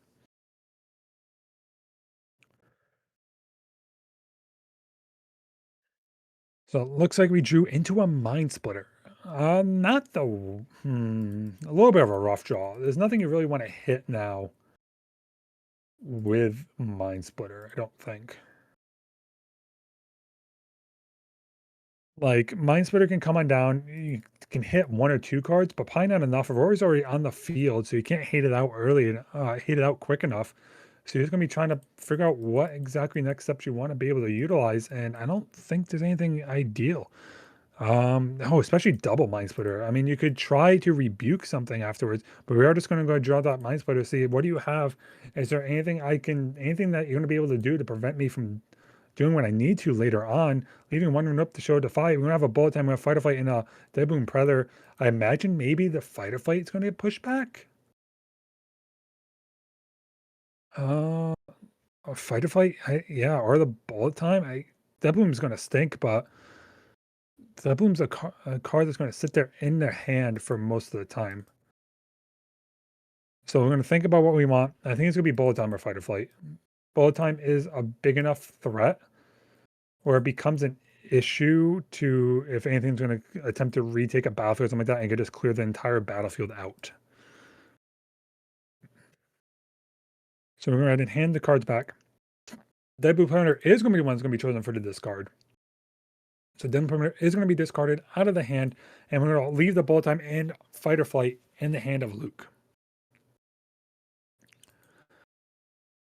Unless we're debating if we're going to go ahead and take the secondary battlefield here just to hold them, because right now Luke doesn't have anything and Dead Moon Predator's down, and the chances of him hitting another Dead Moon Predator off the top are very, very slim.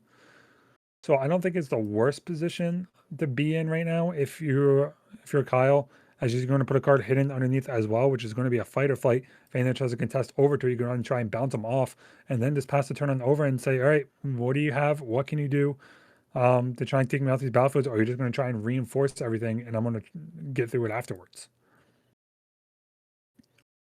So I'm going to go ahead and channel R2. Fight or flight again off the top. So we're sitting there with double fight or flight. I mean, there's the case too. There's argument to be made that fight or flight can be used to push this Wheel of Water back, depending on what's available. And it looks like there's going to be a move happening. Deadpool Pyramid is going to move into the battlefield with ganking, thanks to Misfortune Lendo ability to attack this Wheel of Water. And imagine, I think this is a fight or flight underneath, which is just going to bounce back to Deadpool Pyramid. Yeah, so it's going to go ahead and bounce back. It's going to be able to pay the 1 deflect cost for Deadpool Pyramid to push it back, and it's going to go ahead and push back the base. Now the thing is, though, there is the line, or I have to double check Misfortune. What is Misfortune on move?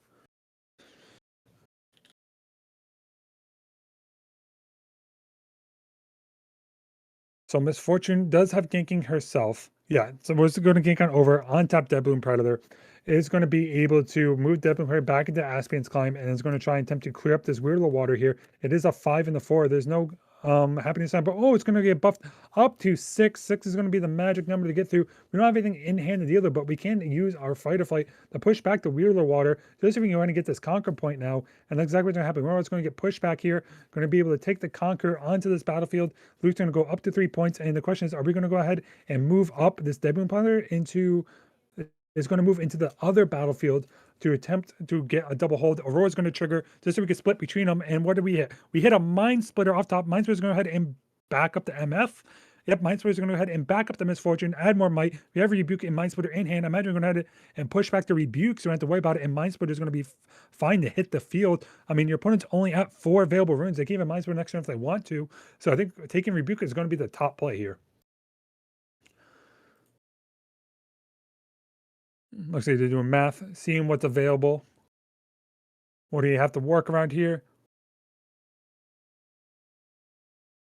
And I think, yep, we're going to go ahead and take that Rebuke.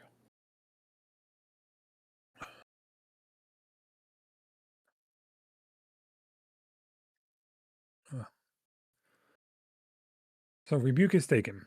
Channel up our 2 runes. Can't use that Mind Splitter. And to try and find a way to take into this battlefield all on its own.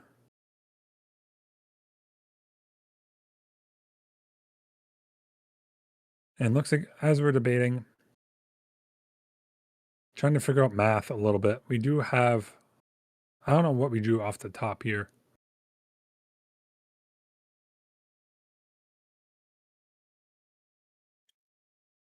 I think we're going to trying to figure out if there's any form of math that gets us out of this. I mean, you can double attack if you want into the Dead Boom Predator battlefield to take control of that. But your opponent doesn't know you do have the second fight or flight if you're on Luke's side, bouncing back one to take over the battlefield again, and then you can try and remove it back up the Yasuo ability, possibly, depending on how overcommitted you go.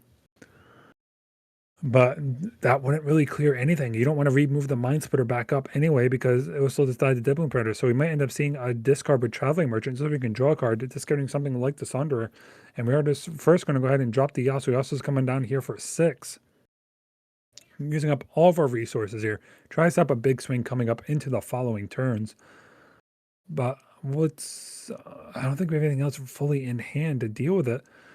Where do we want to go? Do we want to try and deal with Deadpool Power? Or do we just want to pass? And we're just going to go ahead and pass and said, I'm going to try and get in with one big swing on the following turns. And that's exactly what's going to happen. But we're going to go ahead and channel our 2 more runes, draw a card. What do we hit off the top? And it is a Primal Strength is going to be ripped off the top here. So Primal Strength is going to be able to buff on these battlefields. An extra 7 might on top of the fight or flight and bullet time. We are pretty well primed to hold these battlefields for the rest of the game and not be interacted with at all. And I think we're just going to go ahead and pass the turn as Luke. And Luke's just going to use their Roar trigger and see what we hit off the top and probably back up the Deadloom Predator battlefield. So we're going to move on back. Is it? Oh, that's right. We did hold. So we are going to be able to. I think we are at 6 points. I could be wrong. Possession did end up coming in the sideboard on Luke's side. Deadloom Predator is going to come on down here.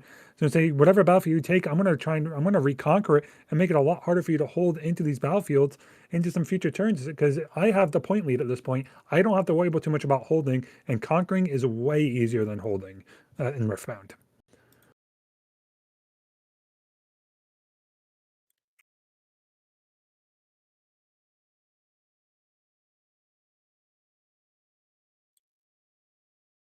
So we are going to pass the turn. I think we just drew a stack deck.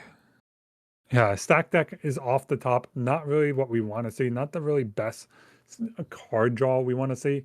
So I wonder what the debate is going to be here. We're going to go ahead and use that stack deck, see what we can see off the top, see if we hit a rebuke or see if we hit something able to deal with this battlefield. I think I see a fight or flight, which will be able to help hold. Nope, but that is the rebuke. So the rebuke is found in the hand. It can help take one of these battlefields, or at least hold it later on as Luke tries to come in and reconquer.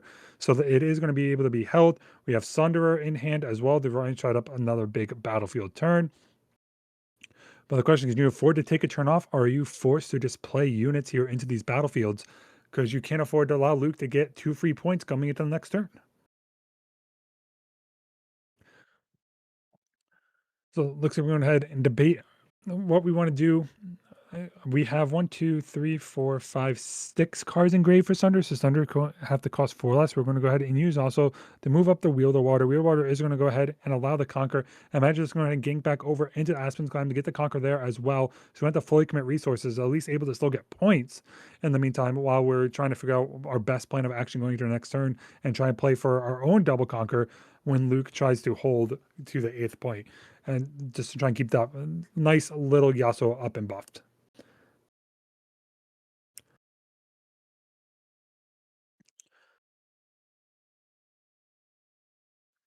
So we're going to pass the turn. Use one of our runes. I think we have a stack deck. Stack deck's going to come on out. See if we can filter out what we want to leave on top to hit. Well, I think we hit a Ride to Win though. So Ride to Win is available if we need it. I don't think we saw a single unit either, which is huge for Luke, so you don't have to worry about drawing something dead off the top. But I didn't see the other. I see a Ride to Win. I can't see the other 2 cards. We drew them relatively quickly.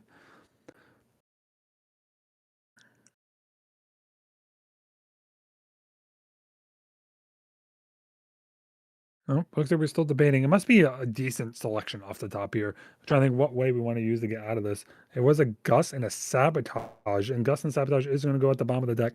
We're going to go ahead and keep the Ride the Wind in our hand, as now I think we're going to plan with Misfortune how we want to go ahead and move into these other battlefields. Imagine Dead Blue Flame is going to be able to move in here, be able to take it for 8. Unless there's a rebuke that's going to be used. No, there is not. So it's going to go ahead and die. And then imagine this Fortune is going to move up to the other battlefield just to take the conquer points. I mean, we're at 6, so you just still play for the retake, especially if this Deadpool period takes off the battlefield. It might still be the safer play right now. Is just to say pass, trigger a war, hit another unit, and then if I was able to bounce off Luke off this battlefield, we can just play for the full retake. I mean, you can even just use that Ride the Wind if you fully want to, but I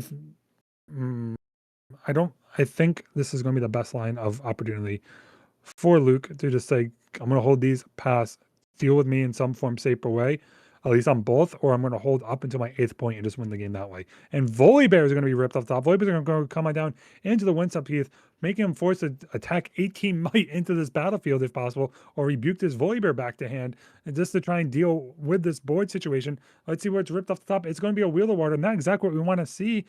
We could rebuke this Volibear back, but we have no way to really buff this either one of these units. So Traveling Merchant is going to come on in, trigger, discard a card, draw. Draw is Poro, not at all what we want to see. We're drawing dead now at this point in the game, not at all the position Kyle wants to be in. So I think, what do we have as our options is the question. Looking at our hand, we have a rebuke. We can rebuke the Volibear back, but we deal with 8 units. Dealing with the 8 might units is going to be a little bit harder because you don't have anything to buff. We don't have a mask in the field, so Minesplitter can't go into it. Yasuo can't go into it with using the trigger, and we don't have a discipline or anything like that of the sort. I think this might be game.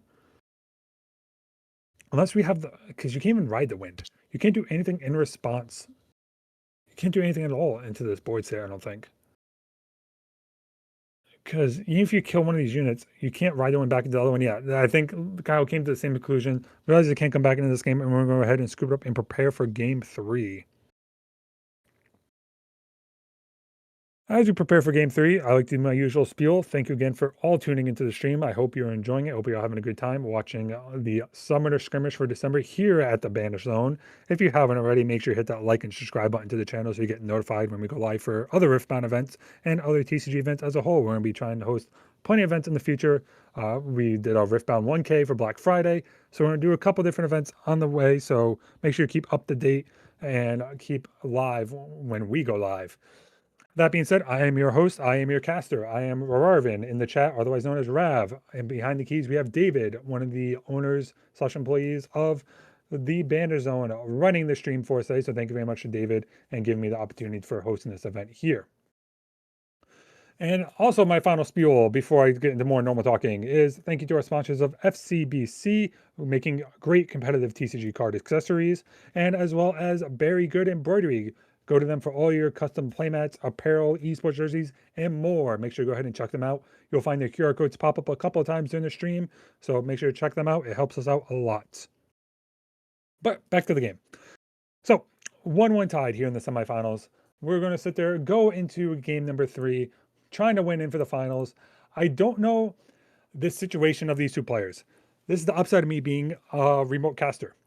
I do not know the current standing, if either one of them has a bye, if no one has a playmat as a whole, if they're going to play out in the finals because both of them want the bye. Sometimes there's a situation where people want the bye but not want the playmat. So there's a couple of things that can happen here. So I'm really curious to see how it turns out. But our game 3 battlefields, we have Targon Speak, we have Albiska Power, drawing on Luke's side. We have a Wheel of Water. We have a Traveling Merchant. We have an On Guard and a Rebuke. Over on Luke's side, we have a Stack Deck. We have, like the Sabotage going away. We have a, and I didn't see the other card, but we do have a Mr. Toot Mobilize. So we're going to keep Toot Mobilize, I imagine. We're going to go ahead and try and ramp up as quick as possible here. Maybe Stack Deck into something later on. We're going to put 2 back on the side of Luke and draw 2 more cards. We want to see that Mind Splitter. We're going to see a Ride the Winds a little bit early on. So Kyle going to go ahead and go first, gets to channel his 3 runes, get the extra room for going first with Obelisk Power beginning phase, and imagine dropping this Wheel of Water on turn 1 is usually a pretty strong play. Gets to come in, hold the battlefield for 4 might, pass the turn over Luke. Luke gets to go ahead and get 4, maybe channel us of Eon. No. No Catalyst of Eons available, so we're just going to go ahead and stack deck. Probably try and find one for a future turn here. Maybe an Aurora. We do see, I think, a Primal Strength and 2 other cards. Kyle draws his cards up. I mean, Luke draws his cards upside down, so it makes it a little bit harder for me to tell exactly what's happening. But it looks like the baiting.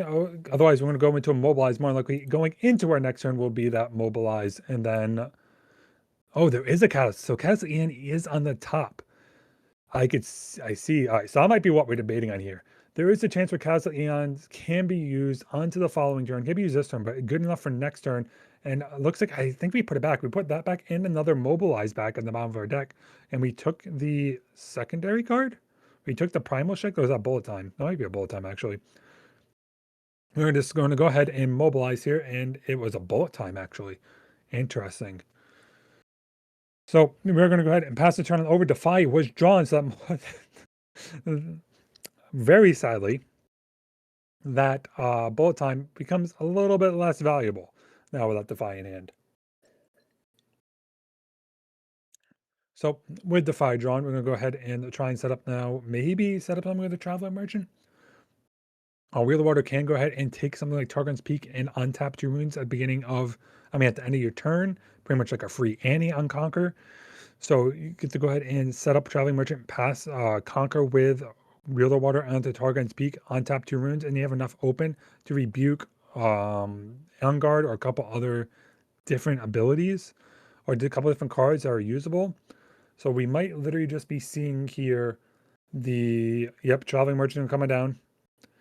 Move, we're going to use, oh, interesting. We don't like a card in our hand, so we're actually going to go ahead and use the move ability from Yasuo to move the Traveling Merchant, get the discard draw, possibly? Do we just not like our hand that much? So we're going to go ahead and use the move ability. Discard a card. We're going to discard, it looks like, all right, Tide Turner is a valuable, fair discard. I'm going to go up to 1, and then we're going to sit there and we're going to move the Wheel of Water into Targon's Peak here. Conquer for another 2. We're going to go ahead and gust that back because it is not an attacker. Because this is not a combat showdown. It does not have the extra +2 might. So this is the opportunity where either On Guard has to be used or something like the Defy. But that would also, I'll put you down a little bit, runes maybe what you're planning to do.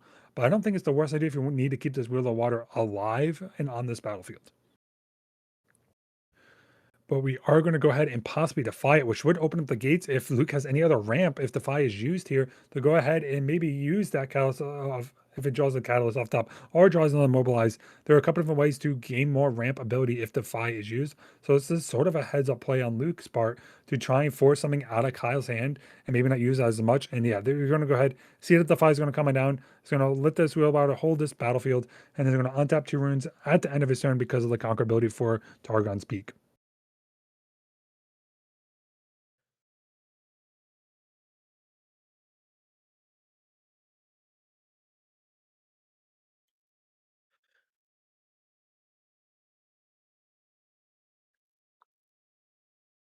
So, pass the turn back over. What do we draw? We drew into a Mind Splitter again. So it looks like we drew them. No, we had the Mind Splitter. I couldn't tell. Mind Splitter is going to go ahead and come on down here. It's going to attempt to clear out the hand, more likely clearing out the Rebuke. Because there's a Rebuke, there's a stack deck, and there's an On Guard. I imagine the Rebuke's going to get cleared out here, just so we have a full attack with the Mind Splitter ready to go into the next turn. And then you don't have to worry about the stack. Yeah, so Rebuke is going to go ahead and hit the bin and pass the turn on over to Kyle. Kyle's going to go up to 4 points now, being able to have its hold nice and easily and try and set up for something into a future turn. But this might be a case where you have to hold 4, maybe retreat a little bit and take it back on the backswing. So we're going to go ahead and untap, awake all of our units. We don't have a single Calm Rune, though. Good thing we don't have a Defy in hand, but not having a Calm Rune can be a little bit punishing depending what's going to be reeled off the stack deck. We can't play Yasuo. There is an acceptable loss, though. Acceptable losses is seen off the top to set up for when that Aurora comes down, but you'd have 2 more turns till that happens. And the Defy is there as well as a stack deck. This is a hard decision for Kyle. The question for Kyle is, how much does he have to set up? How much does he fear the Aurora coming down in another 2 turns? The fact that your opponent played a Mind Splitter this turn instead of next turn might show that your opponent is not set up at all for an Aurora. Aurora is not in hand. So he might not be able to need to take that. Except also, oh, I did the stack deck over the 2. Okay, so it looks like we're not valuing either one of those cards. I'm gonna look for something else to get a little more value out of it. Interesting. And we're gonna go ahead and go stack deck again and try and find something else off the top. Just try and filter through the most of our deck as possible. There is a fight or flight, second fight or flight, and then a ride the winds off the top. I imagine this fight or flight is gonna go ahead and come on in, just so we can. Sorry, is that? No, it's a discipline. Sorry, discipline, not fight or flight. Discipline, fight or flight, or ride the wind. I imagine fight or flight might be the choice here, just to fight or flight back that mind splitter when whatever battlefield tries to take, and then you can hold now up to 6. You don't have to worry about it being taken, and then you can retreat, try and set up for the double conquer turn whenever you can get to 8. But let's see what the choice is happening here. I said, this might be a fight or flight angle. Depending on the disciplines, I mean, the Wheel of Water going to get up to a 6, not enough to fight over this Mind Splitter. So yeah, it looks like we are going to take the fight or flight, put the other 2 back at the bottom, use that pie whenever the Mind Splitter turns into one of these battlefields, and end up. I think we're going to pass the turn. I don't think we have anything else in their hand. We have an Unguard, we have the fight or flight, and one other card, and it might just be a pass.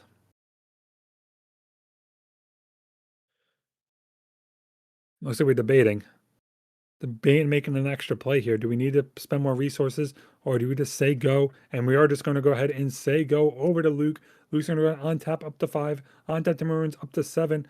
The question is, does he have 2? Oh my God, the second Mind Splitter top.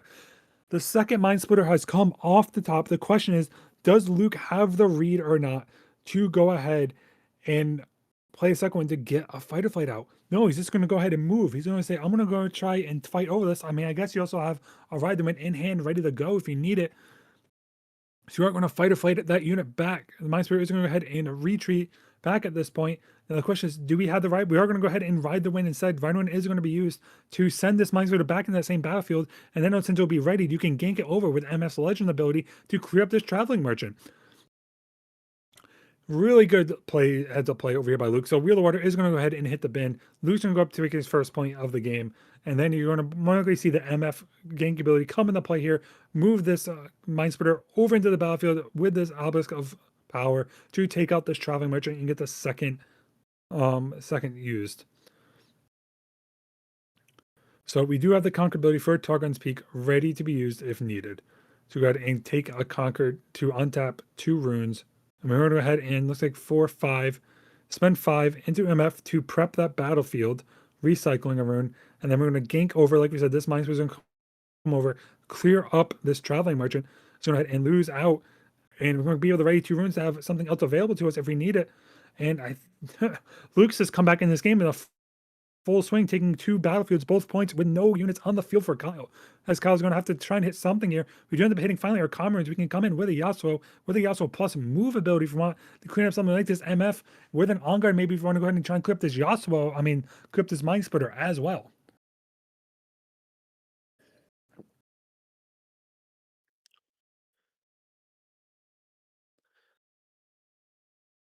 So I think we're in the debate now of what's the best line we have. What could Luke have in his hand? I don't think we saw a fight in the hand from Luke though. So we're a little bit safe from that. It's going to be what we have. We have double stack deck in our bin, as well as so it looks like 1, 2, 3, 4, 5, 6, 7, 8. We have 8 cards in our bin currently. So we do have a Chandra in our hand.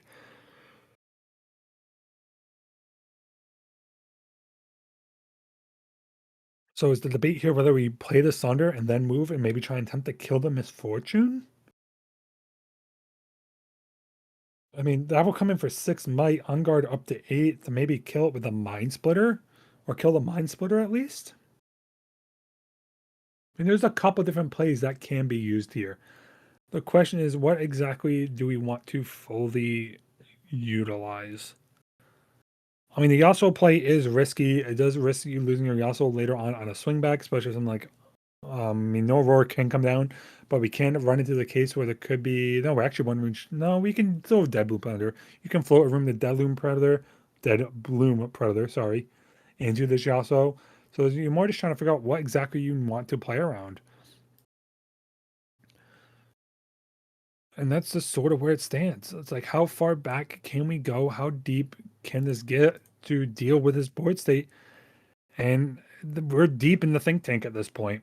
Trying to figure out exactly how we want to deal with this board, how we want to handle this situation. And we are just going to go ahead, and Mind Splitter is just going to go ahead and be slammed on down here. Going to come on down 4-7. Going to see a Mind Splitter, a Bullet Time, and a Stack Deck in the hand. Took the wrong gamble over possibly on Luke's side, or to target Luke with that. The fact that there is no Aurora in hand, there's no Ramp in hand, there's no Dead Bloom print in their hand. So it might not be able to fully maximize the value that you would expect out of this Mind Splitter that hit.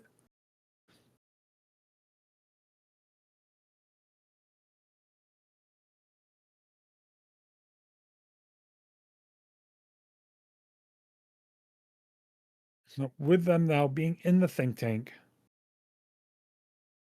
what is left? What I imagine you're going to hit this Bullet Time. Bullet Time is probably going to be hit. Actually, no, sorry, Mind Splitter. Mind Splitter will be hit. Mind Splitter is going to go ahead and hit the bin. Stack Deck and Bullet Time is going to still be in hand. And pass the turn on over. Going to hold up the 4 points. Make it a little bit harder to swing through for Kyle. And we'll go ahead and looks like float our 2 runes and get ready to pass. And it looks like we're going to ahead hit that Stack Deck. See what we rip off the top. Maybe a Ramp, maybe a Aurora. We do hit the Callous Eon, and there is a Rebuke in hand as well. You don't really want to hit the Rebuke.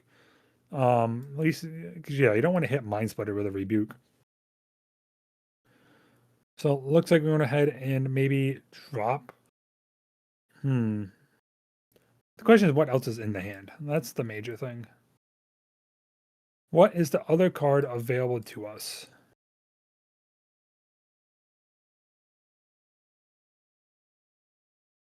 And the question, sorry, I'm trying to think off the top of my head here.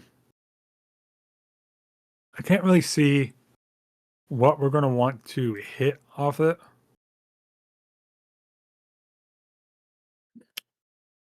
So the question is, what do we take off the top? Both time fight, double fight or flight has been taken. So you can fight or flight this Mind Splitter back later on, up to 4, on tap a rune with Misfortune, move this Mind Splitter back, decide not to risk into the attack line where you can go ahead and play the Yasuo and buff it. Decide to just go ahead and play for the retake going forward. And acceptable losses is drawn off the top for Kyle. So any Aurora that hits the field, Kyle does have to answer for it. Granted, it will stay around for at least 1 turn. But it does hit. It is ready to be used whenever it is needed. So the question is now, how does Kyle want to navigate this? It can try and take over a battlefield, get up to point number 5, but then you can lose it later on as well because Misfortune and the Mind Splitter itself can just move in this battlefield to take it as well as just fight it back. And you're down a resource. But thankfully, there is the line where you are able to just allow this to move on up with a Yasuo, and then Yasuo moves it up and leave that untapped Mind Splitter, and then can remove it if it's fight it back to a base without having to spend too much resources.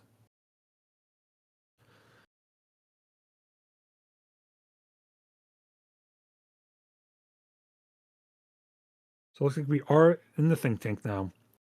Where do we want to go from here? There is also still the bullet time. 1, 2, 3, 4, 5, 6, 7 available. We can fully bullet time if we want to recycle all of it. But let's say we're just going to go ahead and attempt to get the conquer first with the Mind Splitter is going to move it up, and we're going to go ahead and fight or flight it back. So Mind Splitter is going to be pushed back to base. Do we want to then push it back again? Do we want to Yasuo it? Yasuo move it back up to that battlefield, Mind Splitter, and force them to have a second answer to this Mind Splitter conquering. Because then we have 1, 2, 3, 4, 5, 6 runes available to maybe try and set up something else for a future turn if we do this. I mean, we do have the Sonderer still in hand. We do have an On Guard in hand. And we do have the acceptable losses in hand as well. And we're just going to go ahead and play the Yasuo. Yasuo's going to come in, set up for 6. Do we just pass? I'm pass the turn over, leave an On Guard up if something happens or something targets. I mean, nothing should. But do we leave it up in response and just try and say, hey, I'm going to retake. I'll do what you want to do, and I'll retake in the next turn. Try to get my 6 points from conquering 2 more battlefields as well.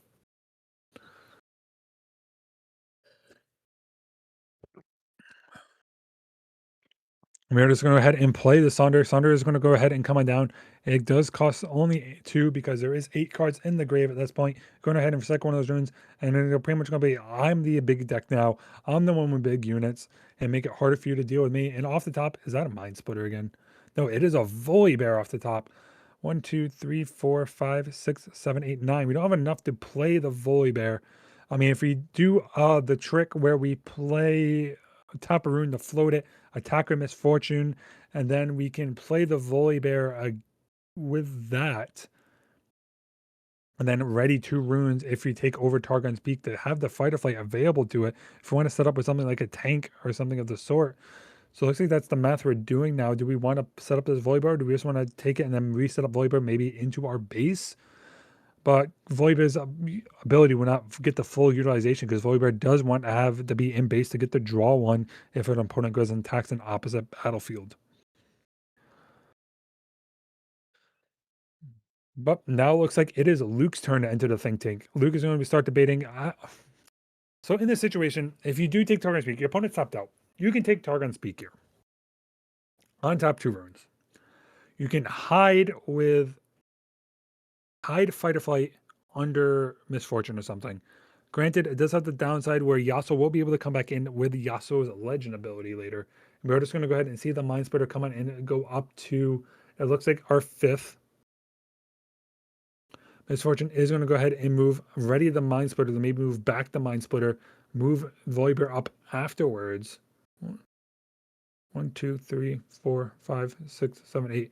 We're going to go ahead and ready, so put that fight or flight under the misfortune in case that Yasuo doesn't want to come on in or anything else comes in to try and clear up this battlefield. But we do end up getting up to our 6 points and try and play for the double retake on the following turn. So we're going to see the untap here, the Awake. What do we have? Off the top is going to be Azania's Hourglass. Not fully what we want, but not the worst play in the world. Granted, acceptable losses, if I'm not mistaken, each player sacrifices. I'm going to double check now acceptable losses.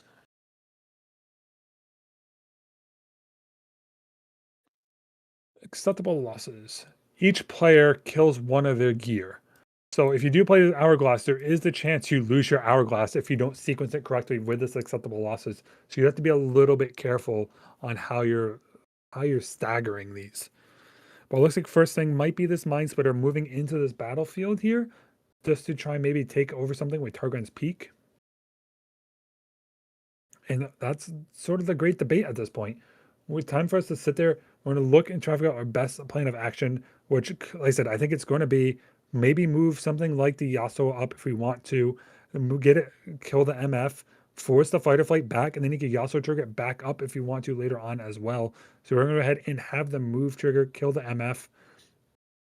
Yep, that's exactly what happens. So we're going to have Yasuo ability go on the stack here. It's going to be responding with fight or flight. Fight or flight's going to push the Yasuo back. Oh no, we're going to actually push back our misfortunes back. Go ahead and ready up our Mind Splitter and say, hey, you took over this, that's fine. I'm going to try and reconquer afterwards. But we can't move off this battlefield. Unless we double stack Targon's Peak, we can't really move this Yasuo away from this battlefield because of the fact that it will open up the line for double conquering.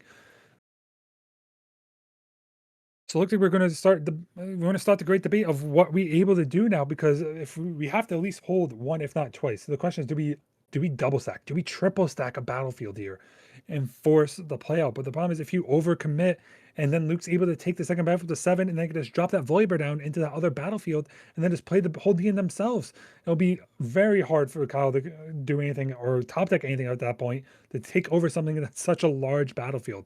So I think you're going to have to double commit into one of these battlefields now and prevent the double conquer, but you have to leave one partially weakened.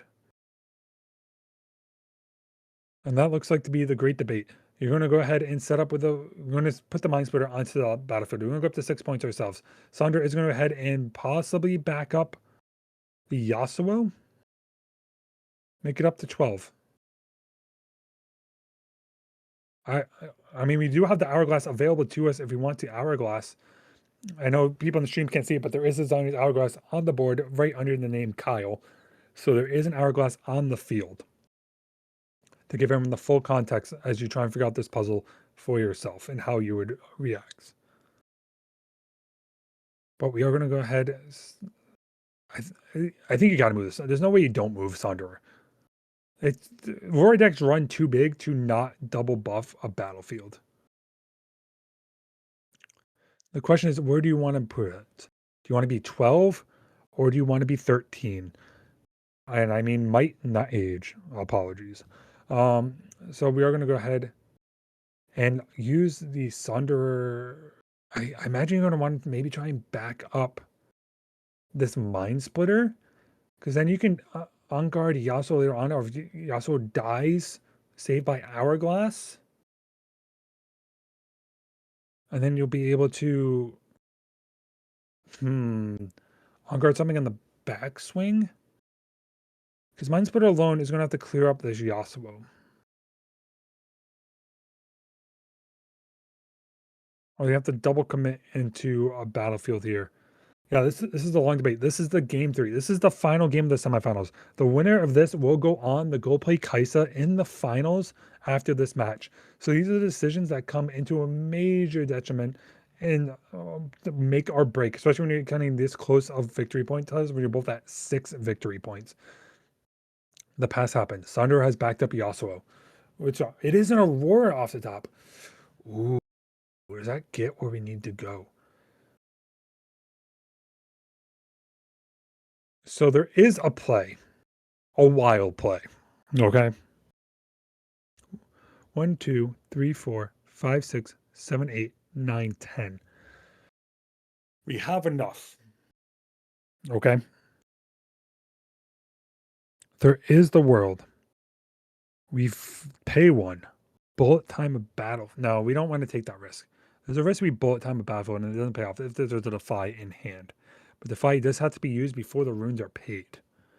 So you can only pay one if you want to. But there is the world where we bullet time a battlefield, floating the runes, moving up into an empty one with MF, untapping a rune somewhere else, and then being able to untap one or untap another rune, then play Aurora onto the battlefield, or even something like the Volibear if we want to, and then attempt to conquer that way. So I wonder if that is a line that is going through right now Luke's head of bullet timing, Auroraing, taking over a battlefield, and then trying to double set up on it and make your opponent have a response to deal with this.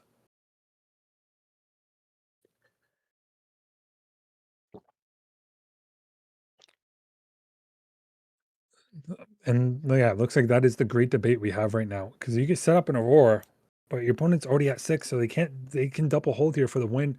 So you have to try and set up something that's going to be beneficial for it. And if you sit there, so 6, 6, 12, 12, on guard will buff one of those up to 13. You might be stuck actually. So you're going to have to overcommit. The only battlefield you can commit to, if you don't do anything and just attack into it, will be Targon's Peak. Targon's Peak is the only battlefield that you would double attack into right now. There is the realm where you double attack in, untap Mind Splitter, bullet time the battlefield, and then gank over the Misfortune Legend ability with the Mind Splitter into an open battlefield. The question is, which one is safer right now?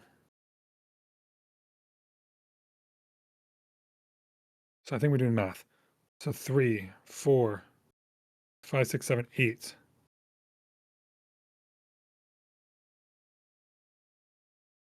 There is 8 tapped. 8 runes are floating. We're going to go over the bullet time idea. Let's go. Called it. Bullet time is going to be, there is 8 runes floating. We have to pay 1 more rune.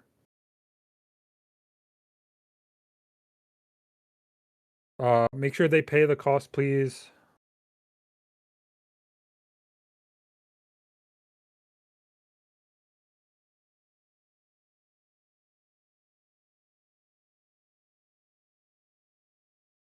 I mean, he did. That's 7. 7. We're good. That's 7, not 8. My bad. My math. We're good. We're good. So we are floating the runes. It has been allowed. With that allowed has come through we're going to go ahead and get rid of 1, 2, 3, 4, 5, 6. So that is going to save the Yasuo. Yasuo is going to be saved. It's going to be popped. We can come in here now, recycle those runes. That's going to be taken. Imagine we're going to come on in now with both the Mind Splitter and the Misfortune into this battlefield. We're going to be able to untap. So instead, we're going to go ahead and go up to 7 here. So 7 is going to be used. So we're actually going to take this battlefield first. Go up to 7. Move Misfortune. And then gank? Did we missequence this possibly?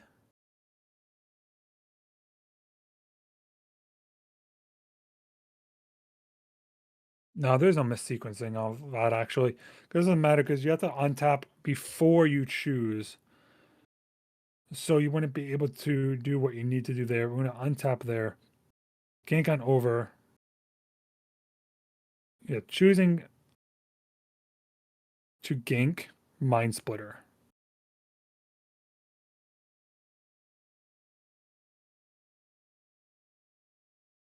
We're going to float one more rune. Go up to 9. Play Aurora. This is going to go with the big. It's going to go with Big Daddy plan. This is going to go. I'm going to be huge at this battlefield and make you do something. Oh, and there's going to be a. Ooh, Dead Blue Parents going to come out and decides to go ahead and reinforce this battlefield down, and going to force you also try and have to have enough might to clear out this board.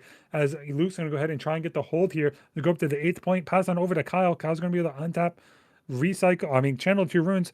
We have a water. Oh, a water barrier, not what we need. The biggest we can get to is this Yasuo can go ahead and be up to 8 might. So actually, hold on. We target Yasuo with On Guard. Goes up to 8. Move back with Yasuo ability the Mind Splitter. We now have 16. Yasuo ability comes in for 8. Kills a Dead Bloom Predator. Swings in. Oh my god, he can at least kill. He can clear this battlefield. This battlefield can be cleared out. And then you accept the losses of the Aurora, and then you pretty much in a spot for the hold. Yasuo might have an out here. Yasuo's going to on guard. Yasuo's at 8 might. We're going to go ahead and let's debate what's next. You have to sequence this accordingly. All right, so I'm going to do this first. Swinging with the 8. Target Devlin Predator with ability. Play to deflect cost. Comes on in. Kills that. We're going to be able to, good, go to Showdown. Showdown happens. Kills the Mind Splitter. Mind Splitter dies. Yasuo ability is going to activate. Move back to Mind Splitter. Mind Splitter is going to go ahead and move into this Obelisk of Power here. Tap 2. Swing in. Going up to 7. Get that Showdown. Go up to 7th point. Was that point number 8? That's point number 7. Sorry. Except the losses are going to come down. Aurora's going to go ahead and hit the grave. And that's pretty much what's going to be it. And yeah, that's going to be it. Kyle's going to move on to the finals versus Kaisa, I think. GG's. Kyle versus Luke. Very well played from Yasuo. Congratulations to Kyle for making it into the finals versus the Kaisa. And we're going to go over there very shortly here in a second after we get some sideboarding done. And we're going to bring that match to you very, very shortly. But congratulations, Kyle. Well played by Luke as well. Congratulations on making it into the top 4. And oh, what a match. Man. Very, very, very well played. Yeah, yes, did get a point for a hold, I think. That's what I was debating too. I hadn't actually had it hidden.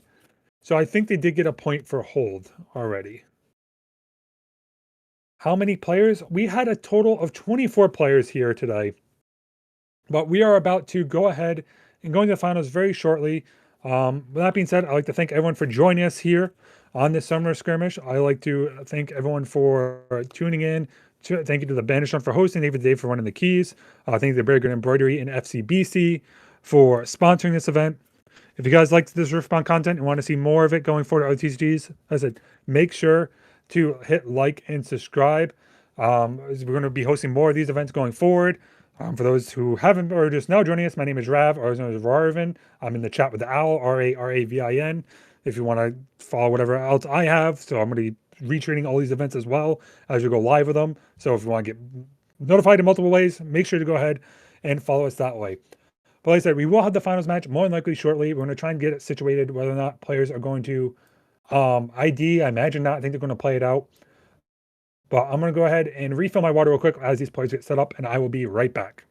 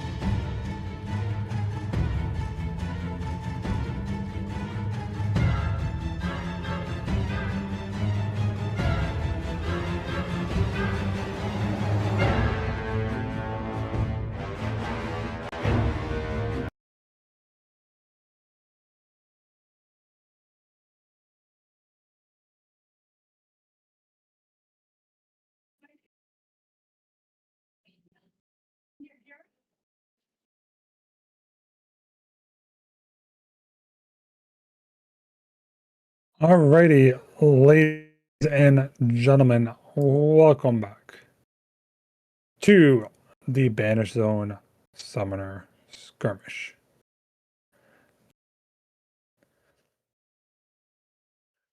Welcome back.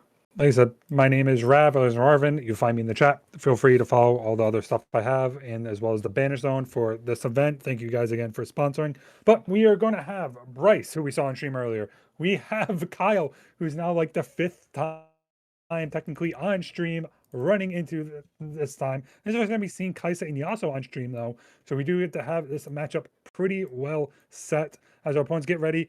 Fist bumps away. We're going to play these finals, and it looks like we're debating on our battlefields real quick. I imagine Kaisa's going to come out with the Dreaming Tree. We're going to have Windswept Heath coming out from the Yasuo at this point, and exactly what is happening. We have the Dreaming Tree. We have the Windswept Heath.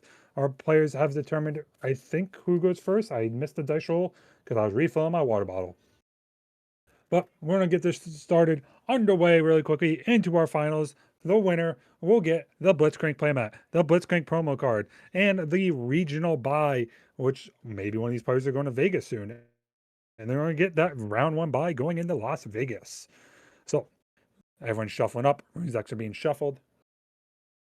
And away we go.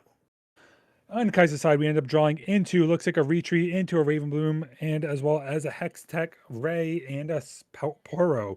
On the side of Luke, we end up seeing, sorry, not Luke, Kyle, we have a On Guard, we have a Fight or Flight, we have a Mask, and I missed what the other card is. We're going to go ahead and, looks like Kaiser did get to go ahead and go first, setting up their power to Poro, and pass turn on over to get one of these early Battlefield Conquerors.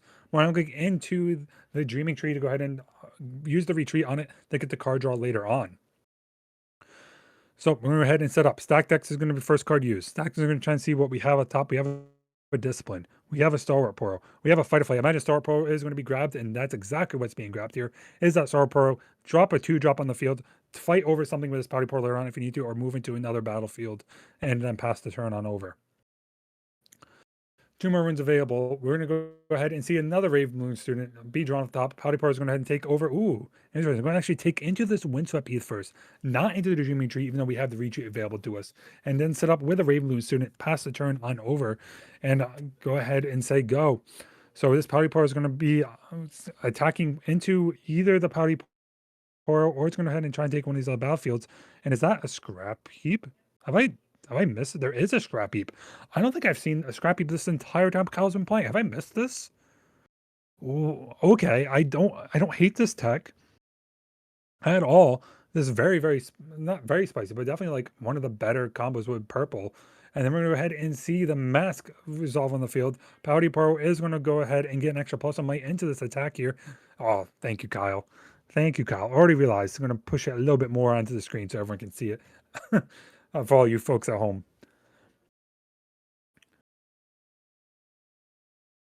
So there is the case here where Powder Poro is going to attack in the 3. Sorry, not Powder Poro.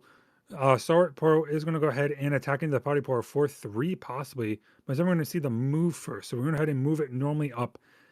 3 might is going to come on in and might be able to see something. We're going to see the Hextech Ray come on down from the Kaisa, attempt to target it for 3 with an action.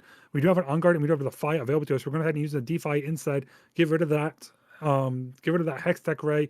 Let Poro attack in for 3. And Powder Poro is probably going to go ahead and die here. We have one more rune available to us. And I imagine it's going to be the retreat that's going to be used, possibly. So we use our 1. And I imagine we're going to go ahead and retreat this Poro to go ahead and channel a rune. Looks like we're still debating, though, on if we want to fully utilize it on there or just think about next turn. And no, decides, yeah, I'm just going to let this Poro die here. This Poro can go ahead, hit the bin, don't need this Poro, and then Stalwart's going to go ahead and gink on over, getting 2 points over for Kyle versus Bryce's one. Take the point lead a little bit early, and this Poro is now technically going to be a 4-might unit that has to be dealt with on backswings, which is a little hard for Kai'Sa to deal with, unless as a Kai'Sa or Darius, and we just saw that Fight or Flight get hidden underneath the Poro, makes it even harder for this Poro to go ahead and leave this battlefield. So we have 2 runes channel. We do see another Hextech Ray, though.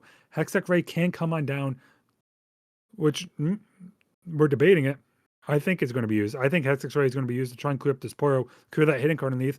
Granted, the Fight or Flight can be used, though, on the Poro to save the Poro, which could be a line that he's thinking about running, they could be running into.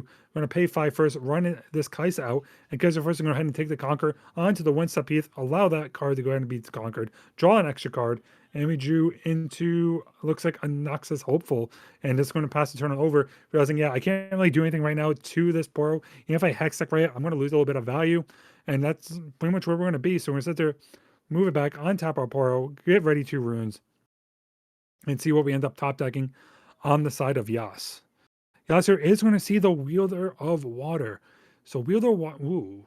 No, we don't have enough. Actually, no, we do have, So there is the line where Wielder of Water can come in here for 3, move in with the Yasuo trigger, come in for technically 5 because of mass trigger, bigger than Kai'Sa, forcing Kai'Sa to either A, shoot it and lose the Kai'Sa, or retreat the Kai'Sa, and maybe have to use another rune again to get the value for cheating it in. And that's exactly, we're going to see the Wielder of Water coming in. He also is going to be used in moving it up with a mass sugar, moving up to 5 might into this Kai'Sa, forcing Kai'Sa to go ahead and go like a retreat or take the trade, and decides I'm going to go ahead and retreat, let me channel my rune back that I used earlier. I'm going to have to pay it back anyway, just so I can go ahead and accelerate her again. But it's going to allow him to go ahead and take that battlefield nice and easily, going up to point number 4. So Kai'Sa's going to get ready 2 runes here. I mean, the only thing we have in hand is a watch. Ooh, we did see a Falling Star, though. Falling Star is going to come in. Resources are tapped. Falling Stars are coming down. Pay the 2.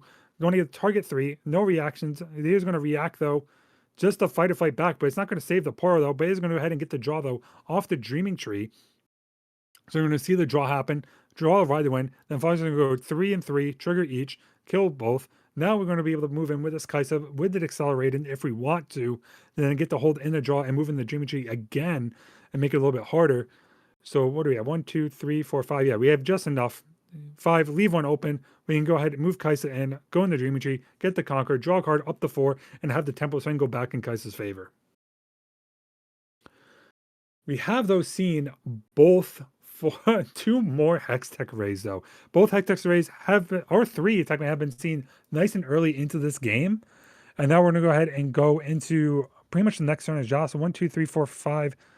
1, 2, 3, 4, 5, 6, 7. We could play Yasuo, but we can't move him. We can set up a Kayn maybe as well, and that looks like will be what we're doing. We're going to set up the Kayn going into our next turn, get to swing this Kayn in for 6 damage, and just say go. So the pass is going to come on in here, going to get 2 more points, going to be able to conquer up to 6, if I'm not mistaken. And then we're going to go ahead and draw 2 cards. I mean, channel 2, draw a card, and move both our units back. The usual Kaisa game plan is Kaisa likes to get to 6, and then go, yeah, I'm just going to go build now a big board to play the retake on the next turn, and we're going to pay 2 for all the Ravenbloom students. We're going to go ahead and drop now a Noxus Hopeful as well.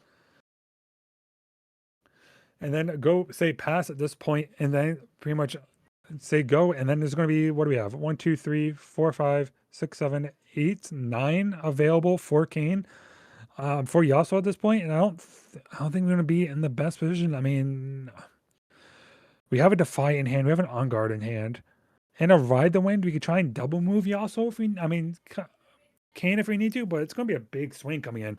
You're going to sit there probably with 4, 8, 10, 12, 14, with a Watcher coming down as well, and I think you have enough to double Hexray.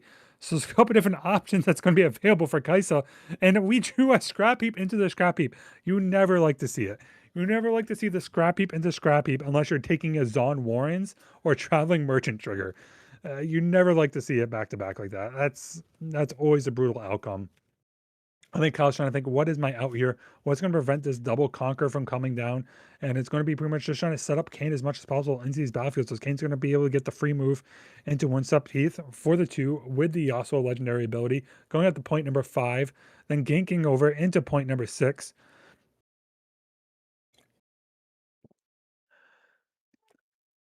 And then pretty much just going to say go. I mean, we don't have 2 more moves that's available for Kayn, so there's a case where you're just going to end up trying to double shoot them with Hextech Rays possibly, grow these Ravenblooms to an extra 4 might, make a board full of 4 might units, and then just say go. So let's see, what do we draw off the top here? Drop is going to be a Stupefy. Stupefy can come down. The lower vein is Kayn has 1, 2, 3, 4, 5, 6, 7, 8.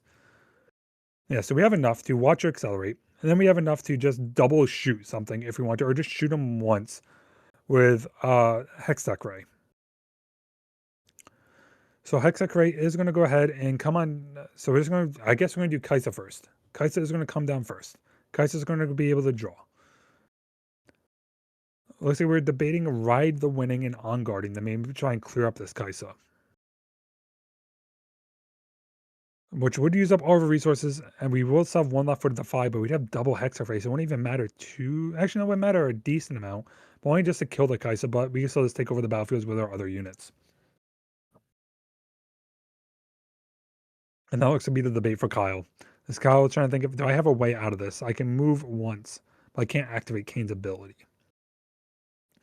So we are going to go ahead and Ride the Wind, targeting Kayn. The action would have to resolve. We can't respond to the action, so the action would resolve, no problem. Resuming the showdown here, basically. As does become the defender now, going to go up to 4. Resuming this showdown, as it is now a combatant showdown. We can on guard back up to 6. Oh, we hit double on guard. Okay, so on guard has been hit. There is a reaction. Are we going to stupefy? Nope. So hold up. We cannot. Hold on. On guard has to resolve first. On guard does have to resolve first, going up to 6, because on guard is a reaction, and Hextech Ray is an action. So that will have to resolve. And I think we're debating about Hextech Ray that is on the stack.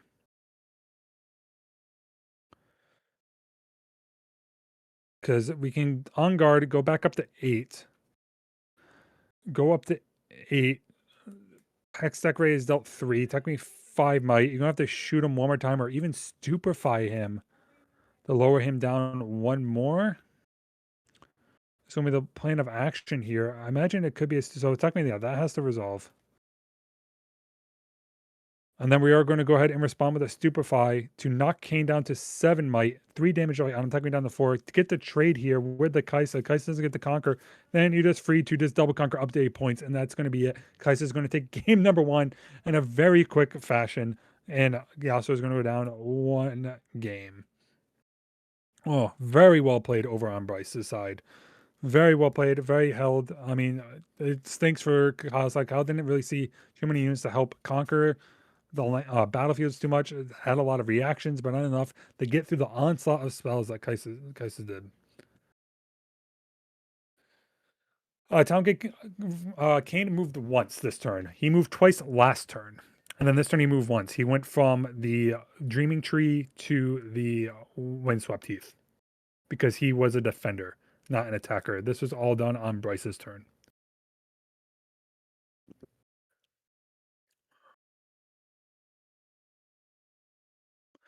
Well, as our players get ready, we're going to go ahead and do my usual plug for those of you who are just joining us, those who haven't been around. Like I said, make sure to subscribe, like the stream, the yada, yada, yada, the whole 9 yards, especially because you're going to be doing more Riftbound events and more TCG events going forward. So make sure you go ahead and hit that little bell icon for the Banish Zone and subscribe every time we go live at one of these events, as we're going to be hosting plenty more live streams going forward. Thank you again to our sponsors, FCBC and Very Good Embroidery, for helping, playmats, sleeves, the deck boxes, the whole 9 yards, all of them. Thank you very much for sponsoring the stream, making this happen. But that being said, we're going to head and shuffle up in here to game number 2. Sort of debating what we want to go ahead and sideboard in and out. I imagine, yeah, those time warps aren't going to come in. It's going to be a game of just spell based. You're going to want to keep your reins in. You really want to try and keep control of everything at that point. We're going to bring in the Smoke Screens and the Void Seekers, the usual spiel for Kai'Sa at this point. I imagine the scrap heaps have been sideboarded out on Yasuo's side, but we will have to see. And now we're debating on battlefields. We're going to have Grove of the Godwill and Targon's Peak. I imagine Yasuo said, I'm going to go ahead and take the play. I'm going to go ahead and go first and going to let the Kai'Sa deal with whatever ends up being played on the back end. So we're going to have anyone go ahead and set up, get all these hands nice and shuffled, filter through a lot. This is the finals. You don't want to have anything weirdly stacked. All of our champions are out of the deck. We're ready to go. Game number 2 is on the way. Players are cutting their decks and going to say good luck, have fun, and let's see if Bryce can go ahead and take game number 2 to win the playmat, win the bye, or Kyle's going to head and force a game 3 going into this.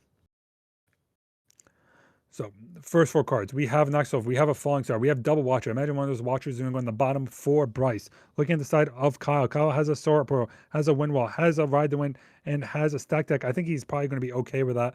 And yeah, looking at Bryce's side, he did end up getting rid of one of the Watchers and drew a new card, which ends up being a Watchful Century.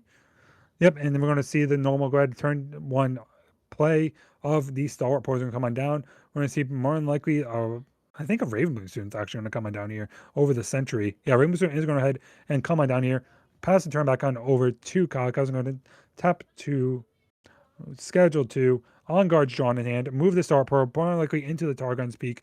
Or actually, no, might even move in the Grove of the Godwill here because it's going to be a little harder to deal with. And we're first going to see a stack deck though. Stacks are coming down. Is going to see that Fight or Flight.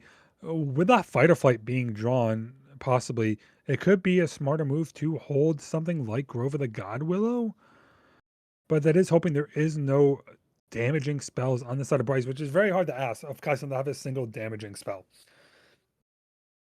So we took 1, put 2 back at the bottom, recycled, and we did end up keeping, I think, I didn't see what we end up keeping actually.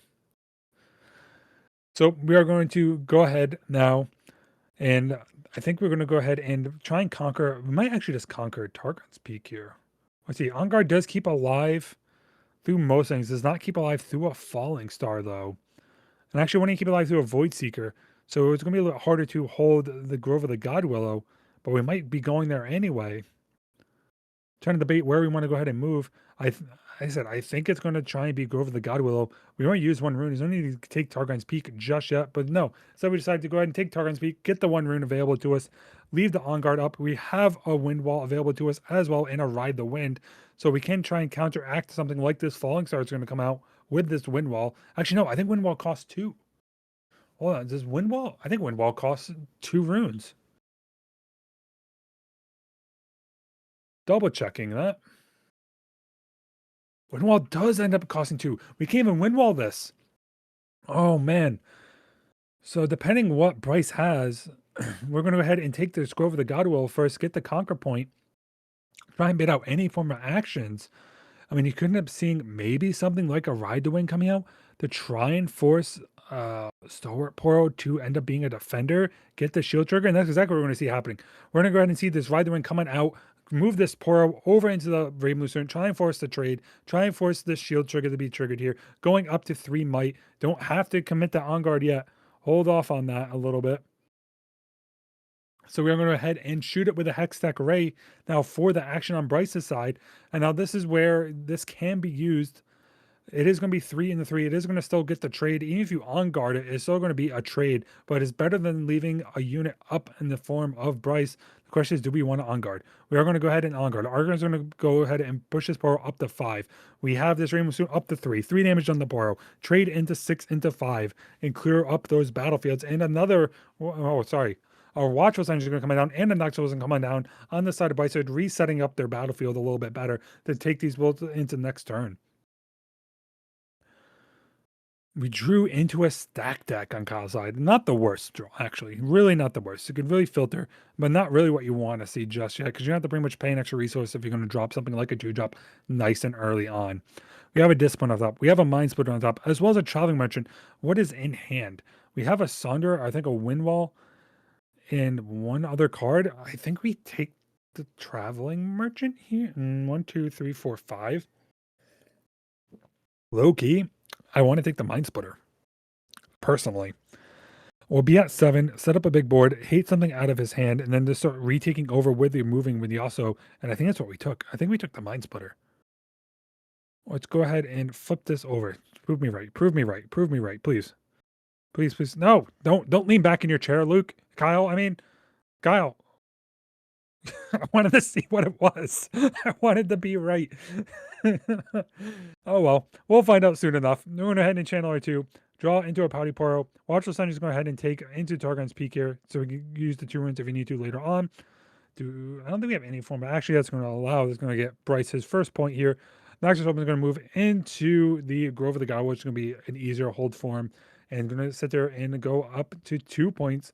We have a Falling Star in hand. We have another Watchful Sentry in hand. And we have, it looks like Kaisa is going to be played as well as the Pouty Poro. Get the on-tap runes are going to go up to 3. And it's like Kaisa now gets to be the Annie deck.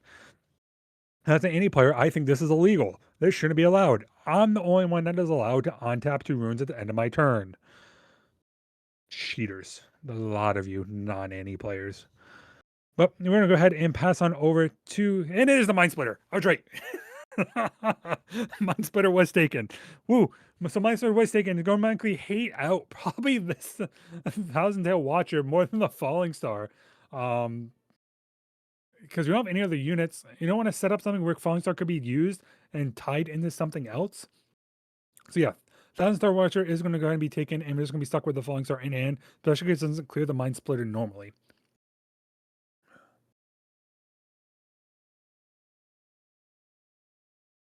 And we're going to go ahead and pass the turn on over. Ready to. What do we draw off the top here? That's going to be the major question. Channel or 2 runes. Got them for the hold. We drew a Darius and a Raven Lucerne, so we could put this Darius down on the battlefield if we want. We're going to, looks like, play the retreat game. Retreat. Going to try and retake whatever this Mind Splitter takes next turn, and more likely set up this Darius to help as well. So Darius is going to come down, pay our 5, and then just more likely just say pass the turn, because then we can try and get the Kaisa trigger for the Conqueror next turn as well, to draw a card and take 6 points that way, and we're going to head and Raven Lucerne then say go. So 1, 2, 3, 4, 5, 6. 1, 2, 3. Yeah, so it looks like we have 7 runes available to us. So we have 7 runes available. We can move Mind Splitter if we want, leave 5 runes up and double move for a double conquer. Is an option to get back up to 3 points, but not really the most ideal situation. We can't really Yasuo as well, unless you want to set up for next turn. If we Mind Splitter, take Targon Speak, and then move it off after, we can at least untap 2 runes to hold up something like the Wind Wall as well. So there's always a chance that could be available too. Now we're just trying to do math. This is the game of, okay, I'm facing Kaisa. How many units are coming in? How big are they?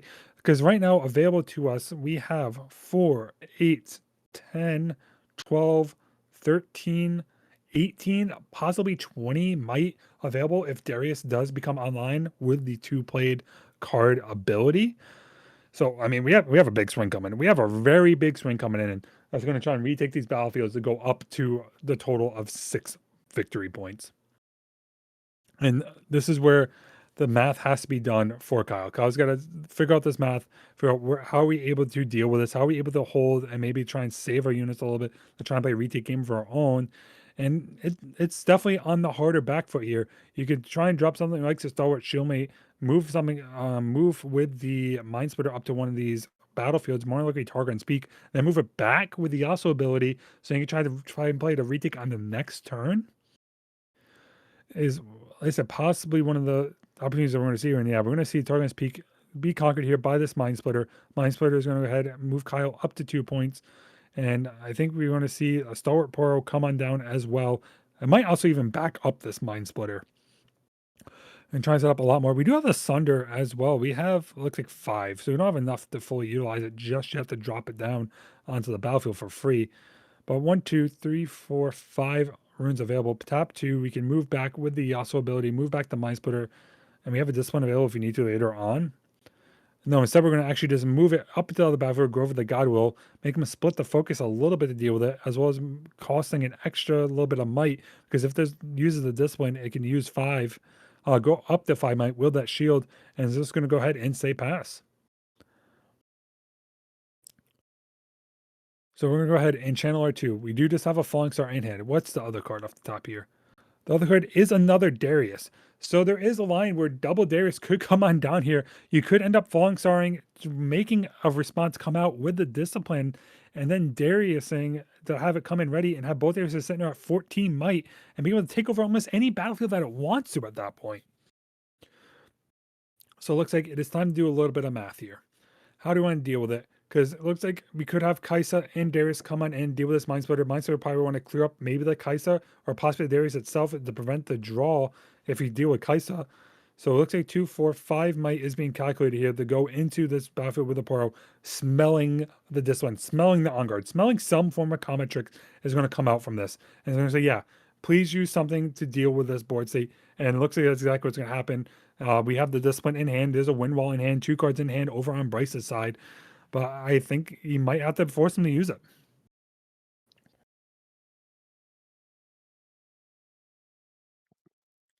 And looks like, yep, exactly the time. We have 3 might into the 5 might. I'm trying to debate what we want to kill here.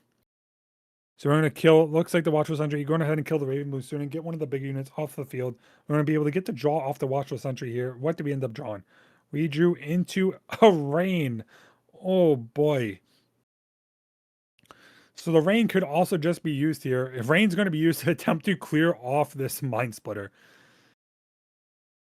I imagine we're going to have to then target this with a Wind Wall here. So we don't want this Mind Splitter dying because it is more than enough to deal with a Mind Splitter. The next exactly what's happening. We're going to pay 3, recycle 2. It's going to go ahead and get rid of that Rain.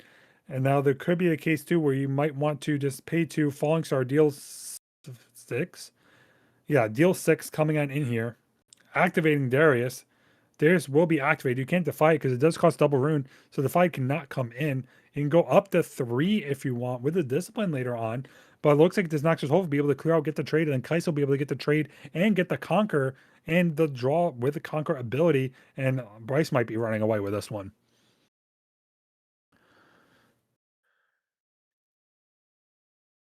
Looks like Kyle is in the think tank though. We are going to allow that resolve. Noxious Wolf isn't going to come on in. Is going to go ahead and just die, actually. You don't even get the conquer back. Actually, yeah, this is die. I'm thinking a different card. Yeah, then the dies. Kaisa comes in, gets the conquer, goes up to 6 points, gets the draw off the conquer ability, and then gets to go ahead and untap 2 runes because of Targon's Peak, and then to say go ahead. Oh, it looks like he did miss the Targon Peak's conquer. He did not untap 2 runes. I wonder if it's going to. I mean, it's not going to come back and bite him too much. Only thing we have in hand is a cleave, but it is a missed trigger, so we might as well be aware of that going forward because it is only on the conquer ability. So what do we do? We do have a Sonder in hand. Sonder can be used to try and take over a battlefield and draw. We have a Discipline in hand as well. We have a Defy in hand. I think we have double Discipline in hand. So 1, 2, 3, 4, 5, 6, 7, 8. Is that 8 cards in grave? 1, 2, 3, 4, 5, 6, 7, 8. So it comes in for 2. We cycle the 1. We have 6 might. Yasuo ability to move it up afterwards. Move it up to maybe clear out something like this Kaisa here. Then if we have a Ride or something to gank it over, we don't. We just have, I think, double Defy. So double Defy could come down, but not really helping us too much as the Darius is on the battlefield. And you might just have to try and clear up this Kaisa. Or, I mean, there's a good argument that the Pouty Parser doesn't get the draw, but Kaisa is going to go ahead and die. And we don't have anything else in hand. We have a Darius and a Cleave. So we can go ahead and just say go. The question is, do we have something to pump up to let this Darius come on through here? That's the question. What is the secondary card? Because you could play one Darius. We have a Cleave. Is that a Watcher? We do have a Watcher. Oh, it decides to go for the Darius play instead. So Darius is going to go ahead and come on down, but it can be countered. So we can defy this Cleave. Defy can be used. Not allow the second play. Darius doesn't get readied here. You're going to go ahead and try and tempt it with the second Cleave. But we have the second Defy. So Defy doesn't come in. Neither Darius is pumped. We only have a Darius here with 5 might. No way around it. We can just go ahead and then move this Poro back and say, yeah, I'm going to have to play the Reconquer. I do have a Watcher in hand. Granted, the fact there's no chance of winning right now for Kyle in this turn. Kyle goes up to 5 might, can only get a total of 6 power. Oh, sorry, not 6 power, 6 points. And just try and reset up with the Watcher. So 1, 2, 3, 4, 5, 6, 7. Yeah, we could Watcher next turn. But man, having the double Defy didn't play around that at all, sadly. But might not matter either way because the fact we just drop this Watcher next turn. But let's see, what do we have in hand? We have an On Guard. We have a Discipline.